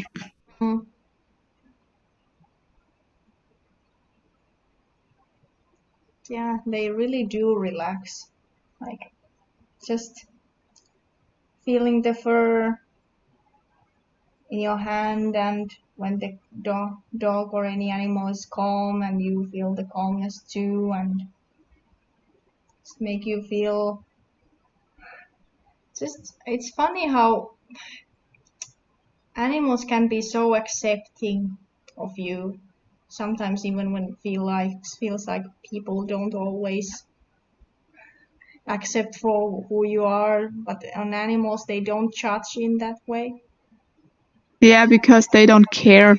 It's like with Kelta, he doesn't care if I close the door or not. It's not his problem. Yeah. And he was always like a mirror. Always. He was always my mirror. I remember when I last year when the lockdown was and I had my A levels and we didn't know how things will continue in the future. And here my fear again of future. That's when I started to have panic attacks. And I remember I had a panic attack, and then afterwards I went to Kelta because we had to sign up for a specific time to go to the stable, so we won't meet with our stable mates because of COVID. And I remember I wanted to get him out of his box, and I was still a bit shaking, and he was reflecting it right away because he was jumping like to the side because my nervousness was reflecting on him. Yeah. And that's not the only time that happens. And he was always reflecting me. With Bianca, she also reflects me, but in another way. Like when I'm nervous, she has the feeling she has to protect me. With Kelta, when I was nervous, he had two ways. He was jumpy himself, or he was like he was laying on the ground next to me and not getting up until I'm calm. He was so, like, in that moment it's annoying because you want to work with him, but afterwards you realize, okay, he was just trying to calm me down because he's like, before you don't calm down, I won't do anything for you. He was a good one. He meant well. That's so sweet. Yeah, he's such a good one, and I really want to visit him because I was visiting him a month ago. I can't visit him regularly because it would hurt too much, and it was it was painful because I miss him so much, but at the same time it was really important to see him again. And it was crazy. It was emotional because he saw me and he realized it was me right away, and I could sense that he was a bit mad that I just just came here. But I had the banana, so he was fine. But it was pretty heartwarming, and I want to visit him again. But I need always more time steps in order to just. And for me, because I know it's better, and I realized I'm sad, but it was the right decision, and I'm allowed to feel sad for it. Yeah.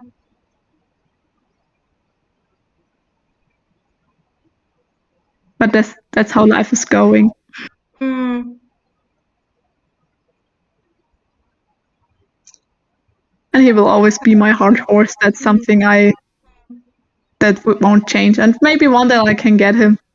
Who knows? Hopefully.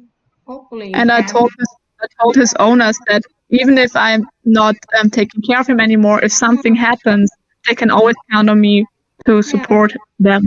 Even if we went apart in a bad way, they can. I told the owners, even if we went apart in a bad way, I want them to know that if something happens to Kelta and they need support financially or whatever, they can count on me. That was important to me that they know that. But yeah.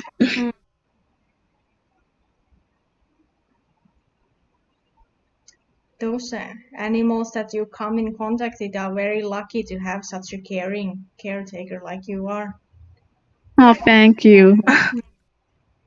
And I'm sure the children in the future maybe if you will become a teacher, or maybe you will become a psychologist or social worker, then those clients, then maybe you can cause a very positive impact on them with your caring. Oh, thank you. That's so cute. I really feel that way. Like, you need to realize that how much you can cause, like, with your caring and tending to animals or humans with their feelings. You have the power to change their future with your care without Thank you forgetting so your own. much. I'm tearing up right now. You're so cute. You have so much value. You have so much value with your empathy because you're hugely empathetic. I'm telling you that you're worth it. You are worth it. And I hope that you have those people who will stick around for you so you don't have to feel lonely, because you do deserve loyal people around you. If you're caring, and you don't forget to listen to other people too, but try to how you're caring with them. Just You're so cute. Thank you. I'm tearing up right now. Seriously, it's so adorable. You're welcome, but I honestly think you're such a good person. Like, You are too. Talking to you is so good.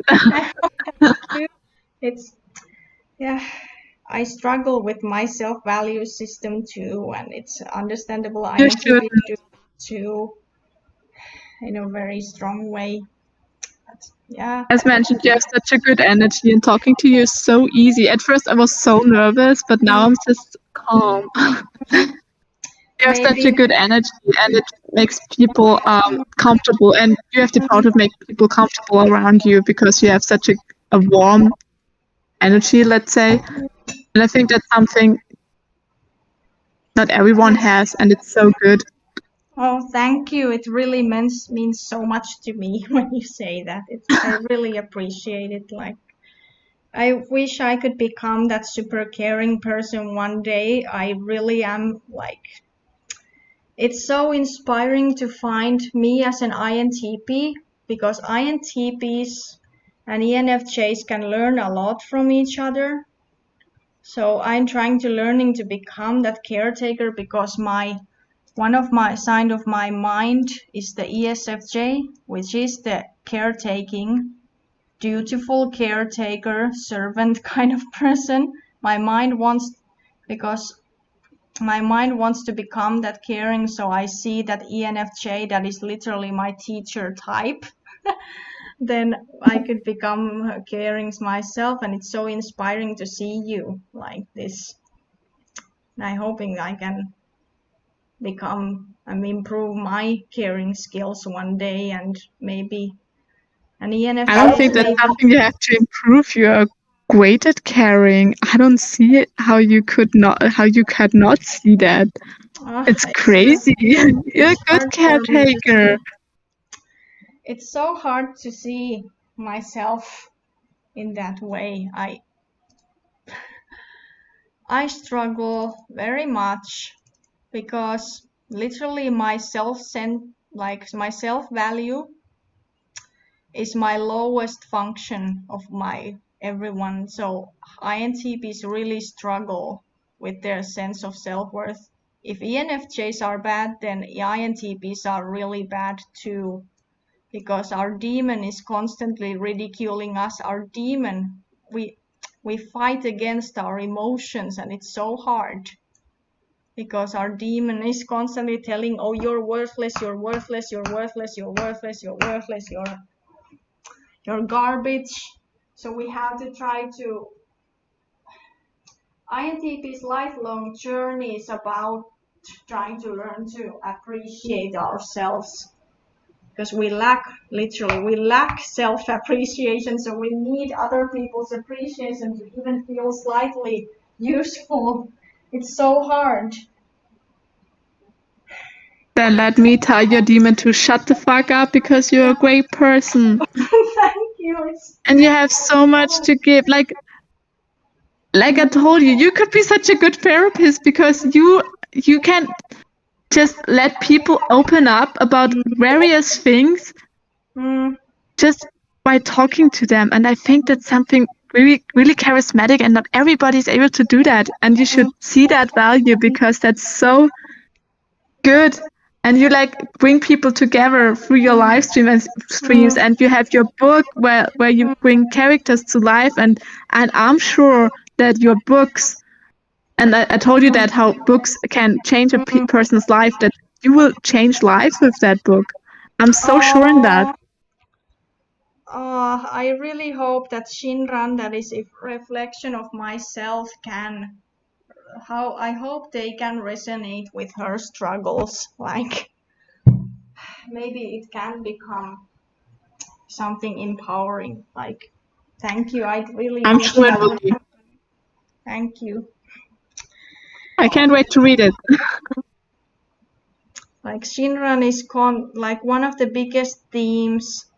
Like, her mother, that is a kind of manifestation of the introverted feeling demon, telling her she's worthless all the time. She has to learn to let go of that and start to realize that I do have value. That demon into angel within her heart, because our lifelong journey is to turn demon into angel. That's what demon function is about, turning it into an angel instead of being this demonic negative force. It can become a positive force when we grow older. Like, INTPs try to learn to become the most moral of all the types, but it takes us lifelong journey, and it's lifelong journey to become appreciative of ourselves.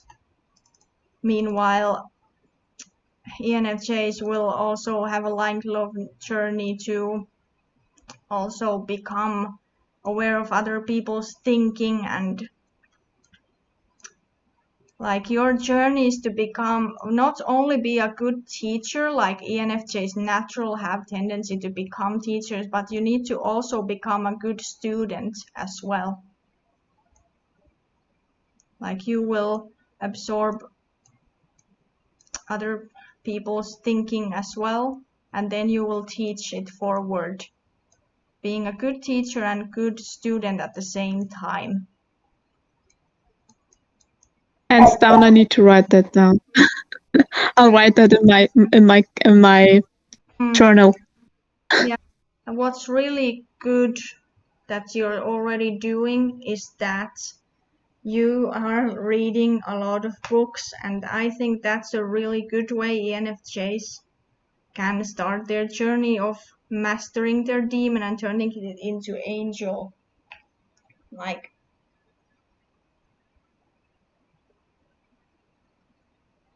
being angelic and trusting other people's thinking too. Not only their feelings, but also their thinking.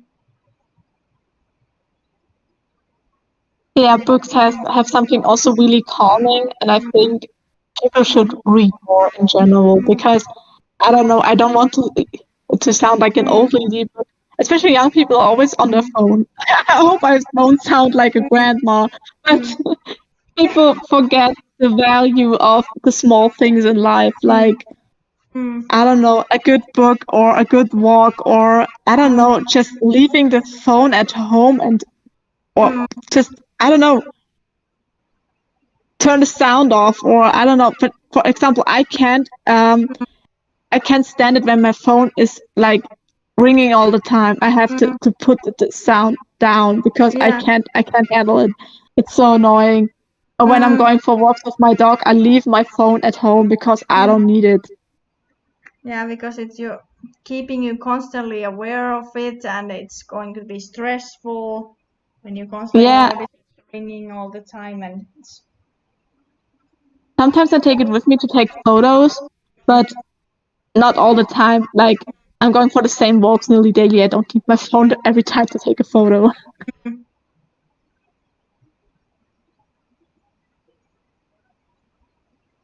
Yeah, we both need to be trusting our values and trusting ourselves. We both have that thing to learn. Yeah, totally. But we can teach each other. We can do that. Yes. That's what is the great about these pedagogue types. INTPs and ENFJs can learn together to be appreciating of themselves in the long run. And teaching how Let's do that then. It's great. I really love this pedagogue type relationship because it can cause so much growth in both types involved. It's really great. And we are our value teachers from now on, Rachel. Yeah, we try to make each other feel our value, which we need. Yeah. Sounds good to me. Yeah. I'm kind of wondering also about your personas. I wonder if is Fubuki very introverted? Like, would you say?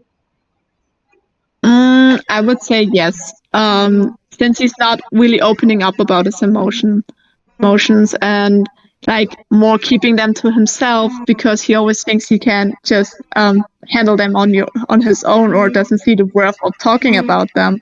Yeah. Until when you have this episode where he's really breaking down and that's people didn't even see how much he was struggling. Like they saw something was off with him, but they never realized what he went through, what traumatic events he had to go through, how much he pushed himself to limits until he broke down. Because he never said anything. And every time they asked him if he's okay, he always said yes. And I was like, no, don't say yes, you're not. Stop. Yeah. I would say that Fubuki might actually be your ISTP subconscious type because ISTPs like INTPs, they really struggle with their own emotions, and we INTPs and ISTPs have this annoying thing that we bottle our emotions so much. We bottle because we don't care. Our demon doesn't give a fuck about our emotions. We don't value our emotions. They are shit to us. We treat our own emotions like shit. We treat ourselves a shitty way in that sense. So we bottle them up. But that doesn't mean they don't exist because we do have our own emotions. We are not only aware of other people's emotions, we have emotions ourselves too. Whether we like to admit it or not, we have mood, but we bottle it up and we keep saying, oh, everything is fine, and we don't want to bother people with our emotions because we don't care about our emotions. We don't other be bothered. Our FE, because we have literally inferior, like this inferior extroverted feeling that is very insecure about other people's emotions. We don't want to make other people feel bad because we feel bad. We don't want people to feel bad for our emotions. We bottle them up, but that bottling up is not healthy because the emotions are still there. And when we can't hold it, they just burst out. Like demon is very extreme. Like introverted feeling demon is very extreme because either it's so unaware or then it blows up. Like when you have suddenly they blow up and they are super emotional out of sudden and you just can't hold them back anymore and it's breaking you, and that's how it feels like because suddenly you feel everything so intensely that you don't normally feel unless it's other person's emotion, because we feel other people's emotions intensely but our own emotions not so much unless our demons just cannot hold it anymore. So Fubuki really sounds like a manifestation of an introverted feeling demon coming out and suddenly being super emotional. Yeah. He doesn't bother other people with his emotions, so he's bottling them. And that sounds like what ISTP or INTP subconscious, your mind is doing. I've read somewhere that Marcy's ENTP too, but I'm not sure because I don't have that much knowledge about her, about the personality types. But it makes sense to me since she's also really bottling everything up, as you said, because throughout she was introduced in season 2. In the whole season, we had like, I mean, she showed some signs that something was off, but she never said anything like she's in pain or anything, or that she's not doing well. As mentioned, she turned to wrong people, like people who don't mean it well with her, like literally stab her in the back. And she always comes like this really happy character, and she's like having a great time, which she has, but she never talks about what's going on inside of her. And till the end of season 2, to the finale, like when she has no other choice. And as mentioned, what was breaking me and like what was hurting me the most is how she was crying. Like she was crying a lot, and she was still smiling in order to, because she didn't want to break down. And you could see that, and it was like, ouch, that hurts, because she was trying to hold everything together. As mentioned, she wants to hold something together which isn't good for her, and which was toxic. Also because she was so scared of ending up alone. And it was pretty painful. I was like, big hour. Stop it. Stop hurting my child. Yeah. ENFJs are really afraid of being alone. Like that's a big thing, ending up being abandoned. And I think finding loyal friends is hard, but when you find those people, then hold them dearly to you.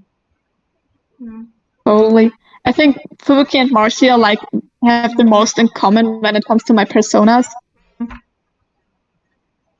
Serena and Katniss are more like the confident part, the confident counterpart. I mean, Fubuki is like, and Marcy come off as confident in times, but they are not. If they would be, they wouldn't do what they're doing.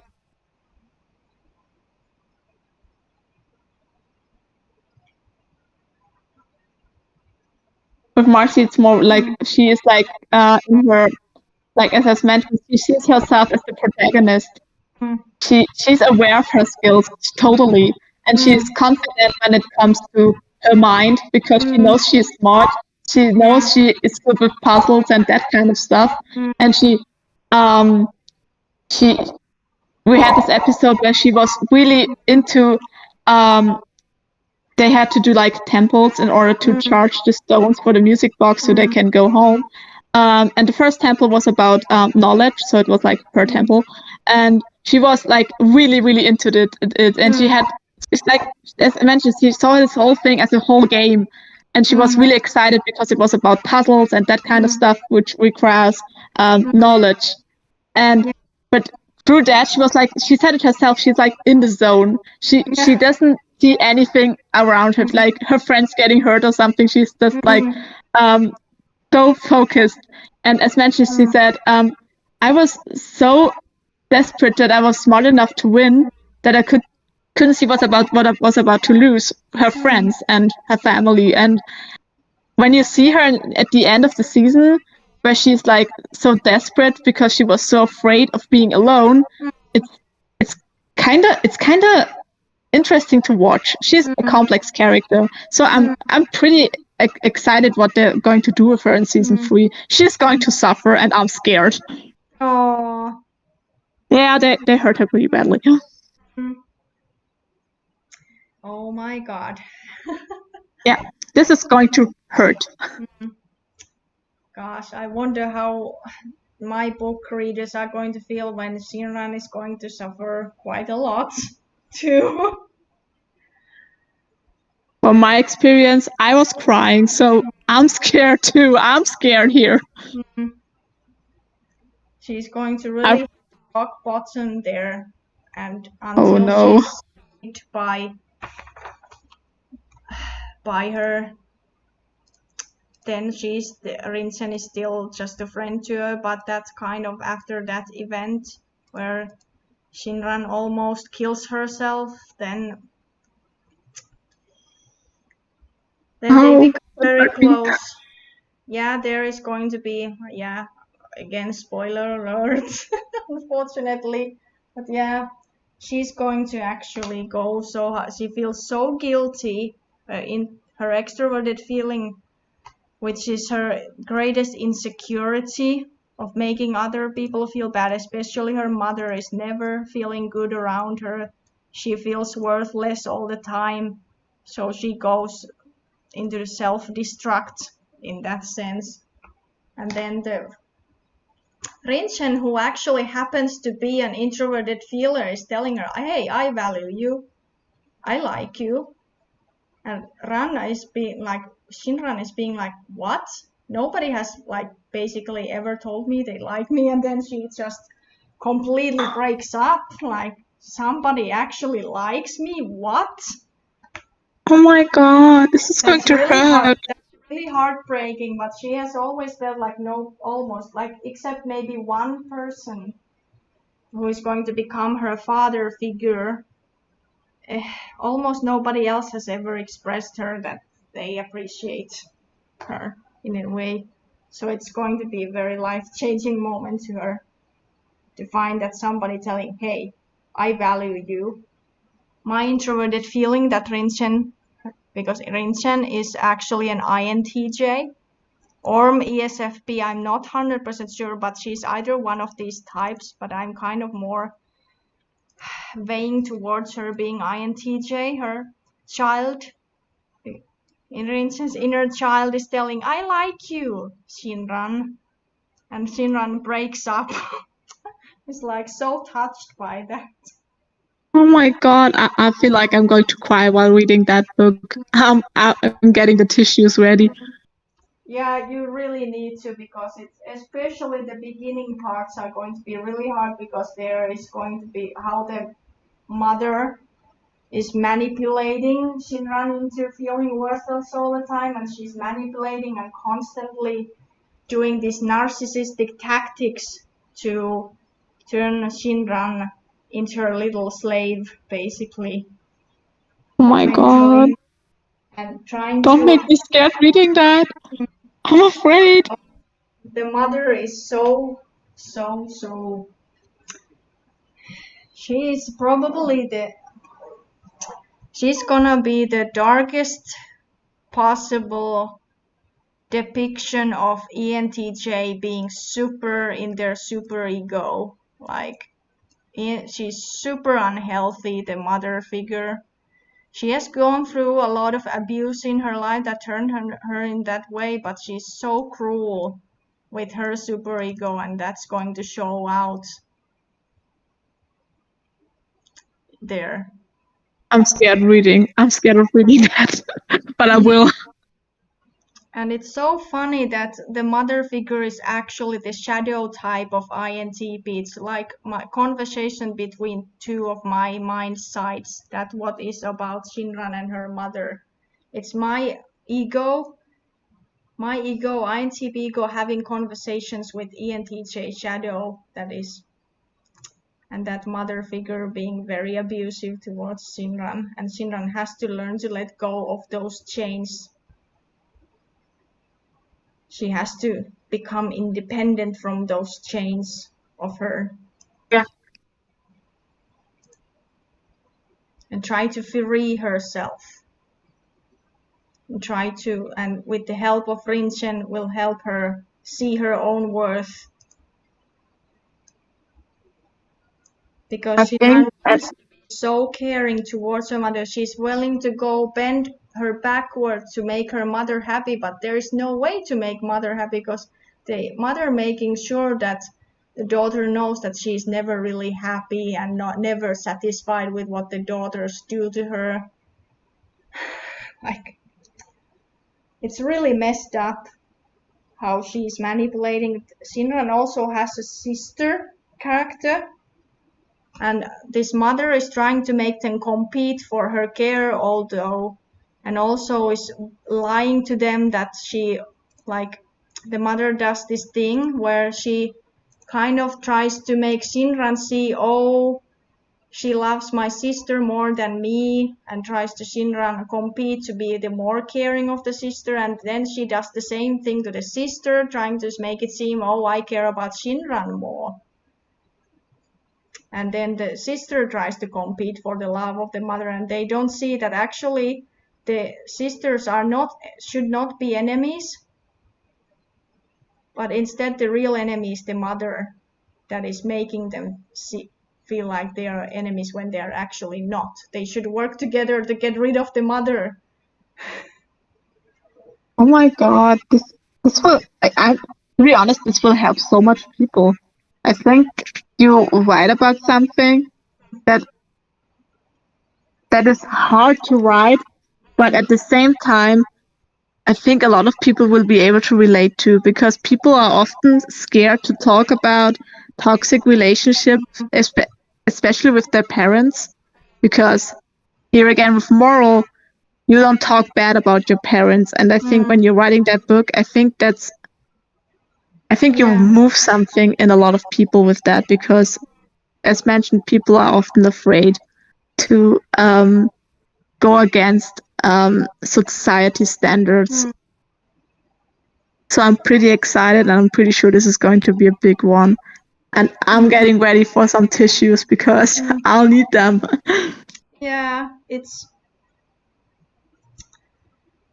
thank you. Really, I hope I can bring those themes well into a light and try to express them so people will. Hopefully, I try to be really careful how I treat these very serious topics. I know these are very serious and I need to be very careful how I handle them, but I try to take them very seriously and try to make it see that it's sometimes not all parents have good intentions for you, unfortunately, no matter how much we wish they did. But sometimes you have to rise up against them, unfortunately. In this case, Shinran's most healthy options would be try to opt out from that toxic environment and try to see things from broader, because she's so stuck in that one reality that she needs the Rinchen to come to tell her, hey, have you thought about this maybe? Maybe the reality is not like you think. Maybe it's a little bit different, and try to see from the outside perspective, and then Shinran realizes, oh, I've been taken advantage of.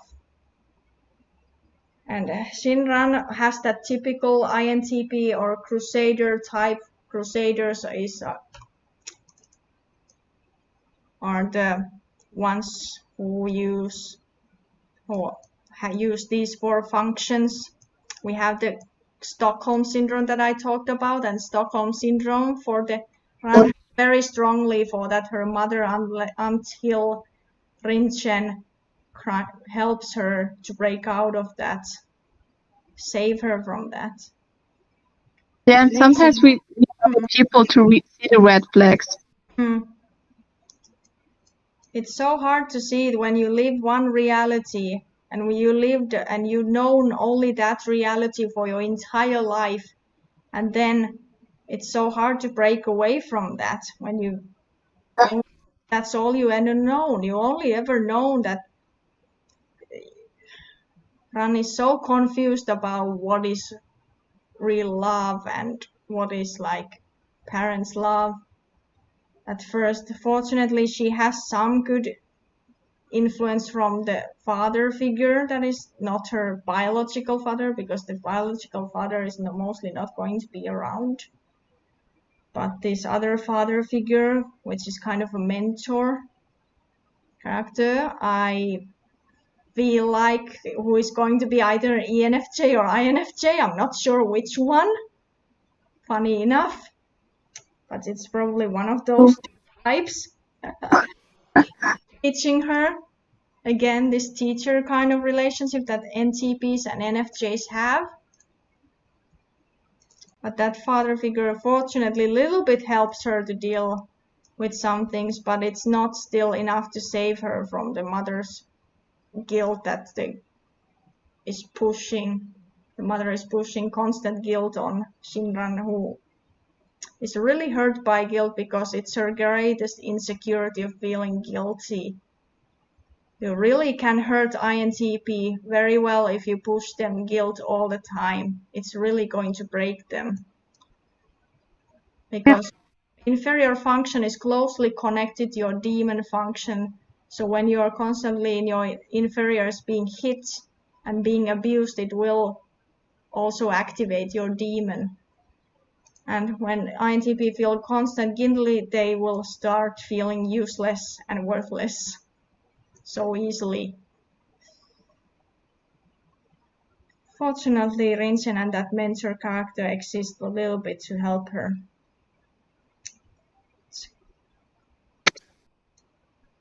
I'm so excited for the interaction then. I think that's going to be, like, as mentioned, dynamics are so important, so I'm pretty excited how this will turn out. Yeah. Wait.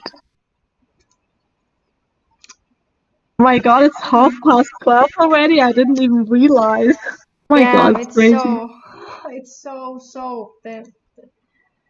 I could keep talking about this topic for hours and hours. Basically, I could go on and on and on and on.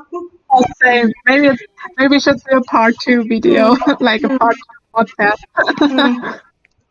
And especially if I'd start again talking about how Shinran relates to this INTP character or Rinchen relating to her INTJ or ESFP character. Then you have the sister who is probably ESFJ or ENFJ. I'm not 100% sure, but I'm kind of more weighing currently of her being actually an ESFJ and it would make sense because ESFJs are closely connected to INTP type.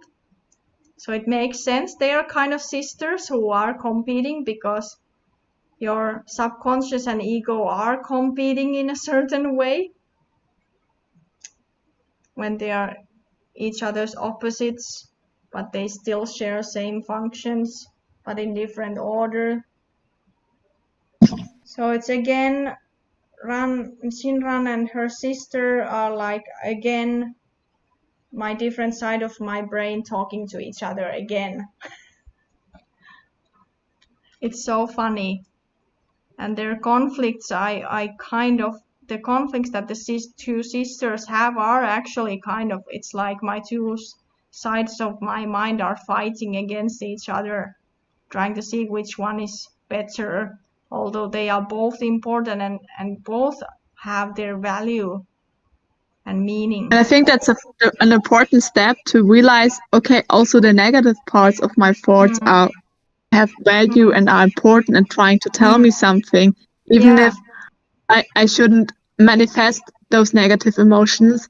I should, as mentioned, ask, okay, what can I do to make you feel better? Like talking positively to yourself and everything. And like, that's the first step into accepting those thoughts, but not becoming them. As Matt Haig put it once in his book, accepting the thoughts, all of them, but not becoming them. Yeah, exactly.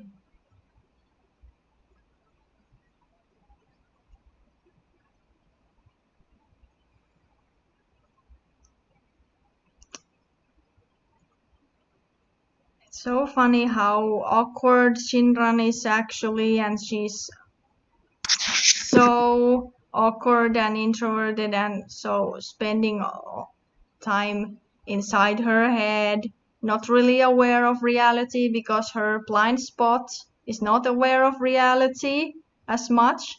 She's thinking about all the metaphysical world, theorizing constantly, being in her head. Not so much aware what other people are doing,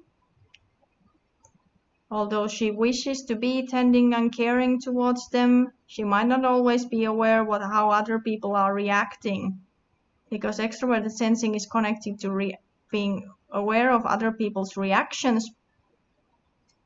She's not really aware of that, she might be aware only of what other people's intentions are, but it takes long for her to develop that because she needs more experience. Her introverted sensing child needs to experience it for themselves before they can predict other people's intentions.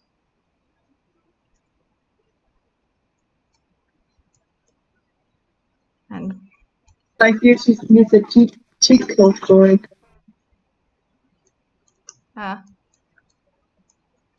And this blind spot that INTPs and also INFPs have similarly. That's why we're so awkward. We're like most awkward of the introverts because we're not aware of other people's reactions. We constantly drop our things. We constantly hit our nails to corners. We break stuff because we're not aware of the physical realm. We hit our heads to something. When we are dreaming constantly, like daydreaming thing is so common in INTPs and INFPs. But that's so important. It's so important to be able to do that. Yeah, it's very important for us to be able to do that, but sometimes it's so sad because we can't always be there. We can't be spending time in the not reality world, so we have to come to a certain level of reality, though we have a hard time with that. Yeah, but it's still important for you to take time to daydream and give yourself the permission to do so. Yeah, have a permission to dream and imagine at times. And as mentioned, it's magic and it's something we shouldn't hold back. When you want to daydream, then do it. It's so important. Yeah. I mostly daydream while I'm driving, and I don't think that's good. I don't think that's a good idea. Yeah. Sometimes I'm driving and I'm just realize, oh, I'm driving. Maybe not the best idea to do that. Yeah, that's probably not the best moment, perhaps. No. But I bet a friend of mine said she has that as well. She's not a big daydreamer, but sometimes she's driving and then she realizes that she's driving. Like, how did I get here? And it's just not the same. Yeah, I have to be really careful when I'm driving. I have to force myself to try to be aware of the surroundings and not go into dreaming land because I could literally be super dangerous if I didn't. Like, you can't be a dreamer behind the driving steer. What's that called? Behind the wheel. Wheel, yeah. I think. Yeah, I shouldn't do that as well, but it happens. Nobody died yet, so it's fine. Yeah, it's good.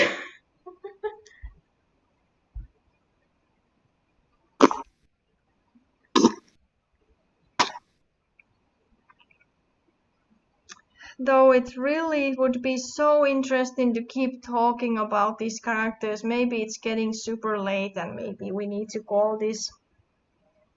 Yeah, true. It's so late. But we should do that again sometime. Yeah, either we... Seriously,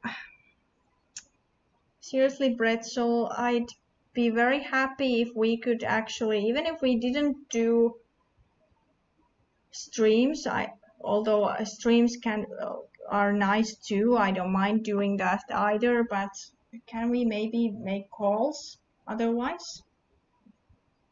Of course. I'm up-minded for everything.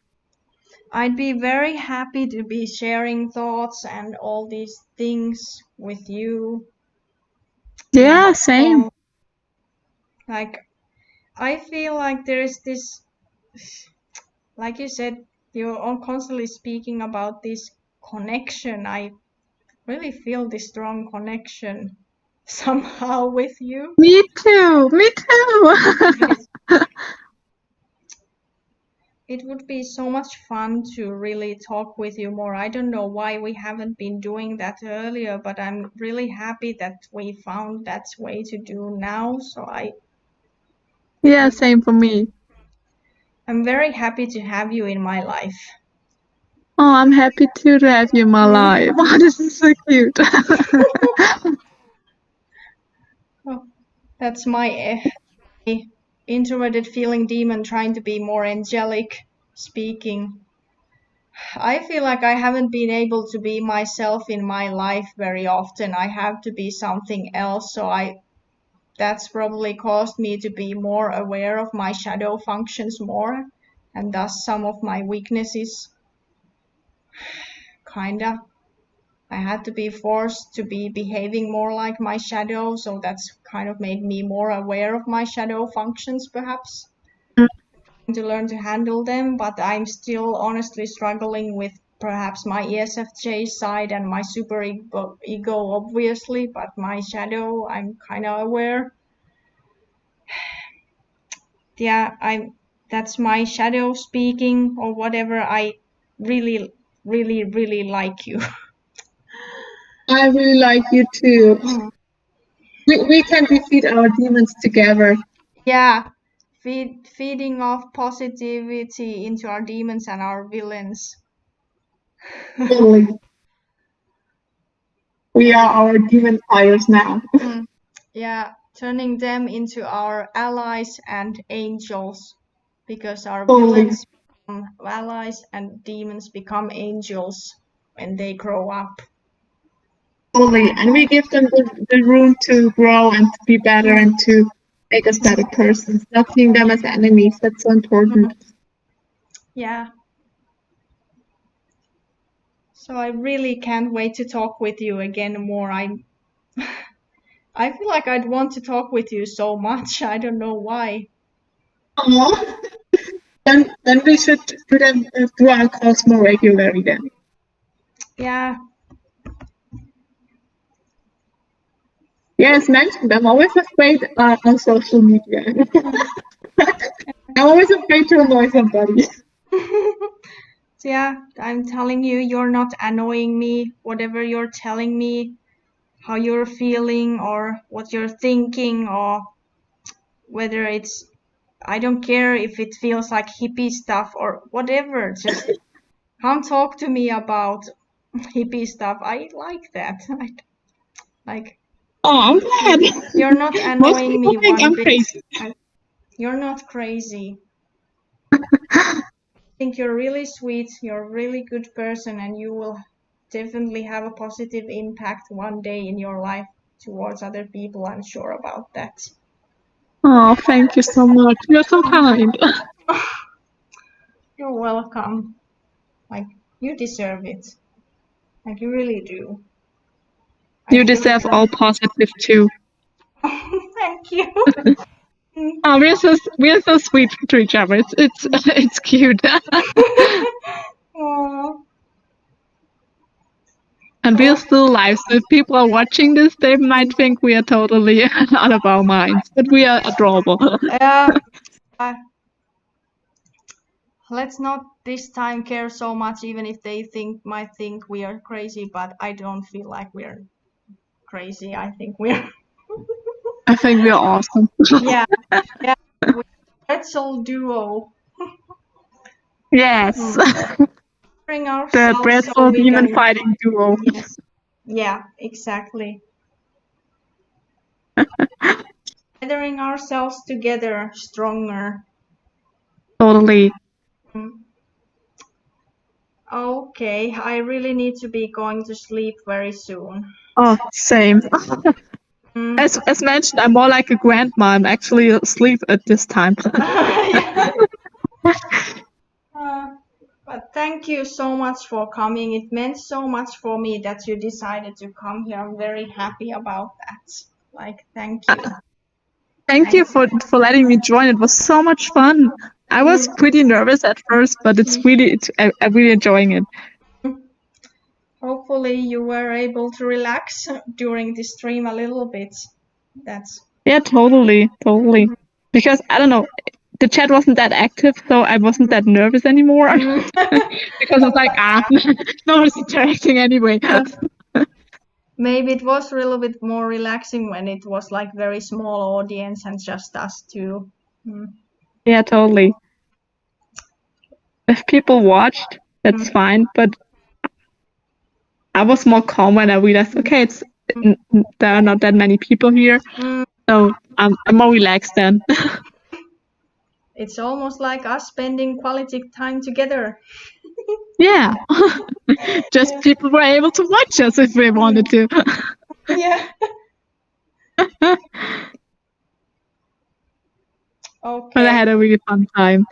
Me too. I'll wish you a good night and sleep well. Thank you as well. I hope you can have calming dreams. Take your essential oils and whatever you need. Meditation. Yeah, totally. My lavender oil is ready. Good thing, my dear. Well, then sleep well. You too. Love you. Good night. Love you too. Good night. Night. Okay, I'm closing.